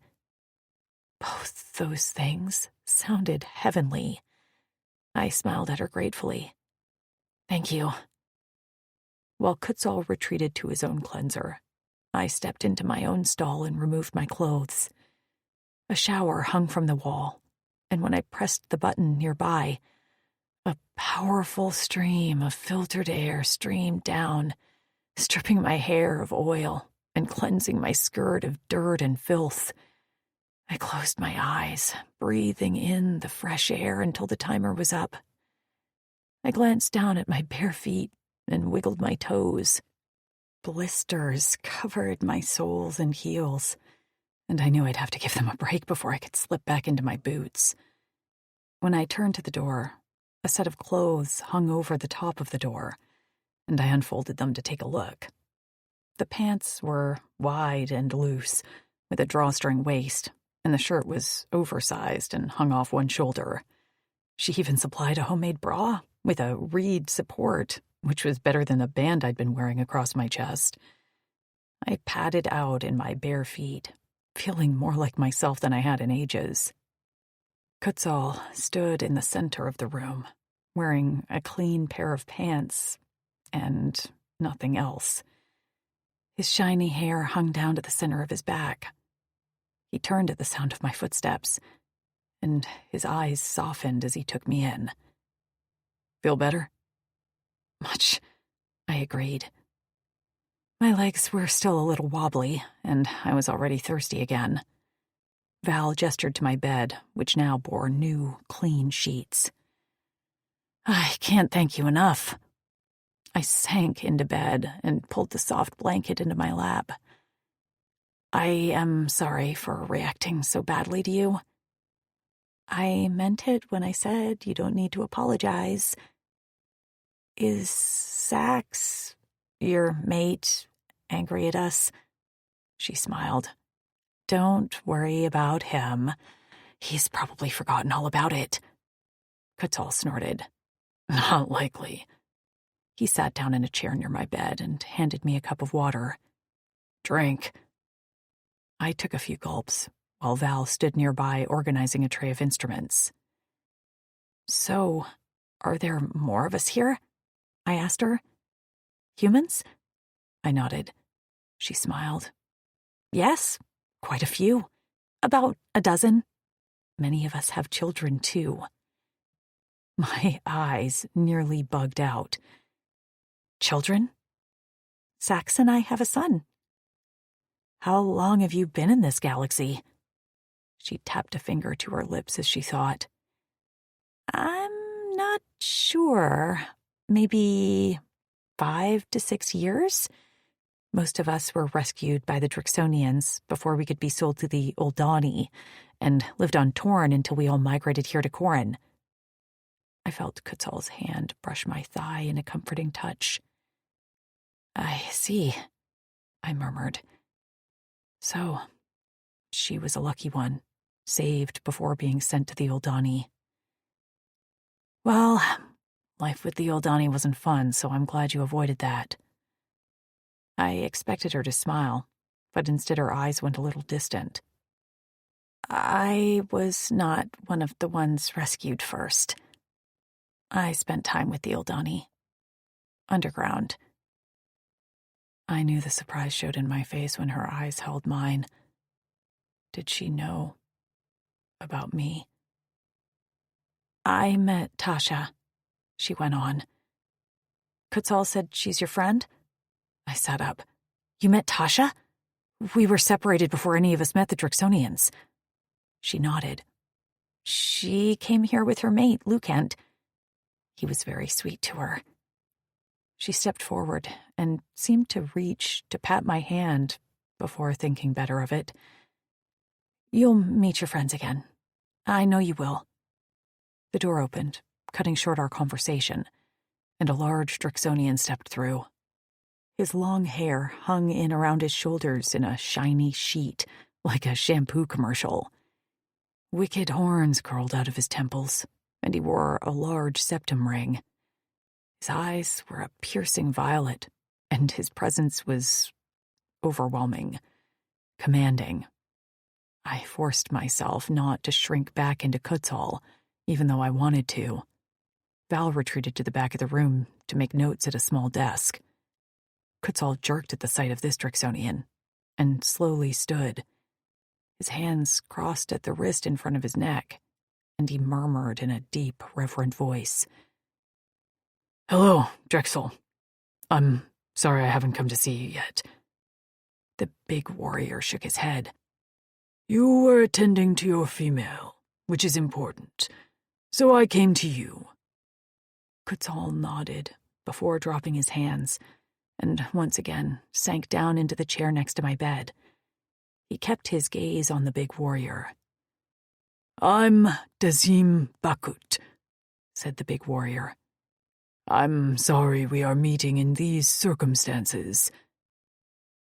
Trix, I said with a shaky voice. My name is Trix. I met Lucent's mate, Tasha. I understand she's a friend. I nodded quickly. Yes, I have been trying to find her, as well as the others. Daz's gaze swung to Kutzal. Tell me what's happened. 9. Kutzal. I didn't leave anything out. Daz had to know the Jok'tals weren't above using the females as bait. She shot you? Daz's lips twitched, and I didn't bother to hide my glare. I feel bad about it now, Trix said. but at the time I was doing what I thought was right. I shrugged. I was impressed. It was a good shot. Daz nodded. Go on. I let him know what the Upper-Earth planned to do with me and how we escaped. Trapt said the Lone Howl camp is under siege, and Lucent sent him to ride here to Granite to ask for your help, but the Jok'tals intercepted him and crashed his bike. They thought he was dead. I glanced over to see Trapt flat on his back, eyes closed, breath whistling through his teeth as he slept deeply. His tail twitched as it hung off the side of the bed. I rubbed my hands together as I eyed Daz. Trix seemed to sense what I was about to say and gave me a reassuring nod. I need help ending the siege. I know we are sons of Nott, but we have females there now, human females, with Korra Eternal Trix mates.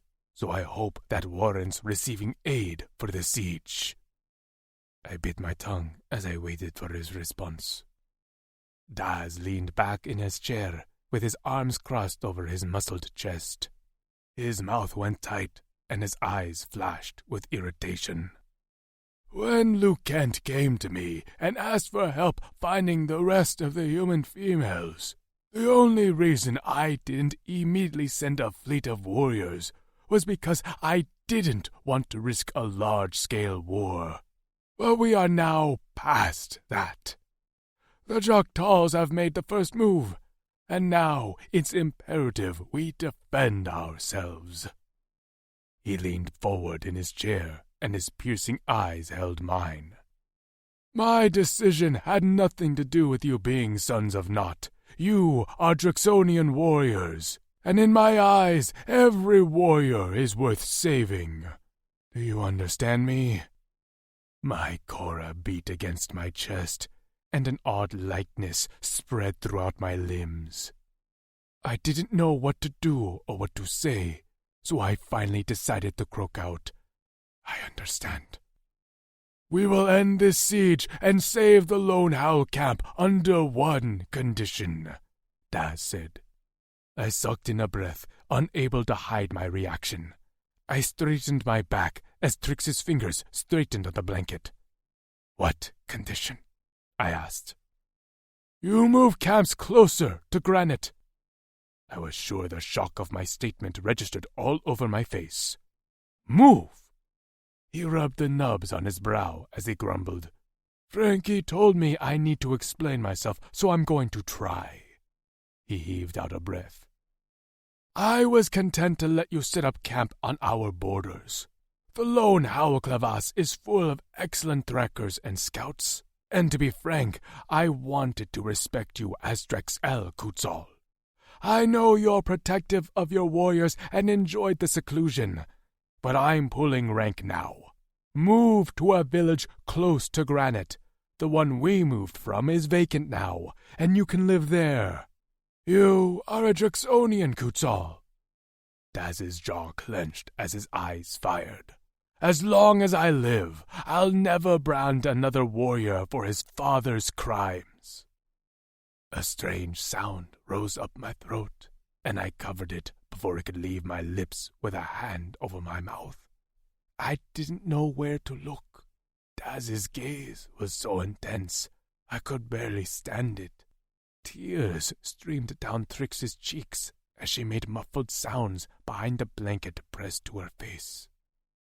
I gazed down at my clasped hands between my knees as my mother's blurred face floated across my vision. The brand on the back of my neck burned like the day I got it, and I scratched at it as my breath hitched in my chest. "Flack," Daz murmured quietly. "Did I mess this up?" I shook my head and tried to speak, but the words jammed in my throat. "No," I barked out, louder than I intended to. I forced myself to stay calm. "You didn't mess anything up." I met his gaze. "Thank you, Daz. I accept those conditions." He nodded and slapped his palms on his knees. The tension in the air snapped at the sharp sound. "Great! Then it's decided. You'll leave tomorrow. Tonight you'll eat and rest. I'll take care of preparing my warriors. I need to know everything you know about the Jok'tals." Trix swiped at her face. "I can help with that too. I was inside Jok'talis." "You were?" I asked. She raised an eyebrow at me. "You weren't the only one in their cage." I turned to Daz. "We'll tell you everything. Give me a dozen warriors, and I'm confident we can beat them." Daz gave me a chilling smile. "That I can do." He rose to his feet. "Trix, my mate can get you set up in a room to wait for the warriors to return." I bristled, but Trix was faster than me. "I'm sorry, what?" Daz frowned. "You are welcome at Granite while—" No. She cut him off and swung her feet over the side of the bed. I reached to help her, but she waved me off. "I'm not waiting here." Daz's gaze swung from her to me and then back again. "Where will you go?" She stood and propped a hand on the jutted-out hip. "I'm going with them. Now where's my bow and arrow?" Trix. Daz stared at me. I stared back. I could tell he was warring with himself. He wanted to remain respectful of me, but he clearly disagreed with my decision. He tried a different track. "The Jok'tals are—" "I know," I said. "I know exactly who and what they are. But I'm a good shot with an arrow, and there is no way I'm staying behind." I whirled on Kutzal, who had remained quiet during this exchange. He met my eyes steadily. For a moment, my confidence faltered. Would he back me up on this, or insist I stay locked inside this city like a damsel in distress? He said he viewed me as part of his clavis, but did he really? Kutzall? I queried, and cringed at the wobble in my voice. He hesitated a beat before lifting his eyes to Daz. She will come. My shoulders sagged with relief, while Daz tensed up. Why? You heard her. She's a good shot, and she knows how to hunt. She's as invested in ending this siege as I am. She's loyal to her friends, and I respect that. His words sent a warm flush up my neck. Thank you, I said to him softly. He nodded at me, but then stood so he was even with Daz. I'll move to your village close by, but Trix comes with me. A scuffling could be heard outside the door, and Val stood from her desk with a roll of her eyes. If you don't let them in, they're going to end up breaking down the door. Who? I asked. Daz sighed, and voices filtered through the door, several high-pitched ones, followed by one deep voice. He walked quietly toward the door before resting his hand on the doorknob. He held up his hand and curled a finger, one by one, into his palm. When he made a fist, he swung the door open with a jerk. A pile of bodies rushed through. A Drixonian warrior landed flat on his stomach, while several human females flopped onto his back. Daz stood above them with a suffering look as they scrambled to their feet. How long were you out there? He asked. A short white woman with long dark hair, big brown eyes, and freckles shot him a ferocious glare. Why was the door locked? Because I needed to talk to Kutzall, and I knew you wouldn't be able to help yourself. Behind her stood a tall black woman with braids, who was busy fixing the clothes of the other woman who had fallen through the door. She was white, with dark purple hair and an ornate necklace. What caught my eye was that on each of their wrists was what looked like a golden tattooed bracelet, all in different patterns, except the short woman's matched Daz's. These were all mated women, and they were happy. The warrior who'd fallen through the door reminded me of Trapped. He seemed younger, with unlined skin and a kind, open smile. He reached into a sack that was slung over his shoulder and pulled out a familiar weapon. I let out a gasp of delight. My bow! I reached for it and cradled it to my chest. It was crude and a little ugly, but it was mine. I knew it like I knew myself. I had worried they'd throw it away, thinking it was trash. You were low on arrows. The warrior's voice was kind, and he gave me a wide smile. I made you some more. I hope I replicated them well. He handed me the sack, and I peered inside. Sure enough, only about half a dozen of my own arrows were inside, but there were about 24 more freshly made. I pulled one out and ran my fingers down the shaft. He'd cut the wood down to the same thickness of my other arrows, and he'd even notched my symbol at the end, a 5-pointed leaf. My eyes went misty, and I blinked back the tears of gratitude. I don't know what to say. These are perfect, and this is so kind. Thank you.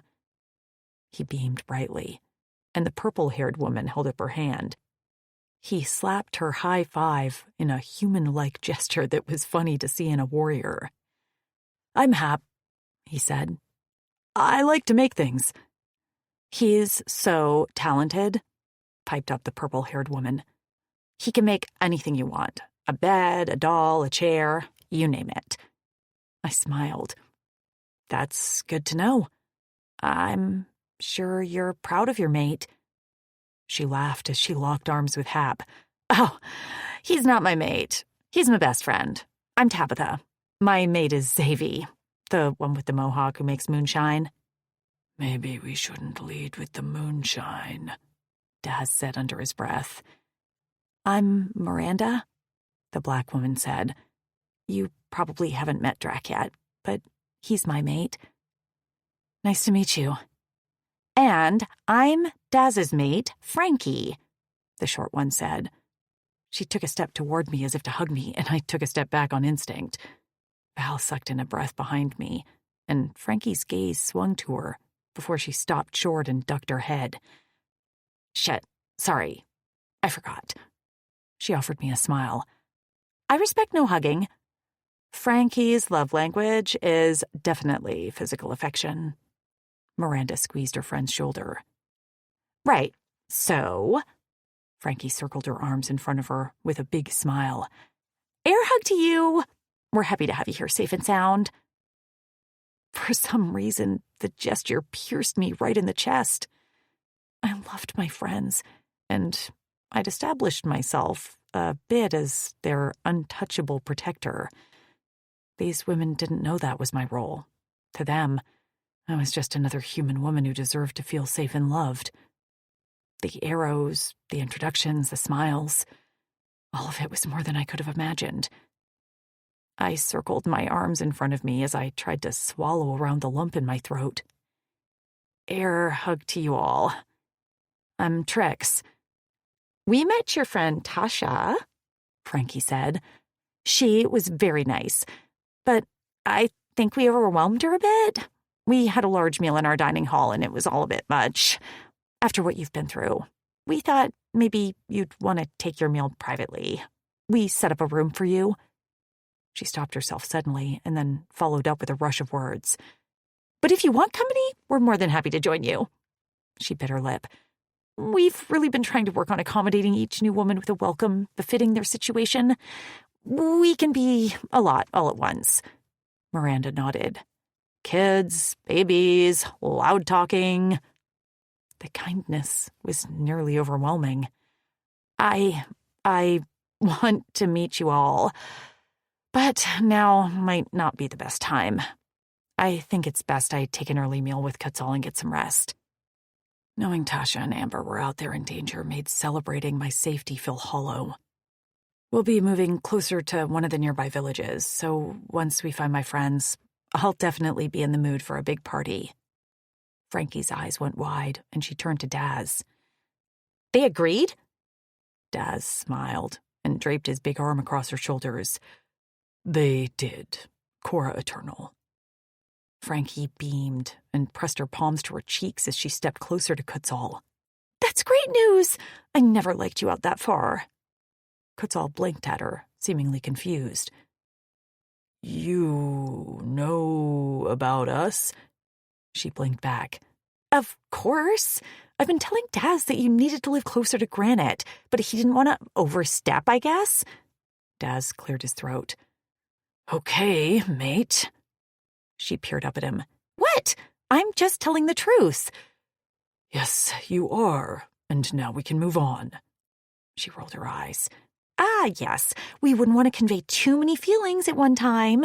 We might break the space-time continuum. Open another dimension. I snorted a laugh, and the sound surprised me.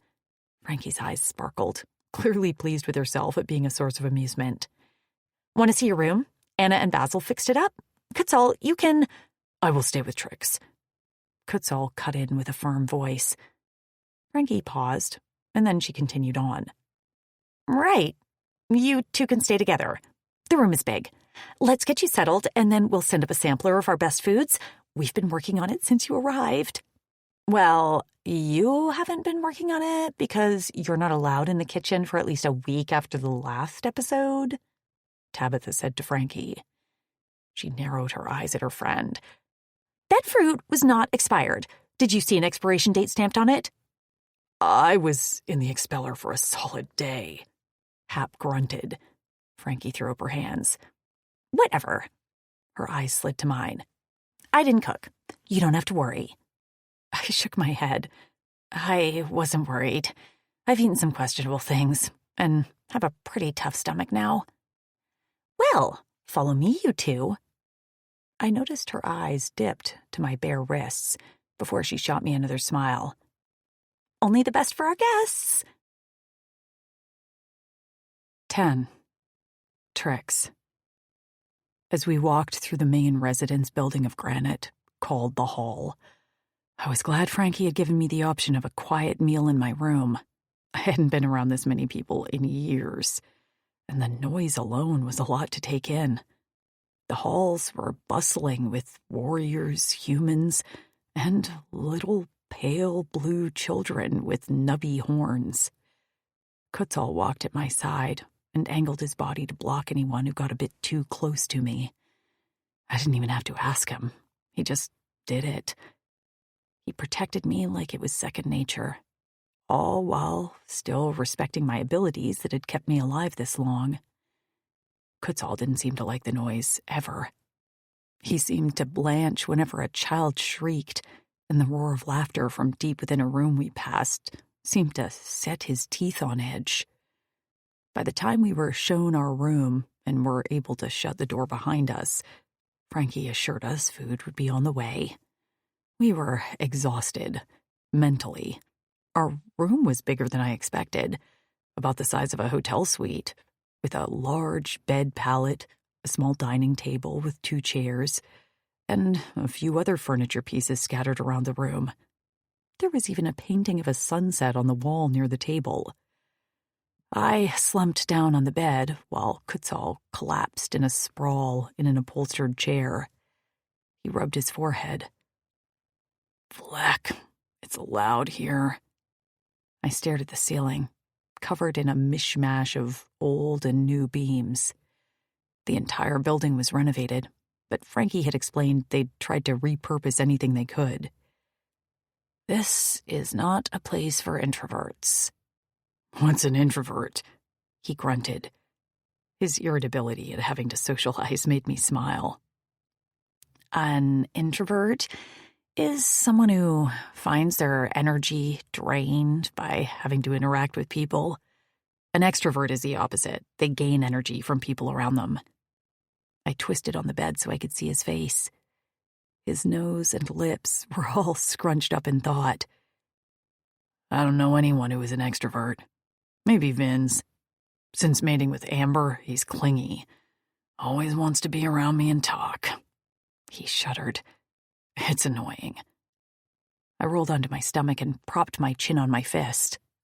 "I bet you wouldn't mind if he was here being clingy now, right?" His eyes slid to mine and went soft. No, I wouldn't mind." I thought the same thing about my friends. We are loyal and love each other, but we'd get on each other's nerves. We'd fight. It was only natural. We weren't that big of a group, but sometimes I'd just need to get away, be on my own. That was when I'd go hunt. I sighed. I'd give anything now to listen to Lou and Maisie bicker. I'd even handle Tasha's snoring. I'd welcome it all, every moment, if I knew they were safe. I feel guilty sitting here while they are likely rationing their food. We have plans in place for this, and I trust Lou Kent, but I still feel useless. We're not useless, I said. We saved Trap's life, and we're going to ride to camp with an army of warriors at our back. I sat up and swung my legs to my side. What will they all think about moving? Now that Vince and Lou Kent are mated, the atmosphere at camp has changed. All the warriors have grown a little more protective. Amber and Tasha are well liked. They help out around camp and tended to the wounded in our last battle. He paused and then eyed me. The Wu-Targs attacked our camp before I left, and we found one of your arrows. How did they get it? Those assholes. They must have stolen it. He nodded. Tasha and Amber recognized it when it was sticking out of Vince's arm. I slammed my hand on the bed. What? They used it? They did. I still have it at camp, by the way. I was waiting to return it to its rightful owner. I was interested in this human female with the carved arrows, who Tasha and Amber spoke so highly of. I picked at the ragged edge of the fur blanket. They are just as brave as me. I will agree to that. Tasha especially had no problems telling me what she thought of me. I grinned. That's my girl. Ugh, I can't wait until we get back. I imagine you two will gang up on me." I laughed. "Who, me? No, I would never be so mean." "Right." He drew out the word, eyes glinting with humor. It was a good look on him, especially since he'd been tense in the infirmary. A knock at the door ended our conversation. Kutzal opened it to reveal an older white woman and a pretty blonde woman with blue eyes. The older woman smiled at me, and the skin at the edges of her eyes creased. "Hello, I'm Anna. This is Daisy." Daisy let go of her tray with one hand to wave enthusiastically at me. "Nice to meet you." The woman was just standing there holding a tray, and she still radiated sunshine. I spotted the locks on both of their wrists. Was every female here mated? I stood up at the edge of the bed and waved. "Hi, I'm Trix." Kutzal took the trays from them, which brimmed with food. Anna pointed to the plates. "We have a bit of a selection for you. Sometimes we try to recreate food we ate on Earth, and other times we just go with the ingredients we have and come up with something new." She peered into the room. "Is there anything else you need?" I shook my head. "No, this is more than enough. I'm really appreciative of how welcoming everyone has been." Anna's smile broadened. "Of course! I know it's a bit of an adjustment. Tasha said there is a small group of you who have been mostly alone for a long time. I lived with my mate for about 10 years in seclusion for protection. We didn't have a clavis like this to keep us safe. I had to take the large group in small doses. Just know you're welcome anytime." "Thank you." I clasped my hands at my chest. "If all goes well, we'll be seeing much more of each other." "Daz is sending in Rex, Phoenix, and Myco, so..." Daisy's eyebrows waggled. "Those joggles won't know what hit them." "Jocktalls," Anna whispered out of the corner of her mouth. Daisy giggled. "Right, jocktalls. Whatever." "What is special about Rex, Phoenix, and Myco?" I asked. "Rex is my mate, and he's, She fluttered her hands at her shoulders. "He has wings." "Wings?" I jerked to Kutzal, who watched me steadily.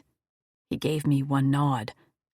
"Myco can eject his spikes like flying knives, and Phoenix can lob fireballs." "I'm sorry." My head throbbed. "Who are they? X-Men aliens?" Daisy just smiled, unperturbed by my confusion. "No, they are Trixonians who the Oldani tried to turn into super soldiers. We call them the Stolen Warriors." My knees wobbled, and I grasped at the bed behind me to keep myself upright. The tension was back in Kutzal's muscles, and his eyes remained locked on me. "Are you okay?" Daisy's expression registered concern as she took a step inside. "I'm fine." "Get it together, Trix.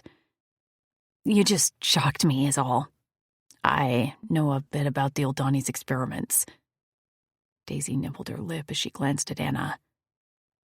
"I'm sorry." "No, it's okay.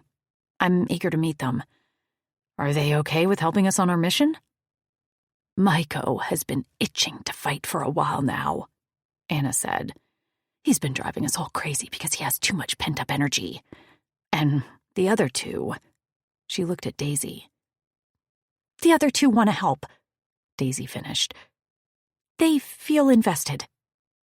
Did they know about me and Tasha and Amber? But I didn't want to talk about it. Not now. Everyone seemed to know I didn't like to be touched and respected it. I didn't need to get into the details. "Well, I will be sure to thank them." "We'll leave you two to eat and rest then," Anna said. "We'll have a morning meal for you before you leave, and we'll pack supplies as well." They said their goodbyes and then closed the door behind them.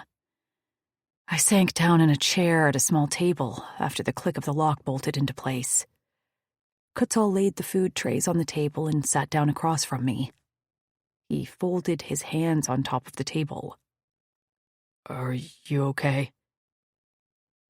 "Why didn't you tell me about the stolen warriors?" He ran a hand through his hair. "I'm sorry, Trix. I didn't know that we'd ever come here, and it wasn't like we have had that much time together to talk. I'm almost 200 cycles old. That's a lot of history to cover." He had a point. I wasn't upset with him for not telling me. I just hadn't liked being surprised. "Do you know these warriors?" "I have met them briefly. Daz and his brothers, Sax and Rex, were from a prominent family before our society fell. I didn't exactly run in the same circles as him." He dipped his head to meet my eyes. "Are you angry with me?" I shook my head. "No, I was just surprised. I didn't know if there was a reason you hadn't told me." "No reason, other than worrying that talking about them would be too traumatic for you. You nearly collapsed when Daisy mentioned it." He wasn't wrong. My mind was already going back there, imagining the cold, the smells, and the pain. I closed my eyes, but snapped them open when he barked out my name. "What?" Alarmed, I looked around the room. He pointed a finger inches from my face. "Don't go there." I could see your eyes go vacant. "You're not there. You're here. You're Trix, and you're going to save your friends. Understand?" His deep voice rattled my ribcage like a soldier. I nodded. "I understand. Now eat." He grunted as he reached for a plate. He sniffed the dish, which looked a bit like green spaghetti with meatballs. "What is this?" I reached for a plate that had slices of pink meat on it. "Do you know what this is?" "Ordix," he muttered before stealing a slice and dropping it whole into his mouth. He barely chewed before swallowing. "Did you even taste that?" "A bit." He dug a spoon into the green pasta dish and shoveled half of it down his gullet, again with the no chewing. "You're going to get a stomachache if you don't chew." He stared at me before blatantly popping a piece of fruit between his lips and immediately swallowing. "You're not the only one with a tough stomach." I laughed, shook my head, and dug into my own plate. I, however, did chew and swallow. I snuggled down under the furs, barely able to believe I was sleeping on something clean for the first time in a long time. The sunset picture on the wall drew my attention, as it was of Earth. The green trees, brown dirt, and lumbering bear in the corner gave it away. I'd been surviving for so long, and I'd been so proud of what the girls and I had accomplished. But now I saw there was so much more we could be doing on this planet. Here in Granite, they weren't just surviving. They were living, expanding, and creating art.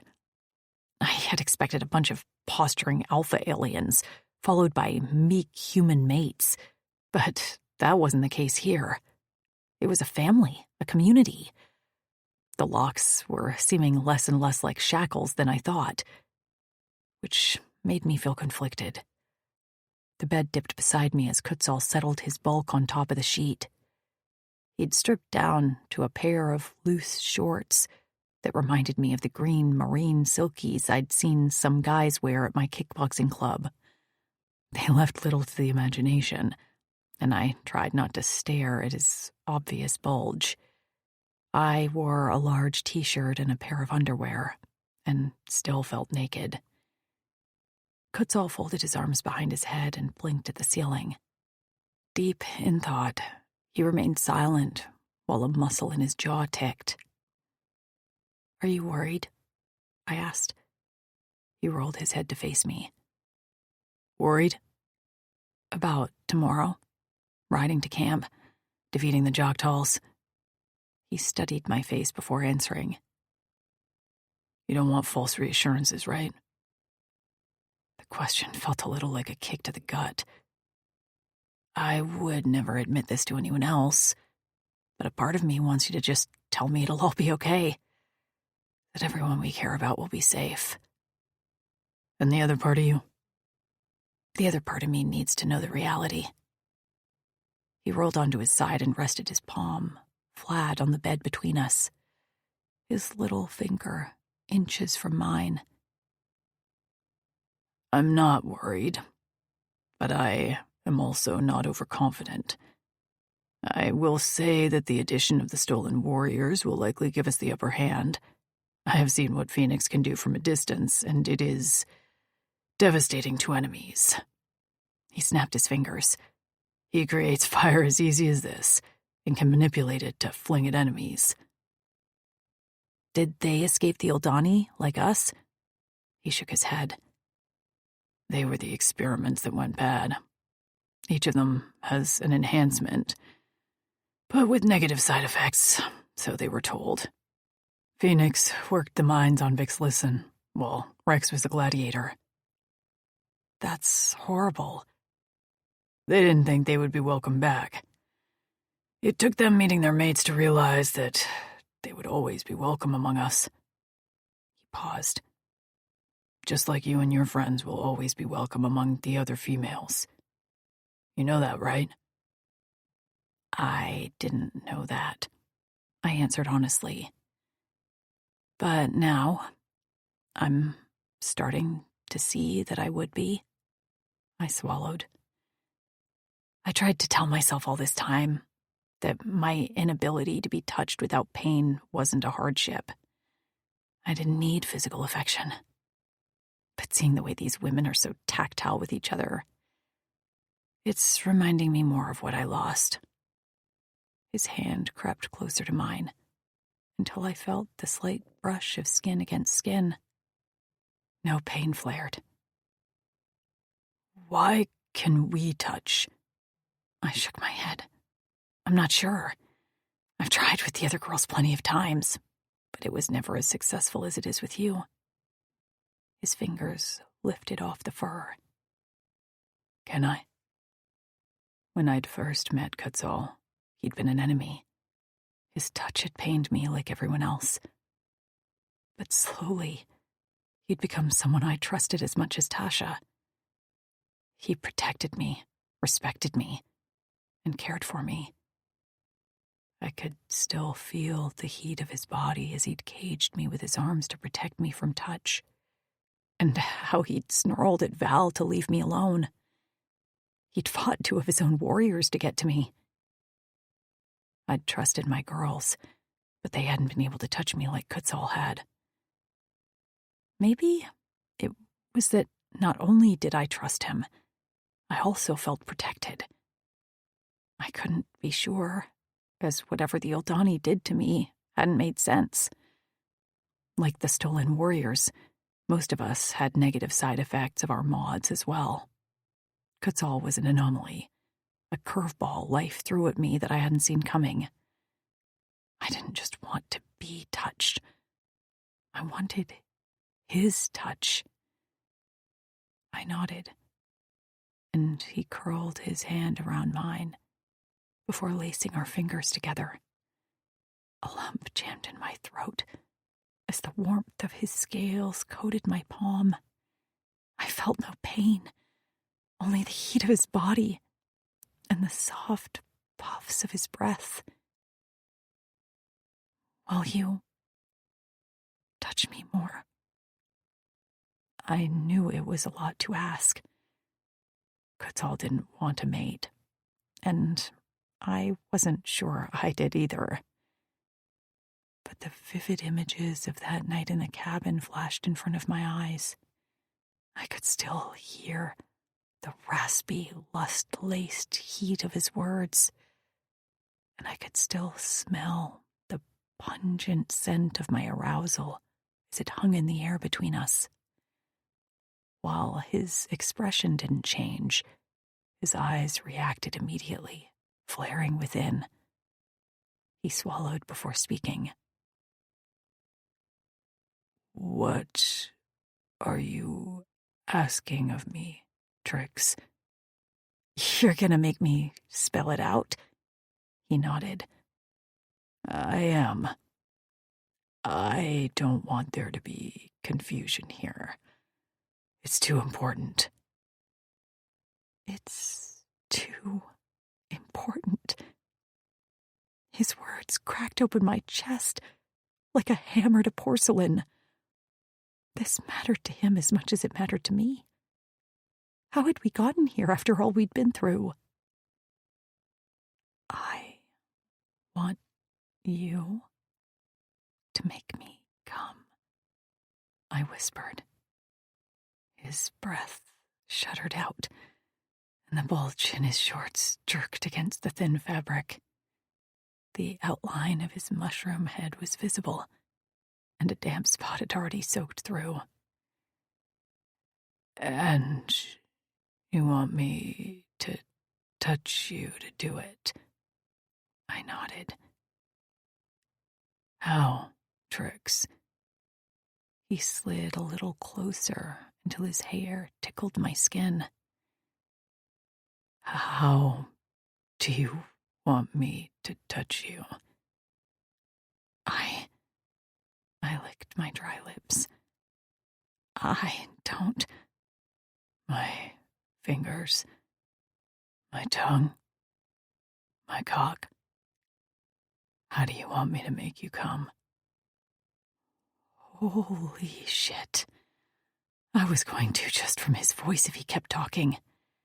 Instead, I heard myself say, any of it, all of it. His nostrils flared. I need you to promise you'll tell me if you feel any pain. I promise. I mean it, Trix.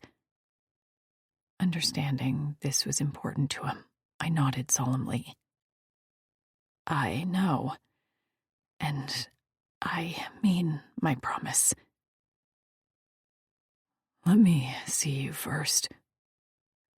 At the same time, we kicked off what little clothes I had on. Kutzal peeled the furs below my feet as I lay on my back. I'd never been overly self-conscious about my body, but I did think a lot about how I looked during sex. Did I have a double chin? Was my hair a mess? Were my boobs hanging weird?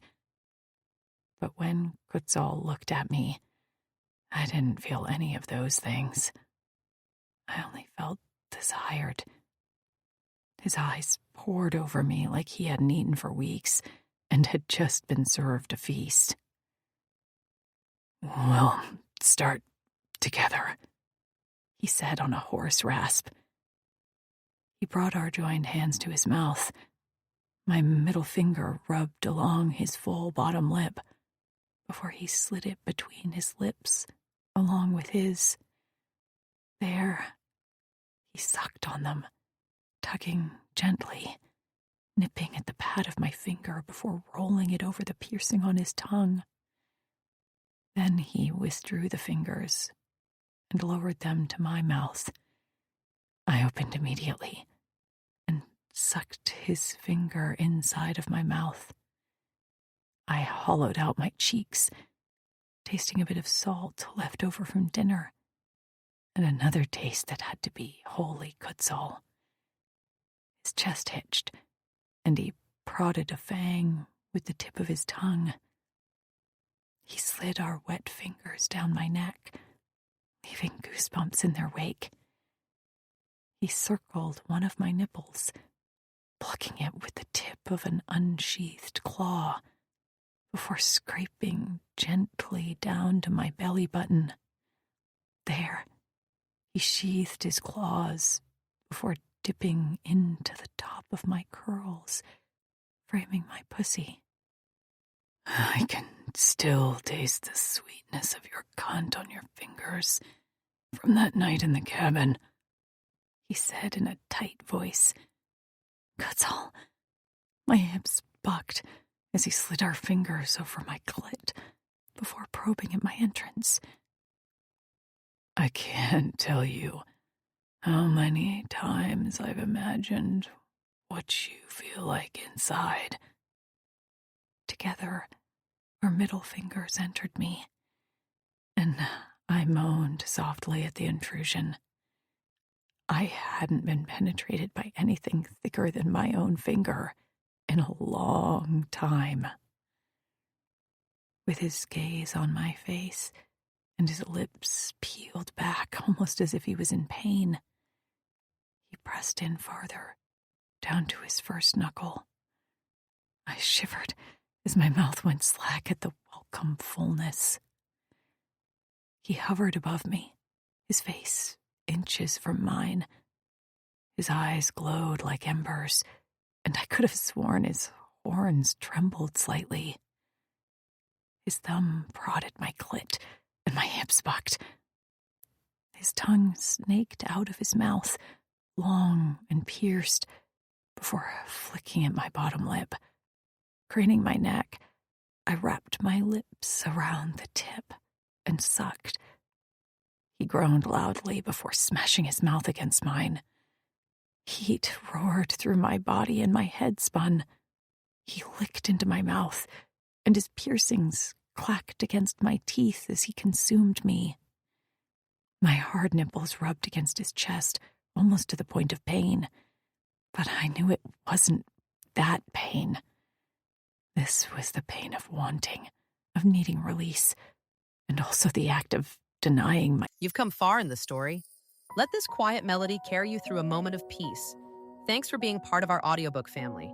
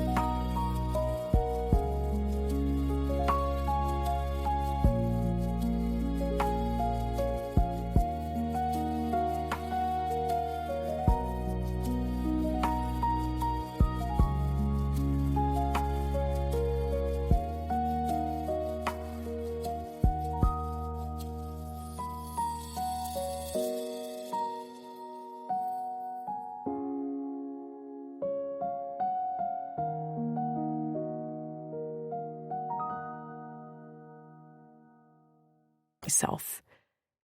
Drawing this out was both exhilarating and frustrating. He pulled her fingers from my body, and my arousal dripped down my inner thighs. His hand clutched my throat, fingers squeezing my jaw as he continued to kiss me into oblivion. "I can smell how soaked you are," he breathed against my lips. "I need to taste the source, smother myself in it." "Jesus," I moaned. The dirty talk from the stoic Kutzal was unexpected.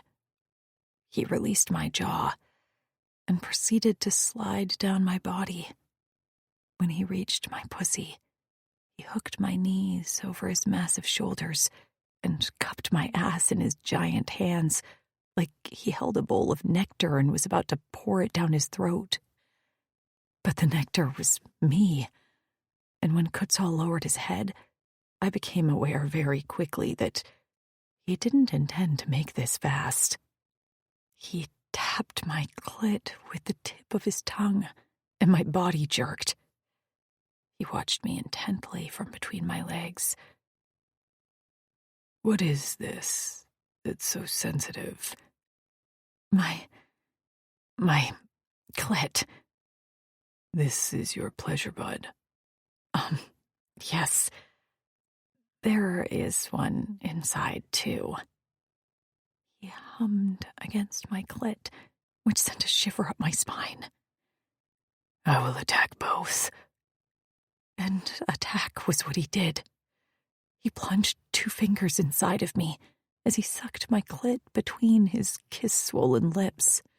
I cried out and flailed my hands. My fingers wrapped around one of his horns, and his entire body shuddered when I squeezed the hard enamel, which seemed to soften with my touch.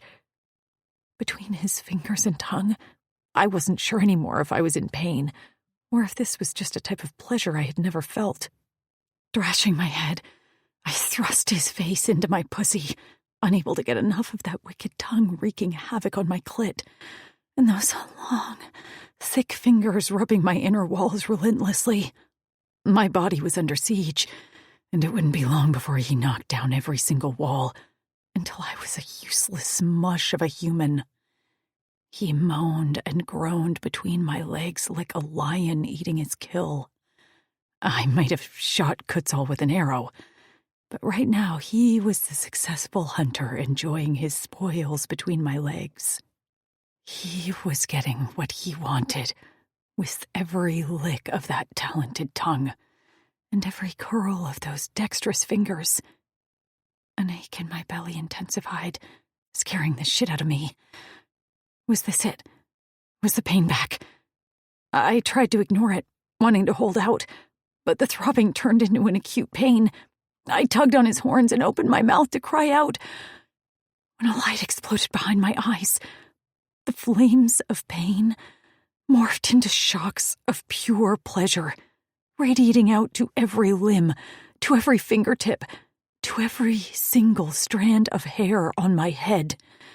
A roaring sound reached my ears, and I realized it was me, screaming and writhing on the furs like a maniac as the orgasm rocketed through my body.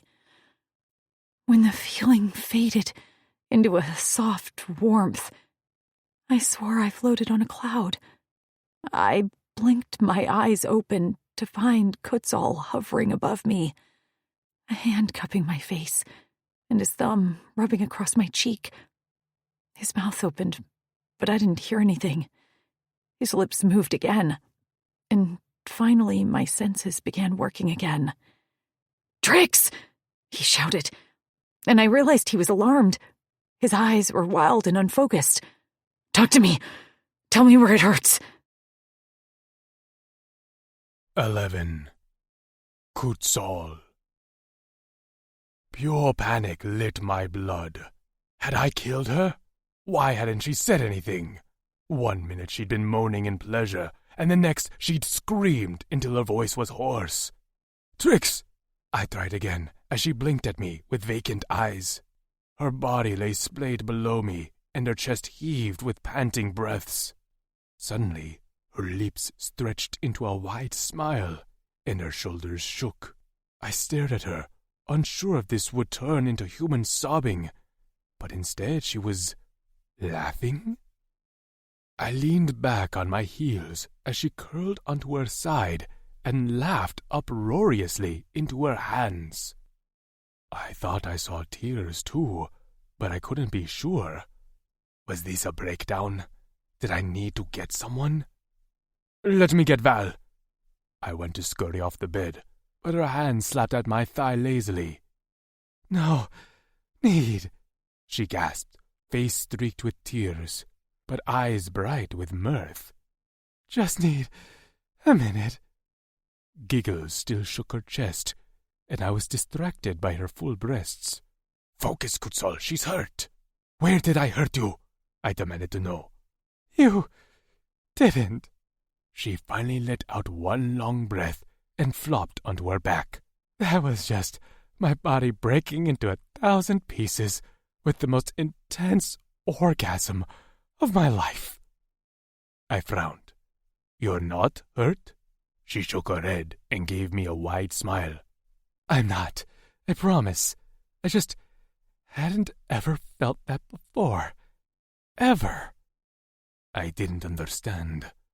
"But I didn't use my cock." Another weak laugh bubbled out of her.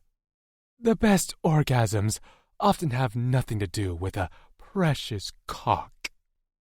I looked down. My cock twitched as if in answer. "We would like to challenge that theory." She squealed a laugh of delight, and I watched in shock as her body bucked with silent, body-shaking laughter. I'd never seen her like this. I hadn't realized Trix was capable of happiness like this. When she finished laughing, her face was flushed a deep red, and her eyes glittered like gems. "Well," she said with a smirk, "why don't we see what he's got?" For a fleeting moment, I hesitated. I'd been running on instinct, but I hadn't ever pleasured a woman with my cock. While I was sure sinking into her tight heat would cause me immense pleasure, I wanted it to feel good for her too. No, not just good. I wanted to shatter her world again. As she lay below me, flushed and sated, my cock once again hardened to a spike. I wrapped my fingers around the length and stroked it, remembering how it had felt to have her hand on me. "Show me." I watched her eyes fire with heat. "Show me where you want my cock. Touch yourself so you know what's coming." She wasn't laughing anymore. Her chest heaved, her breasts shook, and her hand swept down her stomach with a slight tremble. Biting her lip, she peered up at me as she spread her moist folds with her fingers. "Here," she whispered. I rubbed a finger over her slick skin. "Right here. Keep your fingers there. Feel me as I enter you." A slight whimper escaped her lips, and she bit down so hard on her lip that the skin turned white. She nodded as I guided the tip of my cock to her entrance. I reached her, and the feel of her surrounding my head took my breath away. I resisted the urge to plunge into her depths and pound away like an animal. Her fingers brushed my shaft as I slowly pressed inside, and the combination of her heat and the backs of her knuckles on my cock made my eyes roll back into my head. My arms shook as I restrained myself, and when I was fully seated in sight of Trix, I braced myself with my fists planted on either side of her head. "Do you feel me?" Her throat bobbed as she spoke in a hoarse whisper. "Yes." "Just me. Only me." "Only you." "I feel you too, Trix, squeezing my cock." Her fingers flexed at the base of my shaft, and my subcock began to elongate. She glanced down, and her eyes went wide. I followed her gaze to see the swollen subcock pressed against her clit. I felt the moment the organ began to suck. Her entire body tightened, and she threw her head back with a cry. Her body bucked, and then her inner walls rippled around me, tight. An instinct triggered inside of me. I reared back and slammed into her so hard she slid up the bed pallet. "Yes!" she hissed out between her teeth. Her fingers dug into my waist as her eyes met mine, the green in them wild and feral. "Again! Fuck me, Kutzal!" I snapped my hips again and again. I plundered Trix like captured prey.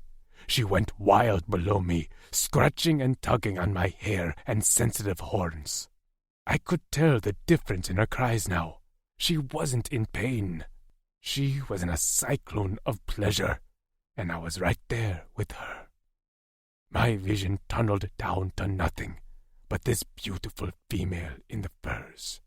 Her hair spread around her in an auburn cloud, and her skin marked with my mouth and hands. "Come on my cock," I growled. "I want to see you lose it again right before I spend my release inside of you." Her fingers dug into my neck, her mouth went slack, and then her entire body shook. She didn't make a sound as her eyes went hazy, and her inner walls squeezed me so tight I had to grit my teeth. A spark bolted down my spine and exploded in my balls as I roared my release into the room. My cock pulsed inside her, coating her with my release until I was drained, spent, and exhausted. My arms gave out, and I went down onto my elbows on top of her, our chests pressed together. I touched my lips to hers, slowly, reverently, because I didn't have much coordination left to do much else. My muscles trembled, and Trix shivered below me as if she were cold.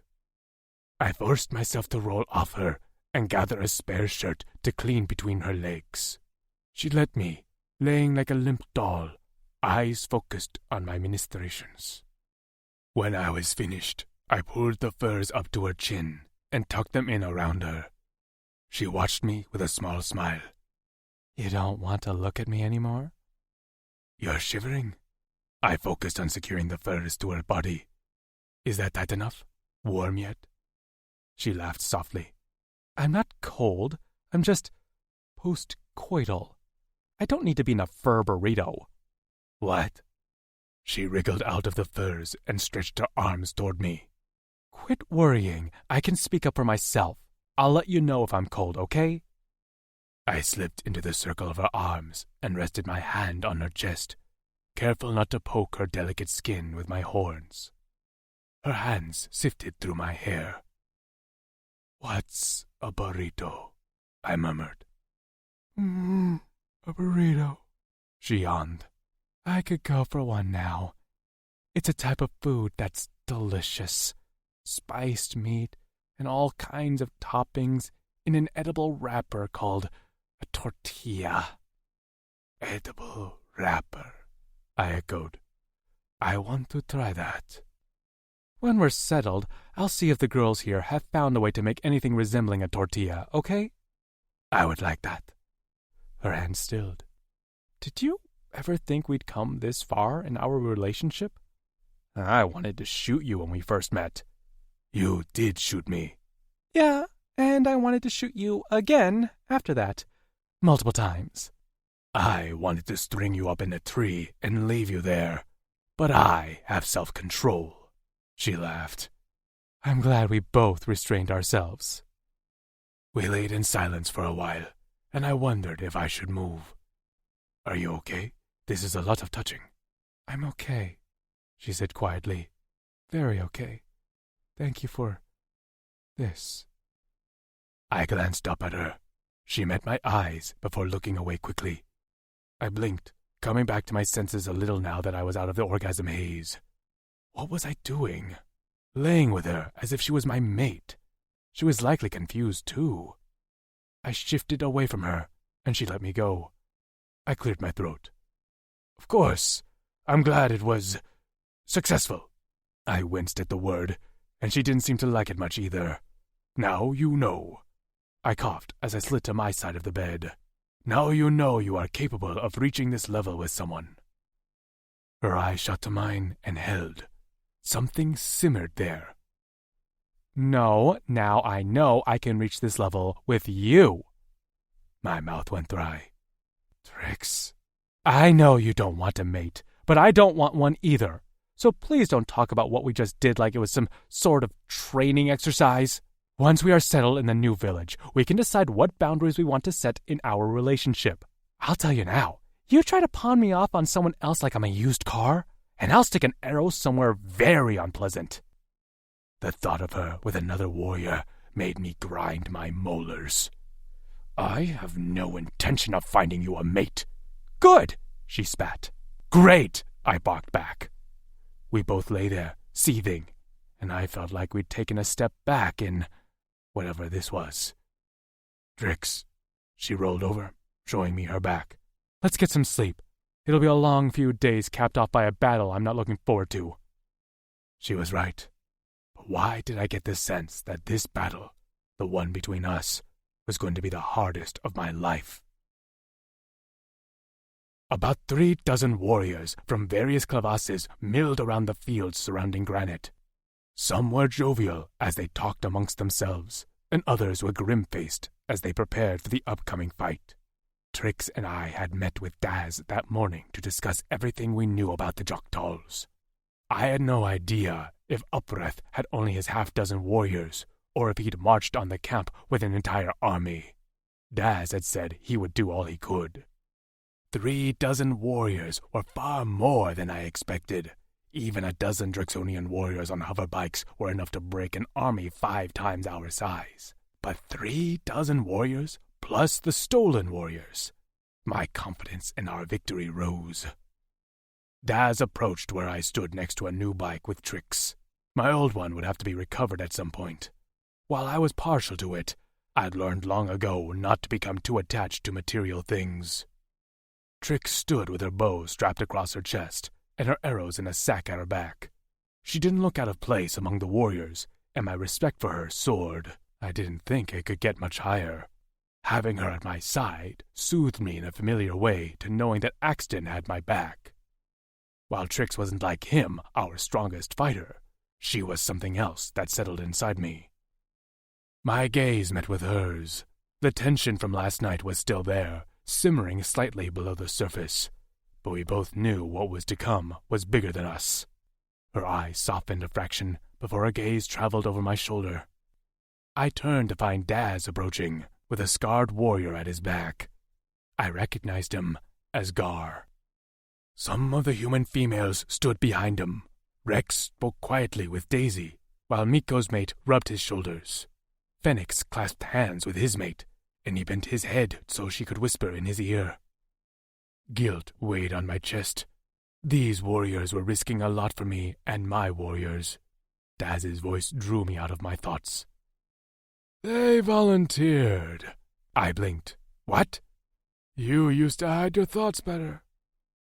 His gaze flitted to Trix before returning to me. He gestured around us. Everyone riding with you volunteered. Some of them are bored of construction work on Granite or hunting game. They miss battle. We're Drixonians, after all. It's in our blood. I swallowed, not expecting that. I had wondered if Daz had to bribe them to ride and save a bunch of Sons of Naught. Daz took another step toward me, and when he reached out and grasped the back of my neck, my entire body flushed hot.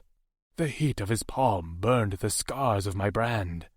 Our foreheads touched, and I had to lock my knees to keep them from buckling like an immature chit.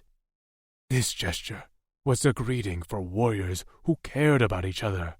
I'd never, in my life, been the recipient from anyone other than any other Sons of Naught.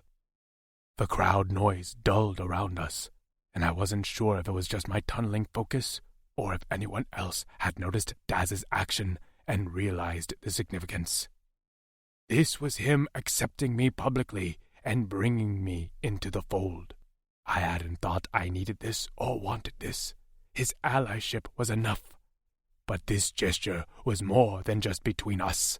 This was an action more powerful than words, which would do a lot to end the outdated Sons of Naught brand. He kept his hand on the back of my neck and pulled back slightly so he could look me in the eye. I should have spoken up when you made your camp as far away as you did. I should have made this gesture to welcome you much sooner. I apologize for that. I tried to breathe around the tightness in my chest. You don't have to apologize. He tilted his head. I've thought about it, and you might not have responded favorably at the time. I shook my head with a small smile. You'd be right. I resisted the urge to glance at Trix. Things have changed since then. His eyes glittered. They have. With a squeeze, he let me go and took a step back. You're a part of us, and you always will be. Get your warriors and come home. The village is being prepared for your homecoming as we speak. I nodded. I'll be back. Daz smiled at Trix. Feel free to use all the arrows. Hap is already making some to replace what you use. Trix beamed a genuine smile. I won't hold back. See that you don't. He stepped back to where his mate stood, listening to us talk closely. He held a small child's hand, and another clung to her back in a sling. She smiled at us as he looped an arm around her shoulders. The stolen warriors said their final goodbyes to their mates and walked toward me in a group. Rex, a Drix with violet eyes and long white hair, stopped in front of me. I'm not sure we've ever talked. Nice to meet you, Kutzal. I nodded to them. Nice to meet you, too. We defer to you. This is your camp, and an enemy you know more about than us. All the warriors have been informed you're the authority in this fight. I hadn't expected that either. Rex was a Bakut, Daz and Sax's youngest brother. The deference to me was appreciated. Thank you. Everyone has been briefed by Daz, and I want to make it clear, we don't ride for him. We ride because we are Drixonians. An intensity blazed in his eyes. We ride because she is all.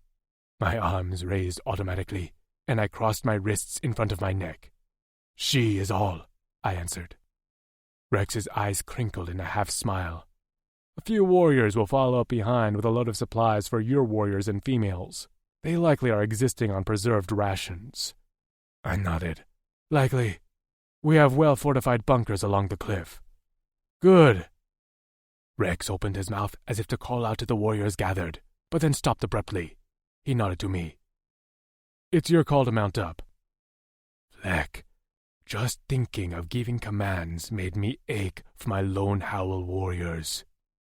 With a lump in my throat, I called over the crowd, Let's ride! A chorus of Drix Rally warrior cries answered my order, and the air grew thick with the buzzing of the hoverbike's ignitions. I slung my leg over the bike and shimmied in the seat. Not quite as nice as my bike, but it would do. Trix settled in front of me with her hands on the handlebars. Her hair hung in 2 braids on either side of her head, and the sun glinted off something shiny in between the strands. I plucked at the object, only to come away with a cut on my finger. What? Blades in my braid, she said matter-of-factly. It prevents anyone from pulling my hair. I chuckled to myself. Smart female. Damn right. She glanced at me over her shoulder, and I could see the battle lust brewing in her green eyes. Hey, when all this is over, can you teach me how to drive one of these things? An image of her and I riding side by side, hunting down a herd of Antella, crossed my mind, and my chorus swelled. Absolutely. She grinned and then faced forward as the hover bike rose into the air. She waved to the females waiting below, while I gave Daz a one-armed farewell. He nodded, eyes tight as he watched us ride away. Trix whooped as we rode away, and the sound made me smile. I couldn't explain how her presence made me feel. Content. Anchored. Like I was home.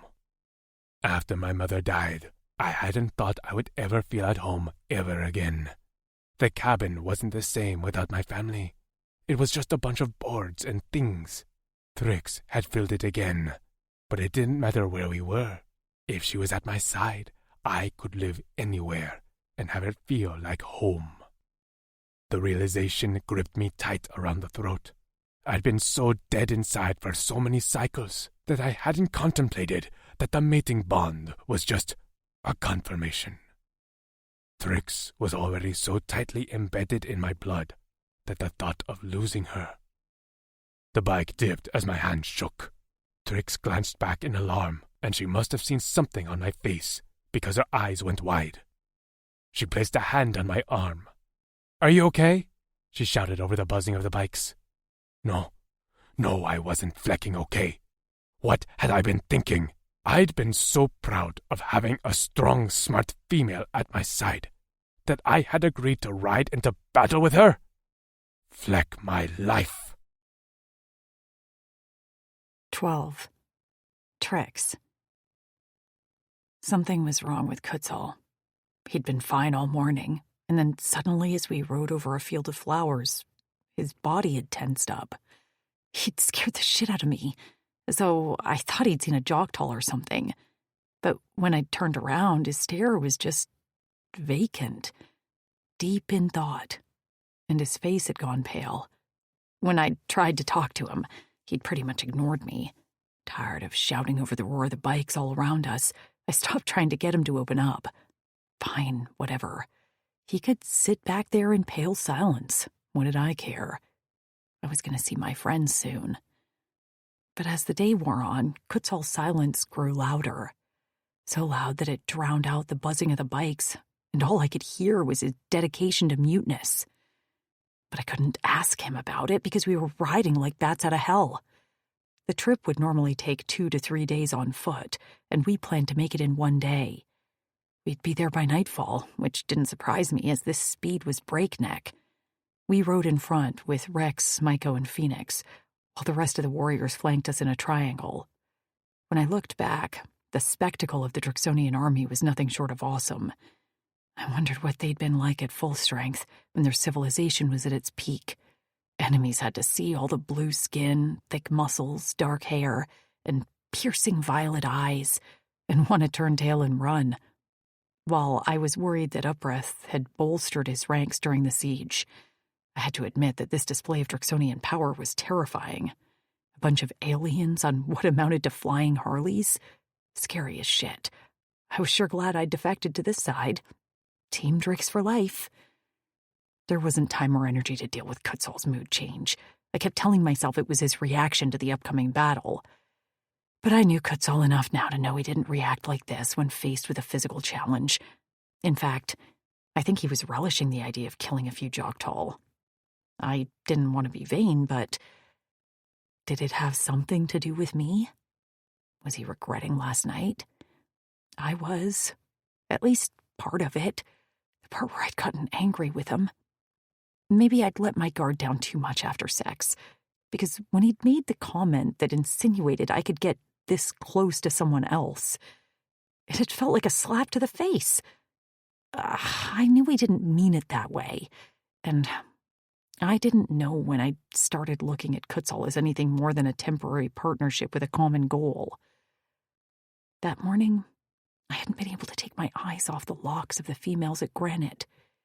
While I'd once seen them as shackles, I now saw them as something else, a promise.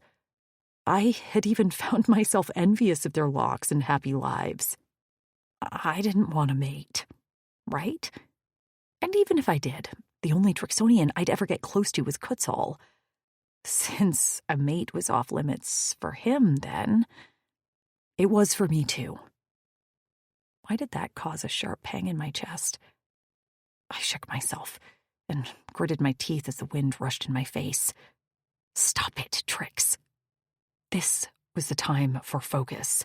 I couldn't be distracted around the Joktals, or I was likely to get a clawed club hand right in the guts. The sun was beginning to drop below the horizon when Kutzal raised his hand in the air, and the bikes came to a slow stop at the base of a hill.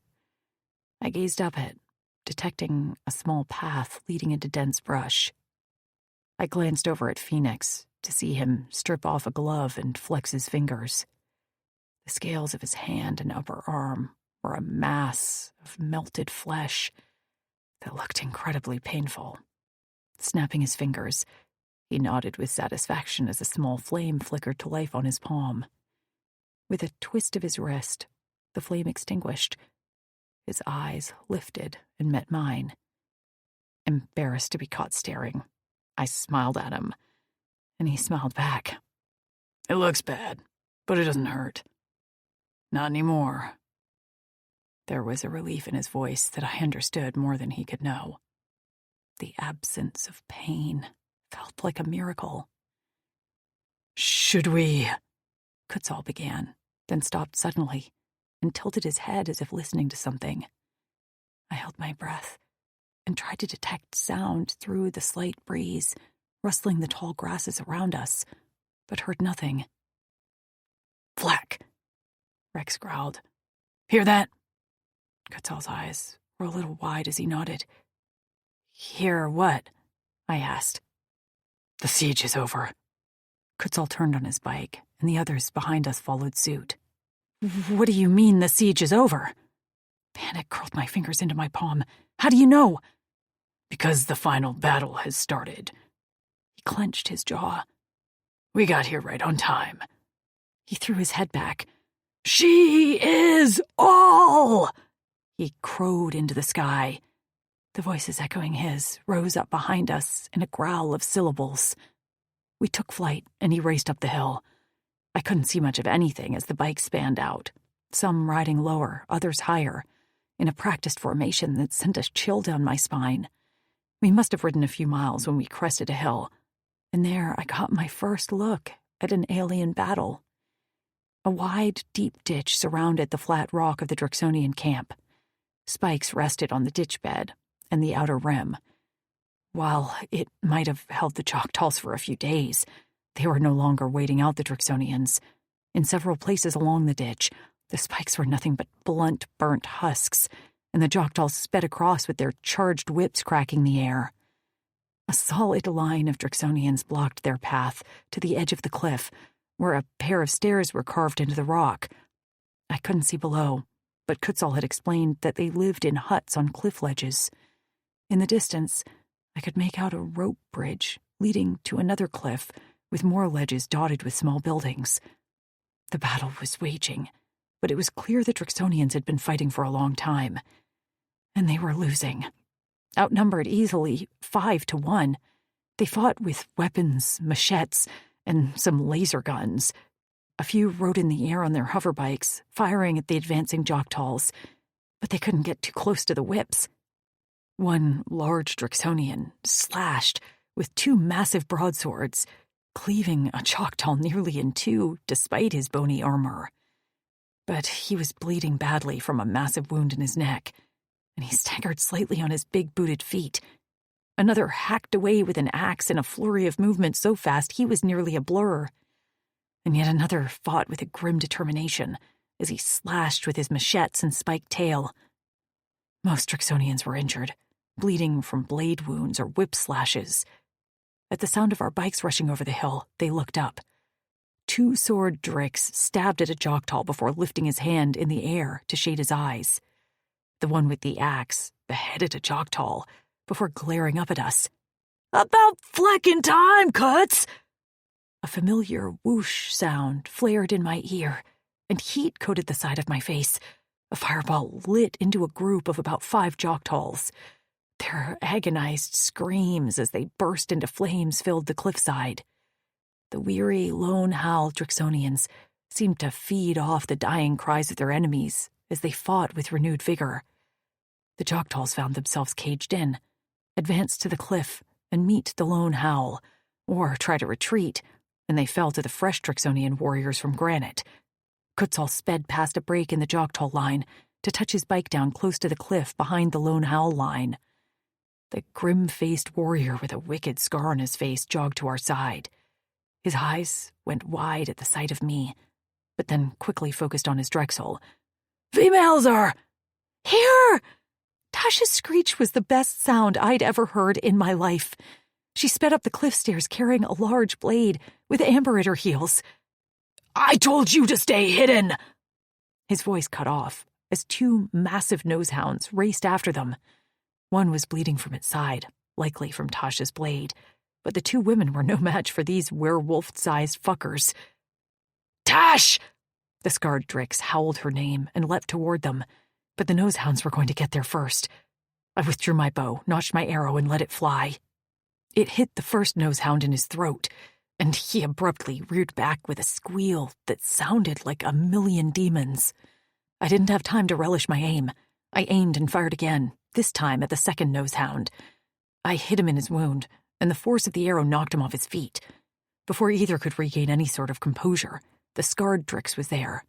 With a slash of his machetes, he slit their throats, and their bodies shook as the blood drained onto the rock.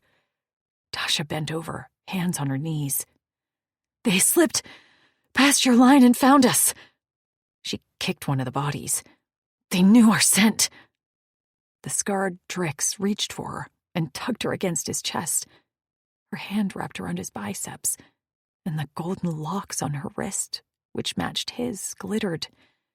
"I'm okay." I felt an unfamiliar stab of jealousy and beat it back. Her eyes found mine and immediately brimmed with tears. "Triggs!"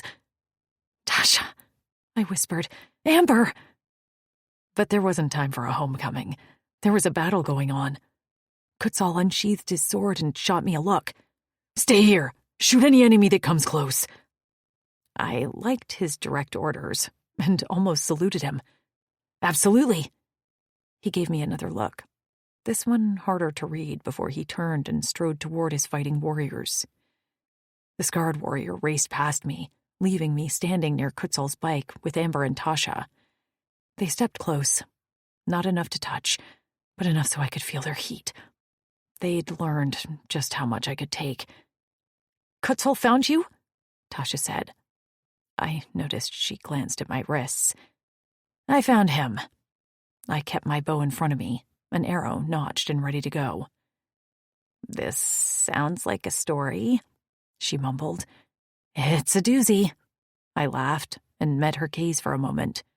Her head was cocked curiously. "He was touching you. You rode in front of him on his bike." "Yeah, that's another story." "I've never wanted to hug you as much as I do right now." Amber's curly hair blew in the breeze. A streak of dirt marred her cheek. "I think Vince can do anything, but even he's tired." "Vince is your mate, right? Which one is he?" She didn't seem surprised I knew. She pointed to the quick one with the axe. Her locks were like a large golden cuff. "There." A Joktal lifted his whip above Vince's head, where he stood with his axe held in both hands, chest heaving, back streaked with black blood. I lifted my bow, aimed, and fired it at the Joktal's neck, their weakest spot. The whip fell from his fingers as he staggered back. Vince froze before slowly turning on his heel. His eyes met mine, and then he shot me a maniacal grin, followed by a cackle. After that, he turned and once again entered the battle fray. "Thank you," Amber whispered. "I heard one of my arrows was used to shoot him. It's the least I can do." "But it wasn't you, right?" "No, but I did shoot Kutzal. On purpose." "You shot Kutzal?"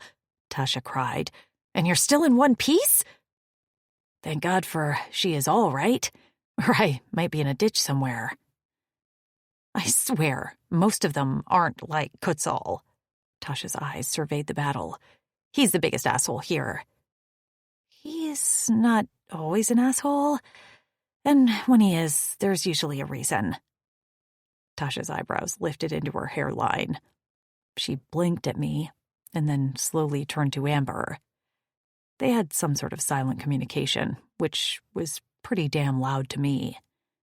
"Shut up," I grunted at them. "We didn't say anything," Tasha protested. "I'll explain after." I pointed another arrow. "This." Standing in front of my arms, bow raised, I watched the action. Rex circled overhead on his bike as he fired with his laser gun. I had yet to see the appearance of his wings, and was only slightly disappointed. Maiko seemed to relish the fighting, hollering as he ejected his wicked black spikes from his arms and back. Those alone took out 2 Joktalls at once. Phoenix remained on his bike too as he lobbed fireballs and halted Joktalls retreating as he lit trees and foliage on fire. I searched for Upbreath but didn't see him. I would have gone searching for him, but I didn't want to leave Tasha and Amber. Plus, Kutzal had given me an order. Hard in my throat with worry for him, I searched for him in the crowd and found him fighting next to Two Sword.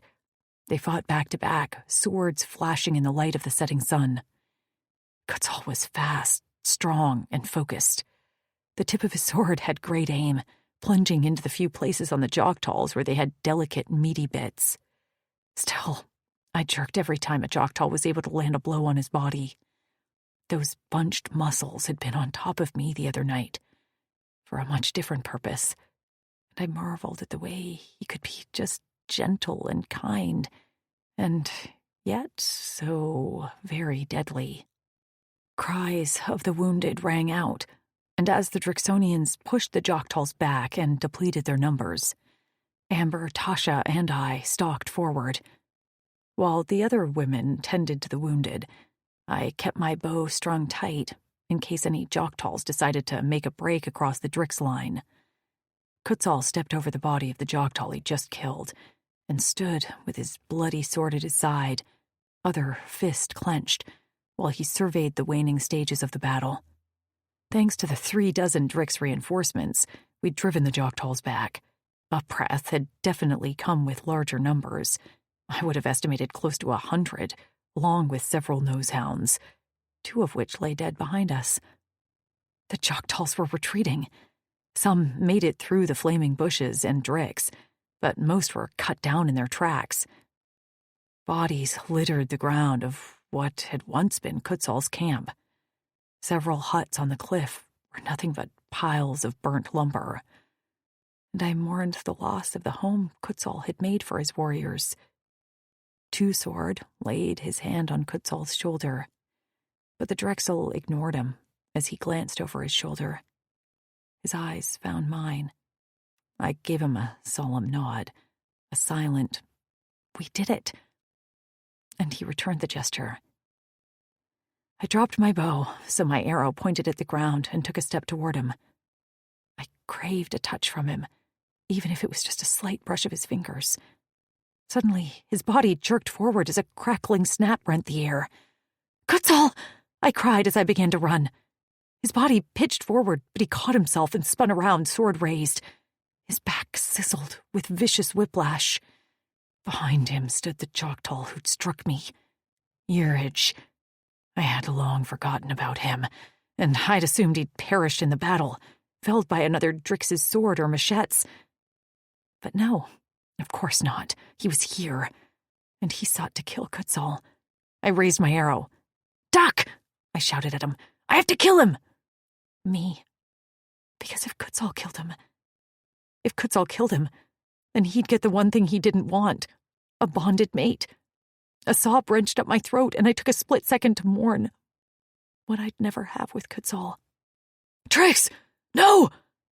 came a voice from behind me, and a split second later, what felt like a fiery hand wrapped its white-hot fingers around my neck. I let my arrow fly, hoping it found its victim. The fiery band yanked, taking me off my feet. Pain sliced through my body, burning me from the inside out.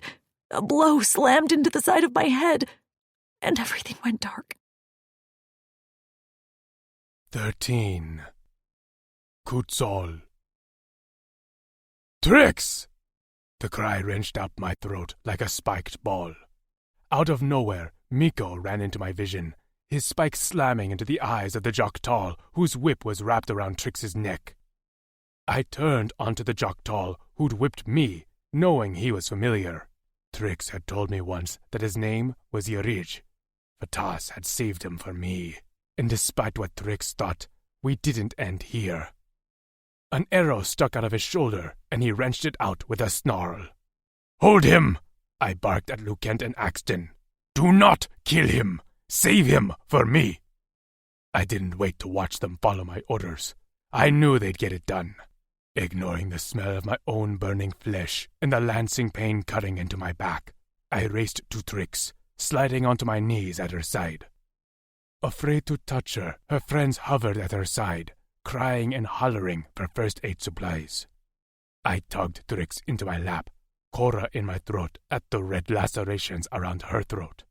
Blood coated the side of her face and slid into her deadly braids. I clenched my jaw to stop myself from howling with rage. Her head lulled, and I placed my hand over her Cora. A faint, steady thumping beat against my palm, and a strangled sound left my throat. "Wake up!" I cradled her to my chest. "Please, Trix, you have to wake up, so I can yell at you for what you did." A water skin was thrust into my face, and I grabbed it. After dripping some over her lips, I poured it over her wounds in her neck. Amber handed me a clean wrap, which I used to dress the wound. With another clean bandage, I swiped at the blood on her face. "Why did you do that?" I murmured softly. Shadows darkened the surrounding ground, and the human female sobbed quietly. "I was going to kill him. I wanted to kill him. And he's still alive, so I can show you just how much I want to do this." When I'd seen his familiar face, I'd felt like it was Fatas confirming a decision I'd already made. No matter what happened in our future, I refused to live it without Trix at my side. "Kill him!" Rex's voice drifted through my distress. He stood over me, Phoenix and Miko at his back. My face must have showed my confusion. "Killing him will confirm the Cora eternal bond, right?" I wasn't quite sure how he knew that, but I'd ask later. After I nodded, he gestured to where Axton stood with a foot on the Eurish's back. His two set of arms were tied tight to his side. "If you kill him, she will heal faster." "What?" I whispered. "Sax's mate, Val, would have died if it wasn't for the power of the locks. It enhances the females in ways we haven't fully explored." I glanced down at Trix and smoothed loose hair off her damp forehead. She took shallow breaths, and her body hung limp in my arms, which was such a contrast to the strong, controlled Trix I knew. "If I do, I can't take it back." I swallowed as I glanced at her friends. She saw the locks as ownership and said she didn't want to be owned again. What if it isn't what she wants? Amber buried her face in her hands and sobbed, while Tasha bit her lips as tears streamed down her face, but neither argued with me, which was enough of an answer.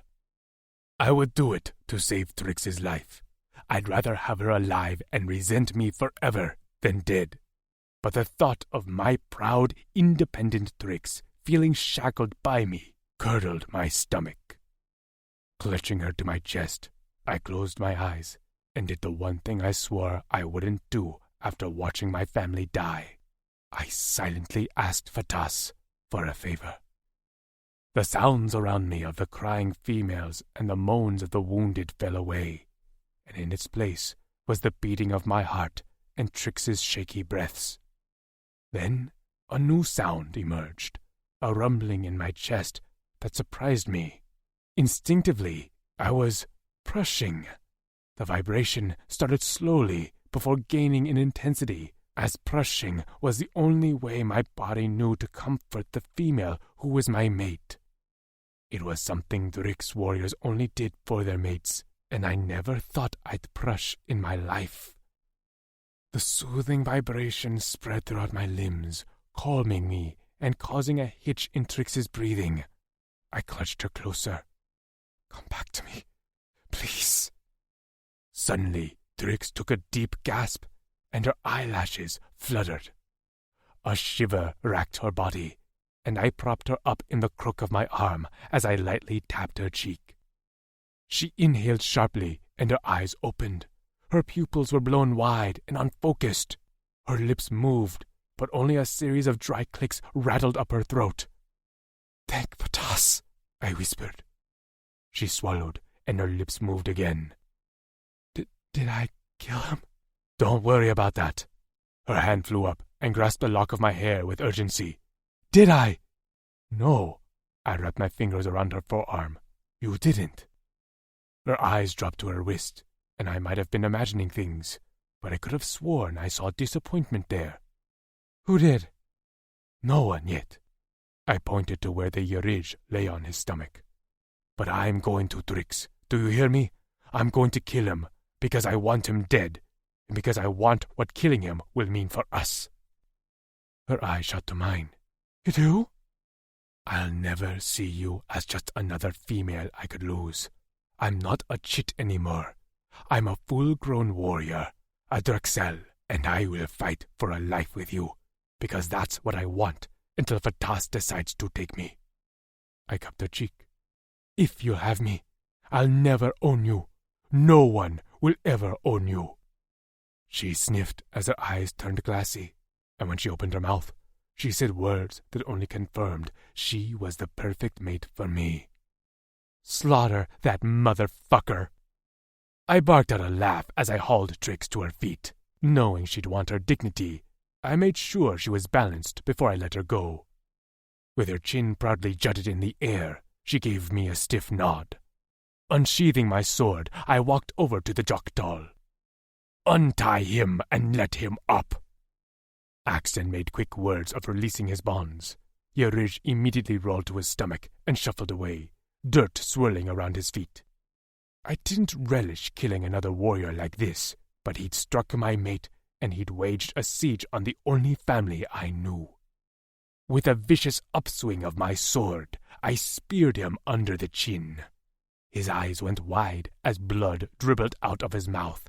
Tugging out my sword, I let the point rest on the ground, while the body of the Joktal fell to the ground in a gurgling heap. Deed done, I turned back to Trix to find her swaying on her feet. Her friends gripped the loose ends of her clothes to keep her upright, and I admired their ingenuity on how to deal with Trix's inability to be touched. Dropping my sword to the dirt, I lunged to her side just as she was about to tip over. Her eyes rolled a bit as she tried to focus on me. Sorry, she mumbled, the words a bit slurred. Still a bit unsteady. Tend to your mate, Lucant said. You can use our hut. We'll work on cleaning up camp. I had a lot to tell my warriors, but he was right that my mate was a priority now. Thank you. He nodded and turned on a heel to give orders to the standing warriors. I didn't see many wounded Drix, and those that were had injuries similar to mine, whip marks and cuts which would heal. Suddenly, Trix cried out and clutched her hands to her stomach. What? I knelt down just as a burning started in my wrists. Although I'd known this would likely be coming, the sight of the black lines appearing on my wrists as if drawn by an invisible hand was still a sight to behold. It's the locks, I said to Trix. You didn't tell me they hurt! She scowled at me, and that made me smile. It's temporary. But she wasn't scowling anymore. Standing upright without swaying, with her hands held in front of her, she rotated her wrists back and forth as the locks completed. The two lines, with a design inside, glowed a bright white, before fading to a light gold. Trix. As I stared at the locks on my wrists, my heart pounded and sweat broke out on my temples. When Kutzal had first told me about the locks, I'd imagined they'd feel stifling. I thought I'd be trapped. But instead, the emotion surging through me was wholly new. A warmth that coated me inside out like a protective shield. The ache in my chest that had been present since I'd learned about my aversion to touch was no longer there. And as my eyes met Kutzal, I realized that the ache had been loneliness. Even surrounded by my girls, the absence of physical touch had burrowed itself deep inside like a splinter. That splinter was gone. The bleeding was stemmed. And for the first time in a long time, I felt contentment. Kutzal lurched toward me on unsteady feet. He gripped my face with gentle hands. Trix, are you okay? A swirl of golden smoke warped and shifted in my mind. When I reached up and wrapped a hand around Kutzal's wrists, the smoke settled, as if expectant. I'm okay. Are you? I had to know if he was regretting the decisions to kill Yurich himself. His eyes softened. I'm okay. I'm good. Really? He smiled then. Really? I swallowed. We're bonded now, right? His thumbs swiped under my eyes.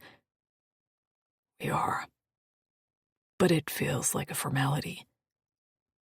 I didn't want to admit it at the time, but I was gone for you the moment you shot me. I snorted. You lie. He shook his head. No, I don't.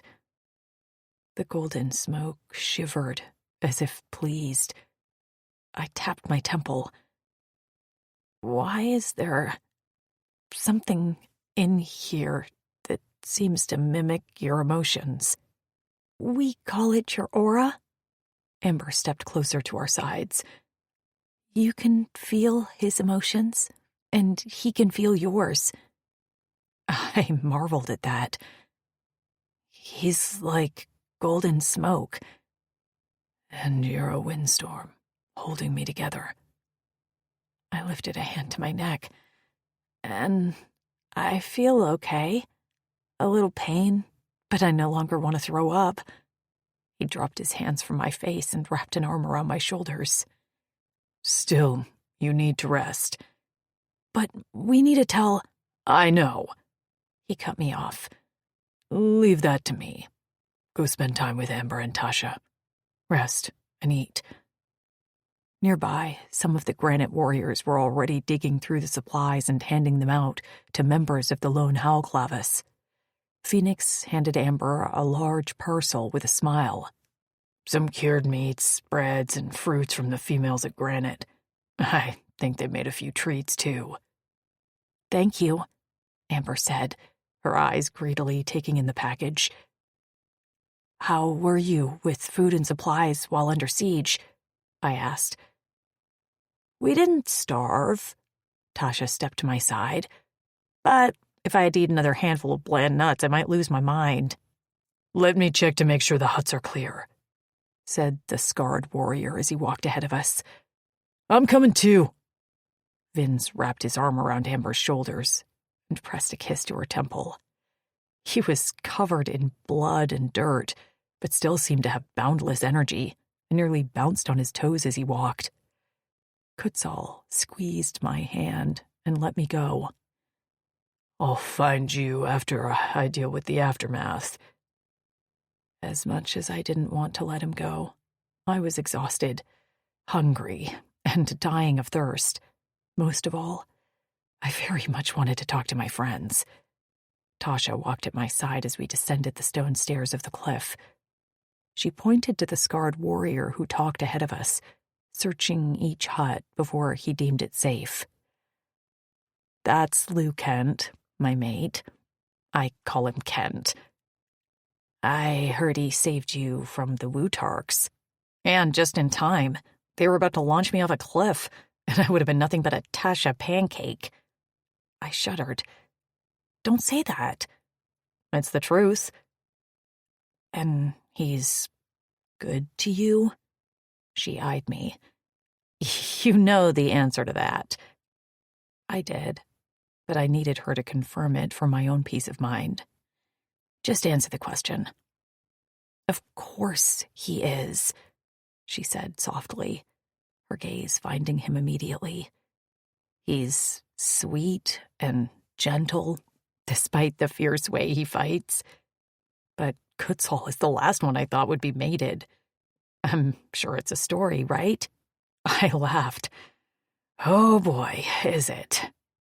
She grinned. I can't wait to hear it.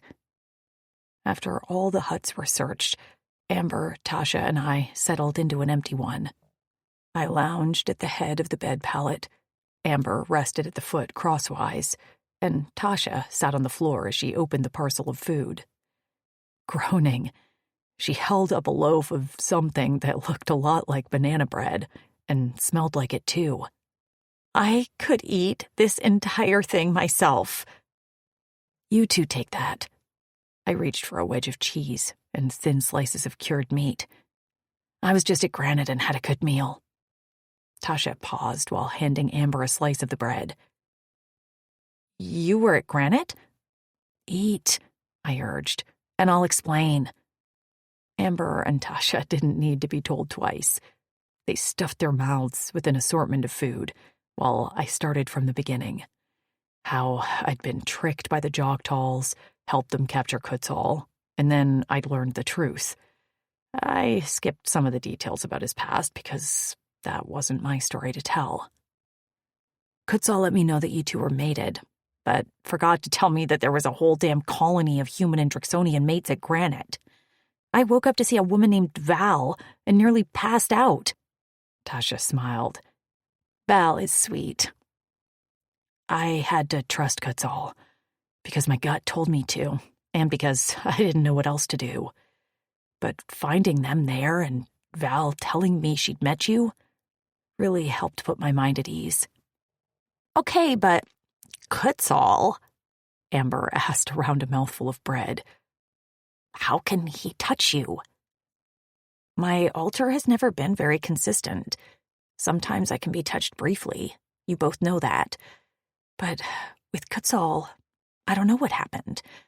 It started out that I didn't have pain as long as I touched him first, and then it evolved into... I waved a hand. This. Touching. No pain. I don't get it either.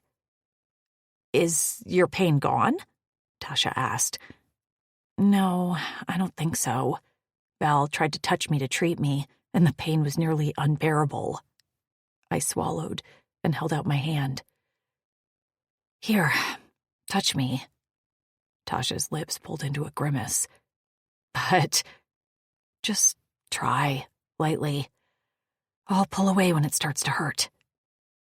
Swallowing, she hesitantly placed the tips of her fingers on my wrist.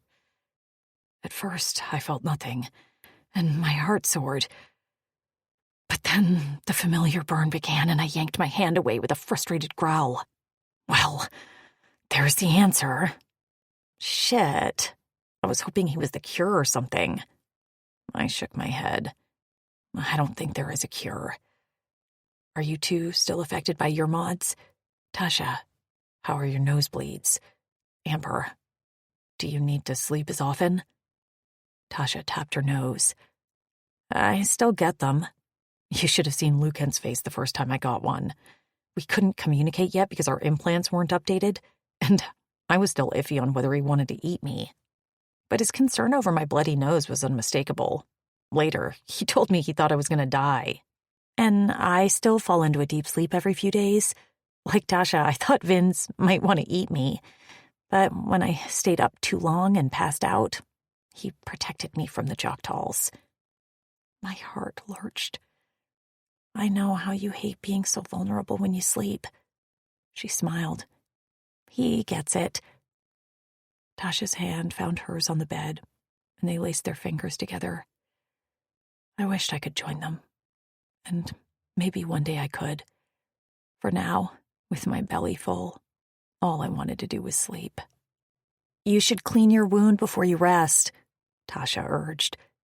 In my excitement to eat and talk to Tasha and Amber, I'd been ignoring my aches and pains. I reached up to prod at the wrap around my neck.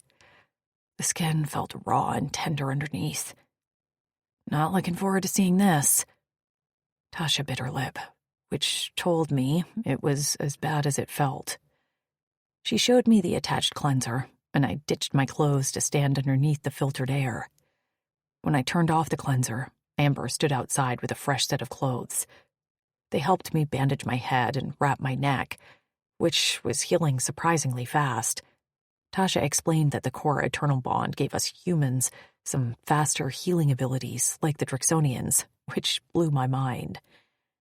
I lay down, but as tired as I was, I couldn't seem to fall asleep.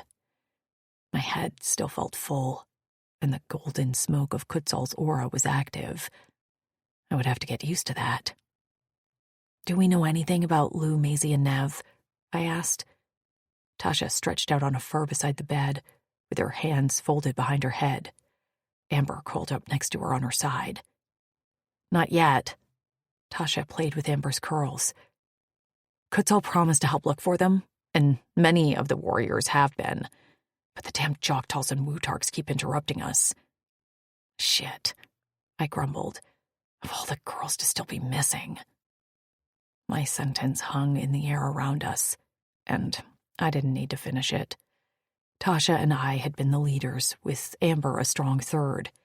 Lou and Maisie were like our bratty younger sisters who we loved anyway. And Nev was a wild card. She didn't talk much and didn't appear to have an altar. But she was overwhelmingly kind, caring, and patient with all of us. She would always be the first to help if someone got hurt, and never complained, no matter how tired she was. Fuck. I rubbed my face. We'll speak to Daz. I bet he'll help. Is he coming here? Tasha tilted her head to meet my gaze. I shifted to the edge of the bed pallet to break the news to her. No, Tash. We're going there. Where? She frowned. Granite. Well, not Granite, but a village nearby. She sat up, dislodging Amber, who let out a grunt of protest. What? We're leaving here after defending it? You defended people, beings, not a place. Tasha's eyes darkened. I knew she wouldn't like this news. She'd made this her home, and I couldn't blame her for not wanting to move again. That was the condition, for Daz to send warriors to help end the siege. He said we had to move closer so we could be a part of the Drixonian community. A muscle in Tasha's jaw ticked. Does he want them closer so it's easier to send the Sons of Naught off on the dangerous missions? Tash, I said softly, you met him. Did he give you that impression? With her arms crossed over her chest and her chin jutted out, she looked like a petulant child. No. I get where you're coming from. When Kutzal told me how he and the others had been treated, I hadn't wanted anything to do with other Drixonians. But Daz made a pretty significant impression. He told Kutzal that he and the rest of his clavis are important, and not just because they have mated females. He's abolishing the Sons of Naught condition. No more branding, no more shunning, nothing. Tasha's expression softened, and she glanced down at her lap. That actually does sound like him.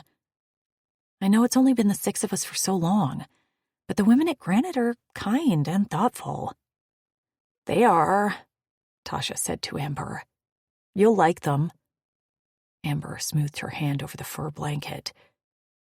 I always felt like Lou and Maisie would benefit from a larger community. I know it'll be an adjustment, but Daz said he'd prepare a small village for us, so we'll be near Granite, but not in it. That's a good idea, Tasha said. I'm not sure many of these warriors will love a crowd. Can you imagine Axton around a bunch of Drix babies? Amber snorted. Who's Axton? I asked. Kutzal mentioned him once or twice. He's the biggest of the Lone Howl warriors. He doesn't say much, but fights with 2 swords like a beast. When not fighting, he's sleeping or eating, and he definitely does not enjoy a lot of talking around him. I made a face. So, keep him away from Lou when we find her? Tasha laughed. That's maybe a good idea. With a smile on my face, my eyelids felt heavy. Well, we still had more work to do. We now had half of our group, and that was better than we'd had yesterday. I yawned, and Tasha did the same a moment later. Sleep, Amber said, with her head on Tasha's chest. I'm good for another day or so. She didn't have to tell me twice. My eyes closed, and I was out a moment later. 14. Kutzal.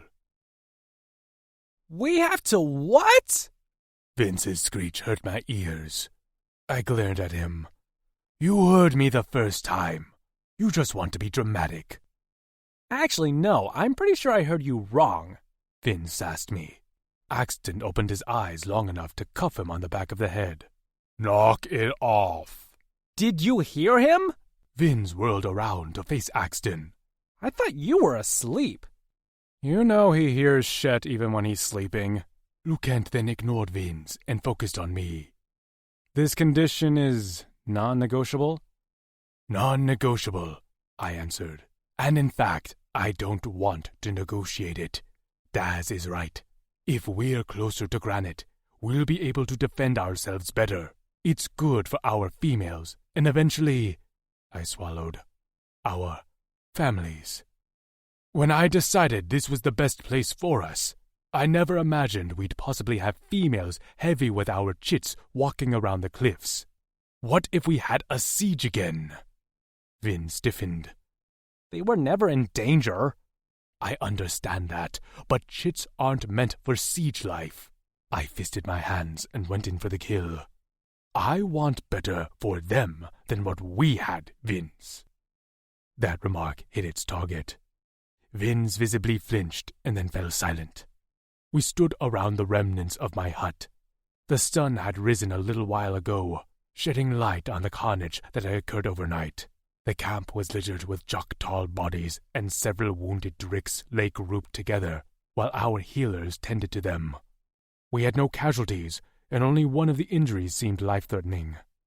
The uninjured Lone Howl and Granite warriors piled up the bodies to prepare to burn them. My only regret is that we didn't find Upreth. He'd escaped, likely with his closest warriors. But at least we'd shown them our strength.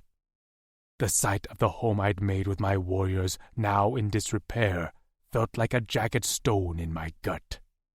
The hut where I'd held countless meetings and got buzzed on Zavi's spirits and our Yuza plant was nothing but a burnt husk. This home had served us well, but it was time to move on. Eyes half closed and his arms crossed, Axton leaned on what was left of my back wall. Blood dripped from his elbow, but I knew it wasn't his. Lucent stood with his hands on his hips, jaw tight. Of all my closest friends, I knew he'd come to the conclusion that this was the best decision first. My assumption proved right when he lifted his head with a resolute gaze. Let's give the wounded another rotation to heal, and we'll pack up. The Granite warriors will travel back with us? When I nodded in answer, he dropped his hands. I'm going to get Tasha and spend one last night in our hut. Vince pushed at a blackened pole that had once been a chair leg. I'll get Amber. She'll want to sleep before we leave. Tomorrow at sunup we'll leave, I said to their backs as they walked away. Vince ignored me, but Lucent waved a hand over his shoulder. Axton hadn't moved. I nudged his shoulder, and he cracked an eye open. What? Anything to say? He fully opened his eyes and tapped a finger on his forearm. It's the right call. Daz is wise to suggest it, and you're wise to accept it. I'm glad you think so. I turned to walk away. I won't be staying long, though. That got my attention. I turned on my heel. What? His eyes were a darker violet than I'd ever seen in a Drixonian. I'm going to look for the other females. I'm going to talk to Daz, and that's fine. But I want to try on my own now that I know the Lone Howl is safer, closer to Granite. It's not only your duty. Maybe, but I'm good at what I do. He snorted. The Granite warriors can fight, but can they track? They might have lost their edge in that fancy city. Don't let them hear you say that. Using the muscles he rarely bothered with, Axton grinned. I'll be good. Get some rest. I'm going to check on Trix. Will do, Drexel. I found Trix asleep in one of our less-used huts. I would have loved to see her among my furs in my own hut, but they were nothing but ash now. I hadn't had many belongings. In fact, The only possession I cared about was the bracelet currently on Trix's wrist. I used the expeller and walked out naked. Fatigue was beginning to set into my bones. Anxiousness had simmered under my skin for many rotations on a slow boil, and had only cooled now once I knew those I cared about were safe. I'd feel better once we settled into our new village. Travel would be slow as we'd be weighted down with supplies and injured warriors, but at least we had 36 Dricks riding with us. A plate of half-eaten food sat on a table, and I dropped most of it in my mouth, swallowing without chewing. When I lay down next to Trix, her breathing hitched, and her eyes opened blearily. I tucked a stray lock of auburn hair behind her ear. Go back to sleep. But of course, she didn't listen to me. Her gaze slid down my chest to where the fur blanket covered my groin. Resting a hand on my arm, she smiled. You're clean. I briefly touched my nose to hers. So are you. I inspected the gash on her head, which had already begun to scab over. The whip wound on her neck was still tender, but it would heal. Her fingers touched her throat. It'll scar. I drew her hand away and laced our fingers together. When that whip wrapped around your neck, I thought I'd die. Truly, a scar doesn't matter. You being alive matters. I know, I'm not that vain. She squeezed my fingers. What happened when I was passed out? Rex told me to kill your rage, because the Korra Eternal Bond could save you. Val would have died without it. As much as I wanted to save you, I also didn't want to bond you to me without asking you first. So then you opened your eyes and gave me the command. I didn't look back. And you wanted it? I cupped her cheek. Drix, I realized something on the way here. I knew you were acting weird. Because I had to work some things out in my head. But the truth was that I didn't see you as a burden on my Korra. I was a chit when my family died, but I'm not a chit anymore. I will fight for this future with you. I've battled for it this far. I intend to do it until I take my last breath. I held her gaze, so she felt my sincerity. I want a future with you at my side. Her eyes watered. I want it too, she sniffed. When we left Granite, I found I was actually jealous of the females with their locks and mates. I never thought I'd feel that way. I pressed a kiss to the inside of her wrist, over her locks. The pattern inside resembled wispy swirls of smoke. She smiled. And being nice to you doesn't make me want to hurl anymore. Oh, how far we've come, I murmured. Her lips pressed to mine, and I drank her down, tasting the freshness of the qua on her breath and the saltiness of the cheese she'd eaten. I rolled on top of her and caged her in with my arms. She stared up at me with flushed cheeks and swollen lips. I should be making plans. We leave tomorrow at sunup. No, you should be making me come. Her fingernails scratched down my ribs, and a shiver snaked down my spine. I groaned as the windstorm of her aura kicked up a notch in my mind. The wind swirled around, tempting me with flashes of lightning. You're a seductress, I growled, as her wicked tongue probed the corner of her lips with a cheeky grin. Her thin fingers grasped my cock and squeezed. I groaned and bucked into her hand. I hadn't realized she wasn't wearing much either, only an oversized shirt and a thin pair of underclothes. Take these clothes off, I grunted. She made quick work on getting as naked as I was, and I slipped down her body to settle myself between her legs. Drix's green eyes glowed in the morning light, and when I placed my mouth on her clit, she cried out. As much as I wanted to draw this out, my cock ached, and Trix's cries of pleasure spurred me on. I wanted to see her fall apart. Plunging 2 fingers inside of her slick cunt, I worked that pleasure bud with my tongue and my lips until she came on a shuddering cry. Crawling up her body, I slid into her cunt in one smooth motion. Her hands flailed as she arched her back. "Come again on my cock, mate," I grunted as I slammed into her. My subcock extended and latched onto her already slick clit. "You're soaked for my tongue, but now I want you soaking my cock." "Oh, God," she moaned as she writhed beneath me. I pounded into her hard, one hand braced above her head while I dug my knees into the bed for purchase. Beneath me, she went wild, fighting me like any good prey. I took a fingernail to the chin and licked at the blood there. Trix bared her teeth as her inner walls rippled around me. Sucking in a breath, she let out a loud moan as her body shuddered. Her windstorm racked the walls of my mind. The sight of her reaching her climax was all I needed. Shouting my release, I came inside my mate with every muscle tensed. When my body went slack, I gathered Trix in my arms and rolled us to our sides. I panted while the hard buds of her nipples rubbed against my chest. With her face tucked into my neck, she dropped tiny kisses on my scales there. "I love you, Kutsal," she whispered. I'd heard Tasha say the words to Lukent. I knew what they meant, and I knew the words were a very big deal to the human females. "I love you too, Trix." "Do you know what it means?" She settled on her back, skin flushed a pretty pink. I ran a finger over her beaded nipples, and she huffed out a laugh before swatting my hand away. "I think Tasha said it to Lukent. It means declaring your dedication to someone else, right?" "Sure, that's a definition that works." She settled her hand over where my Cora was still racing. "Different people think it means different things.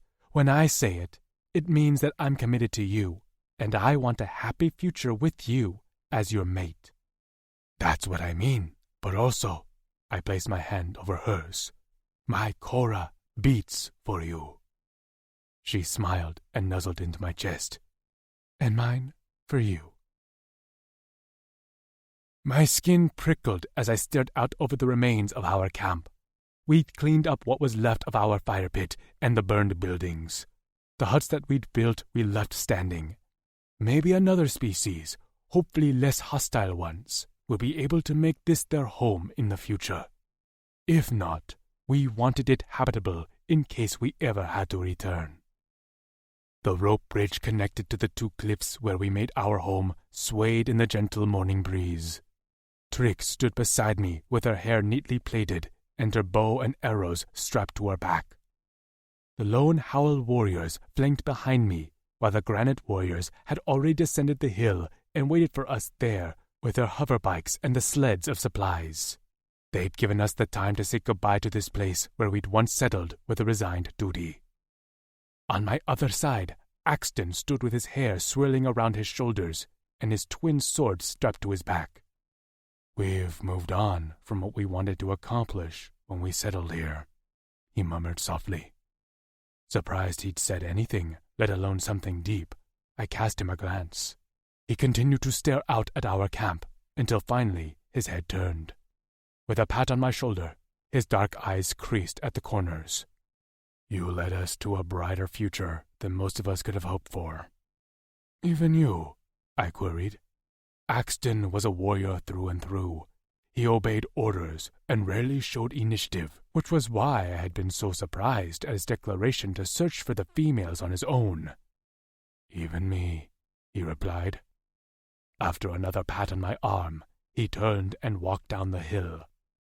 Loaded with supplies on their backs, the other warriors followed, until only Trix and I remained. Her hand slid into mine. "We can come back and visit if you'd like." I shook my head. "No, this is my past now." She must have read something in my face, or in my aura, because she fell silent. "I lived for them, my warriors, for all these cycles," I said, and that made me content enough. It had been so long since I'd seen my mother and my sisters that I hadn't remembered what it was like to be happy. I lifted our hands and pressed a kiss to her knuckles. And now that I remember, I'm not letting it go. Her tongue peeked out from between her lips as she grinned. "Who knew you were so good with sappy words?" "Don't tell the warriors," I grunted. "I have a reputation to uphold." Oh, I'm pretty sure they've seen the sap now. You can't take it back. Maybe we should stage a fight. Her eyes lit up as I tugged her down the hill at my side. Ooh, a fight. Yeah, let's do it. Can I shoot you? No. Well, we have to make it real. I was joking. Do you have to be so excited to shoot me? She stuck her lip out. I wasn't going to actually shoot you. Just get really close. I narrowed my eyes at her. No. Fine. So what can we fight about? I wasn't serious about fighting. She seemed to deflate. Then she perked up again. What kind of fighting now? Careful of the still heating cut on her head, I swung my arm around the back of her neck and tucked her head into my side. She let out a yelp and then a cackling laugh. Get off me! No. Quit saying no! Quit fighting with me. Half running, half fighting.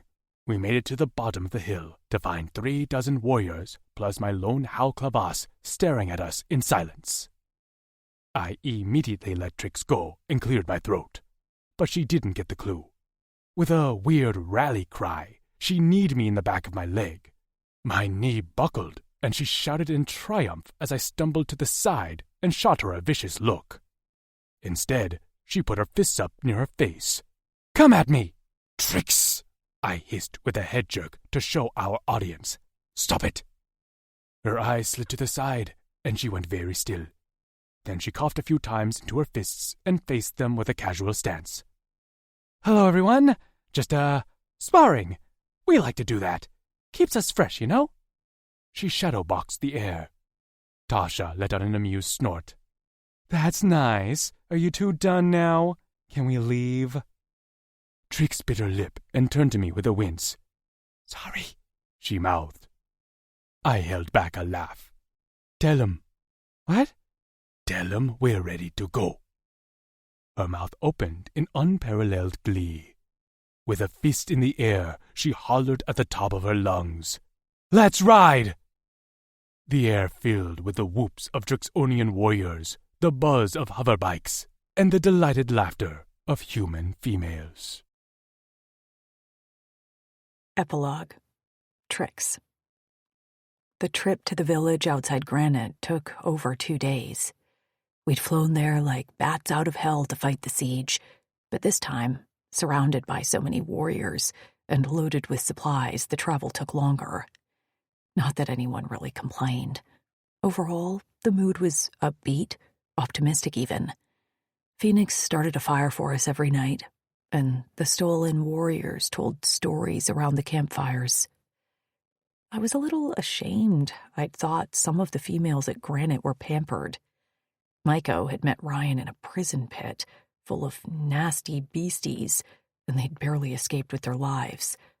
Tasha had met and talked with Maiko's mate, Ryan, when she'd visited Granite and was eager to see her again. The stolen warriors directed us to the village, as it had been their home before they'd moved to Granite. The village was surrounded by woods and plenty of game, according to Rex, and we rode into the center of the village, where a large moke tree took up the center. Quaint benches surrounded the thick trunk, and there were humble cabins lining a wide dirt path. A vine decoration hung from the tree, twisted to spell out the word welcome, and the sight of it made a lump grow in my throat. Amber went ahead and cried tears of joy, while Tasha leapt off Vince's bike and twirled in a circle. Rex approached where Kutzal and I still sat on his bike. Name the village whatever you like. It's your home permanently now. Make it yours. Thank you, Kutzal said, for all you've done. We're going to leave you to it. I can see our females were busy, and I believe they left you a cooked meal in the dining hut. I'm eager to see my mate, so we'll be riding back to Granite. Kutzal took the time to walk around to all the Granite warriors, thanking them in turn for helping. He spoke longer to the few who were injured, although most expressed that they were happy to participate. As the Granite warriors left, Kutzal and I explored. Our arms brushing, we walked through the center of the village, while most of the Lone Howl warriors strode around, throwing open doors and shouting to each other like kids at their first beach house. Axton claimed a cabin at the far outskirts of the village. He told us it was for protection purposes, so he could observe the border, but Kutzal whispered to me that he just wanted his alone time. Lukent and Vince settled on cabins near the largest one, which Kutzal claimed for us. Food smells emanated from the dining hut, a large open-air pavilion scattered with tables. A fire pit and other cooking supplies lined one side. The Lone Howl warriors descended on the food, but I was too excited to eat. Kutzal and I hovered near the entrance of the dining hut to watch the warriors eat. "So, what will you name the village?" I asked. "I don't know," he answered thoughtfully. I gripped his hand. "What was your mother's name?" He startled, and his eyes swung to me. "My mother?" "Yeah." His throat bobbed as he swallowed. "Sorry." "That's a pretty name. What if we name the village Sorry, after your mother?" He stared at me a long while with his expression unreadable. His aura was rather still, so I couldn't make out if I'd upset him or not. Finally, his lips spread into a sad smile. "I'd like that." My heart lightened. "Yeah." Sticking his fingers in his mouth, he let out a piercing whistle.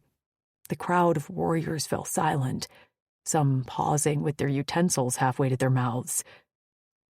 "Keep eating," Kutzal spoke over the crowd.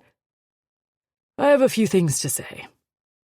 I want to first thank you all for making the journey here and trusting me to have your best interests in mind. I am proud to be your Drexel, and I'll always do my best to keep you safe."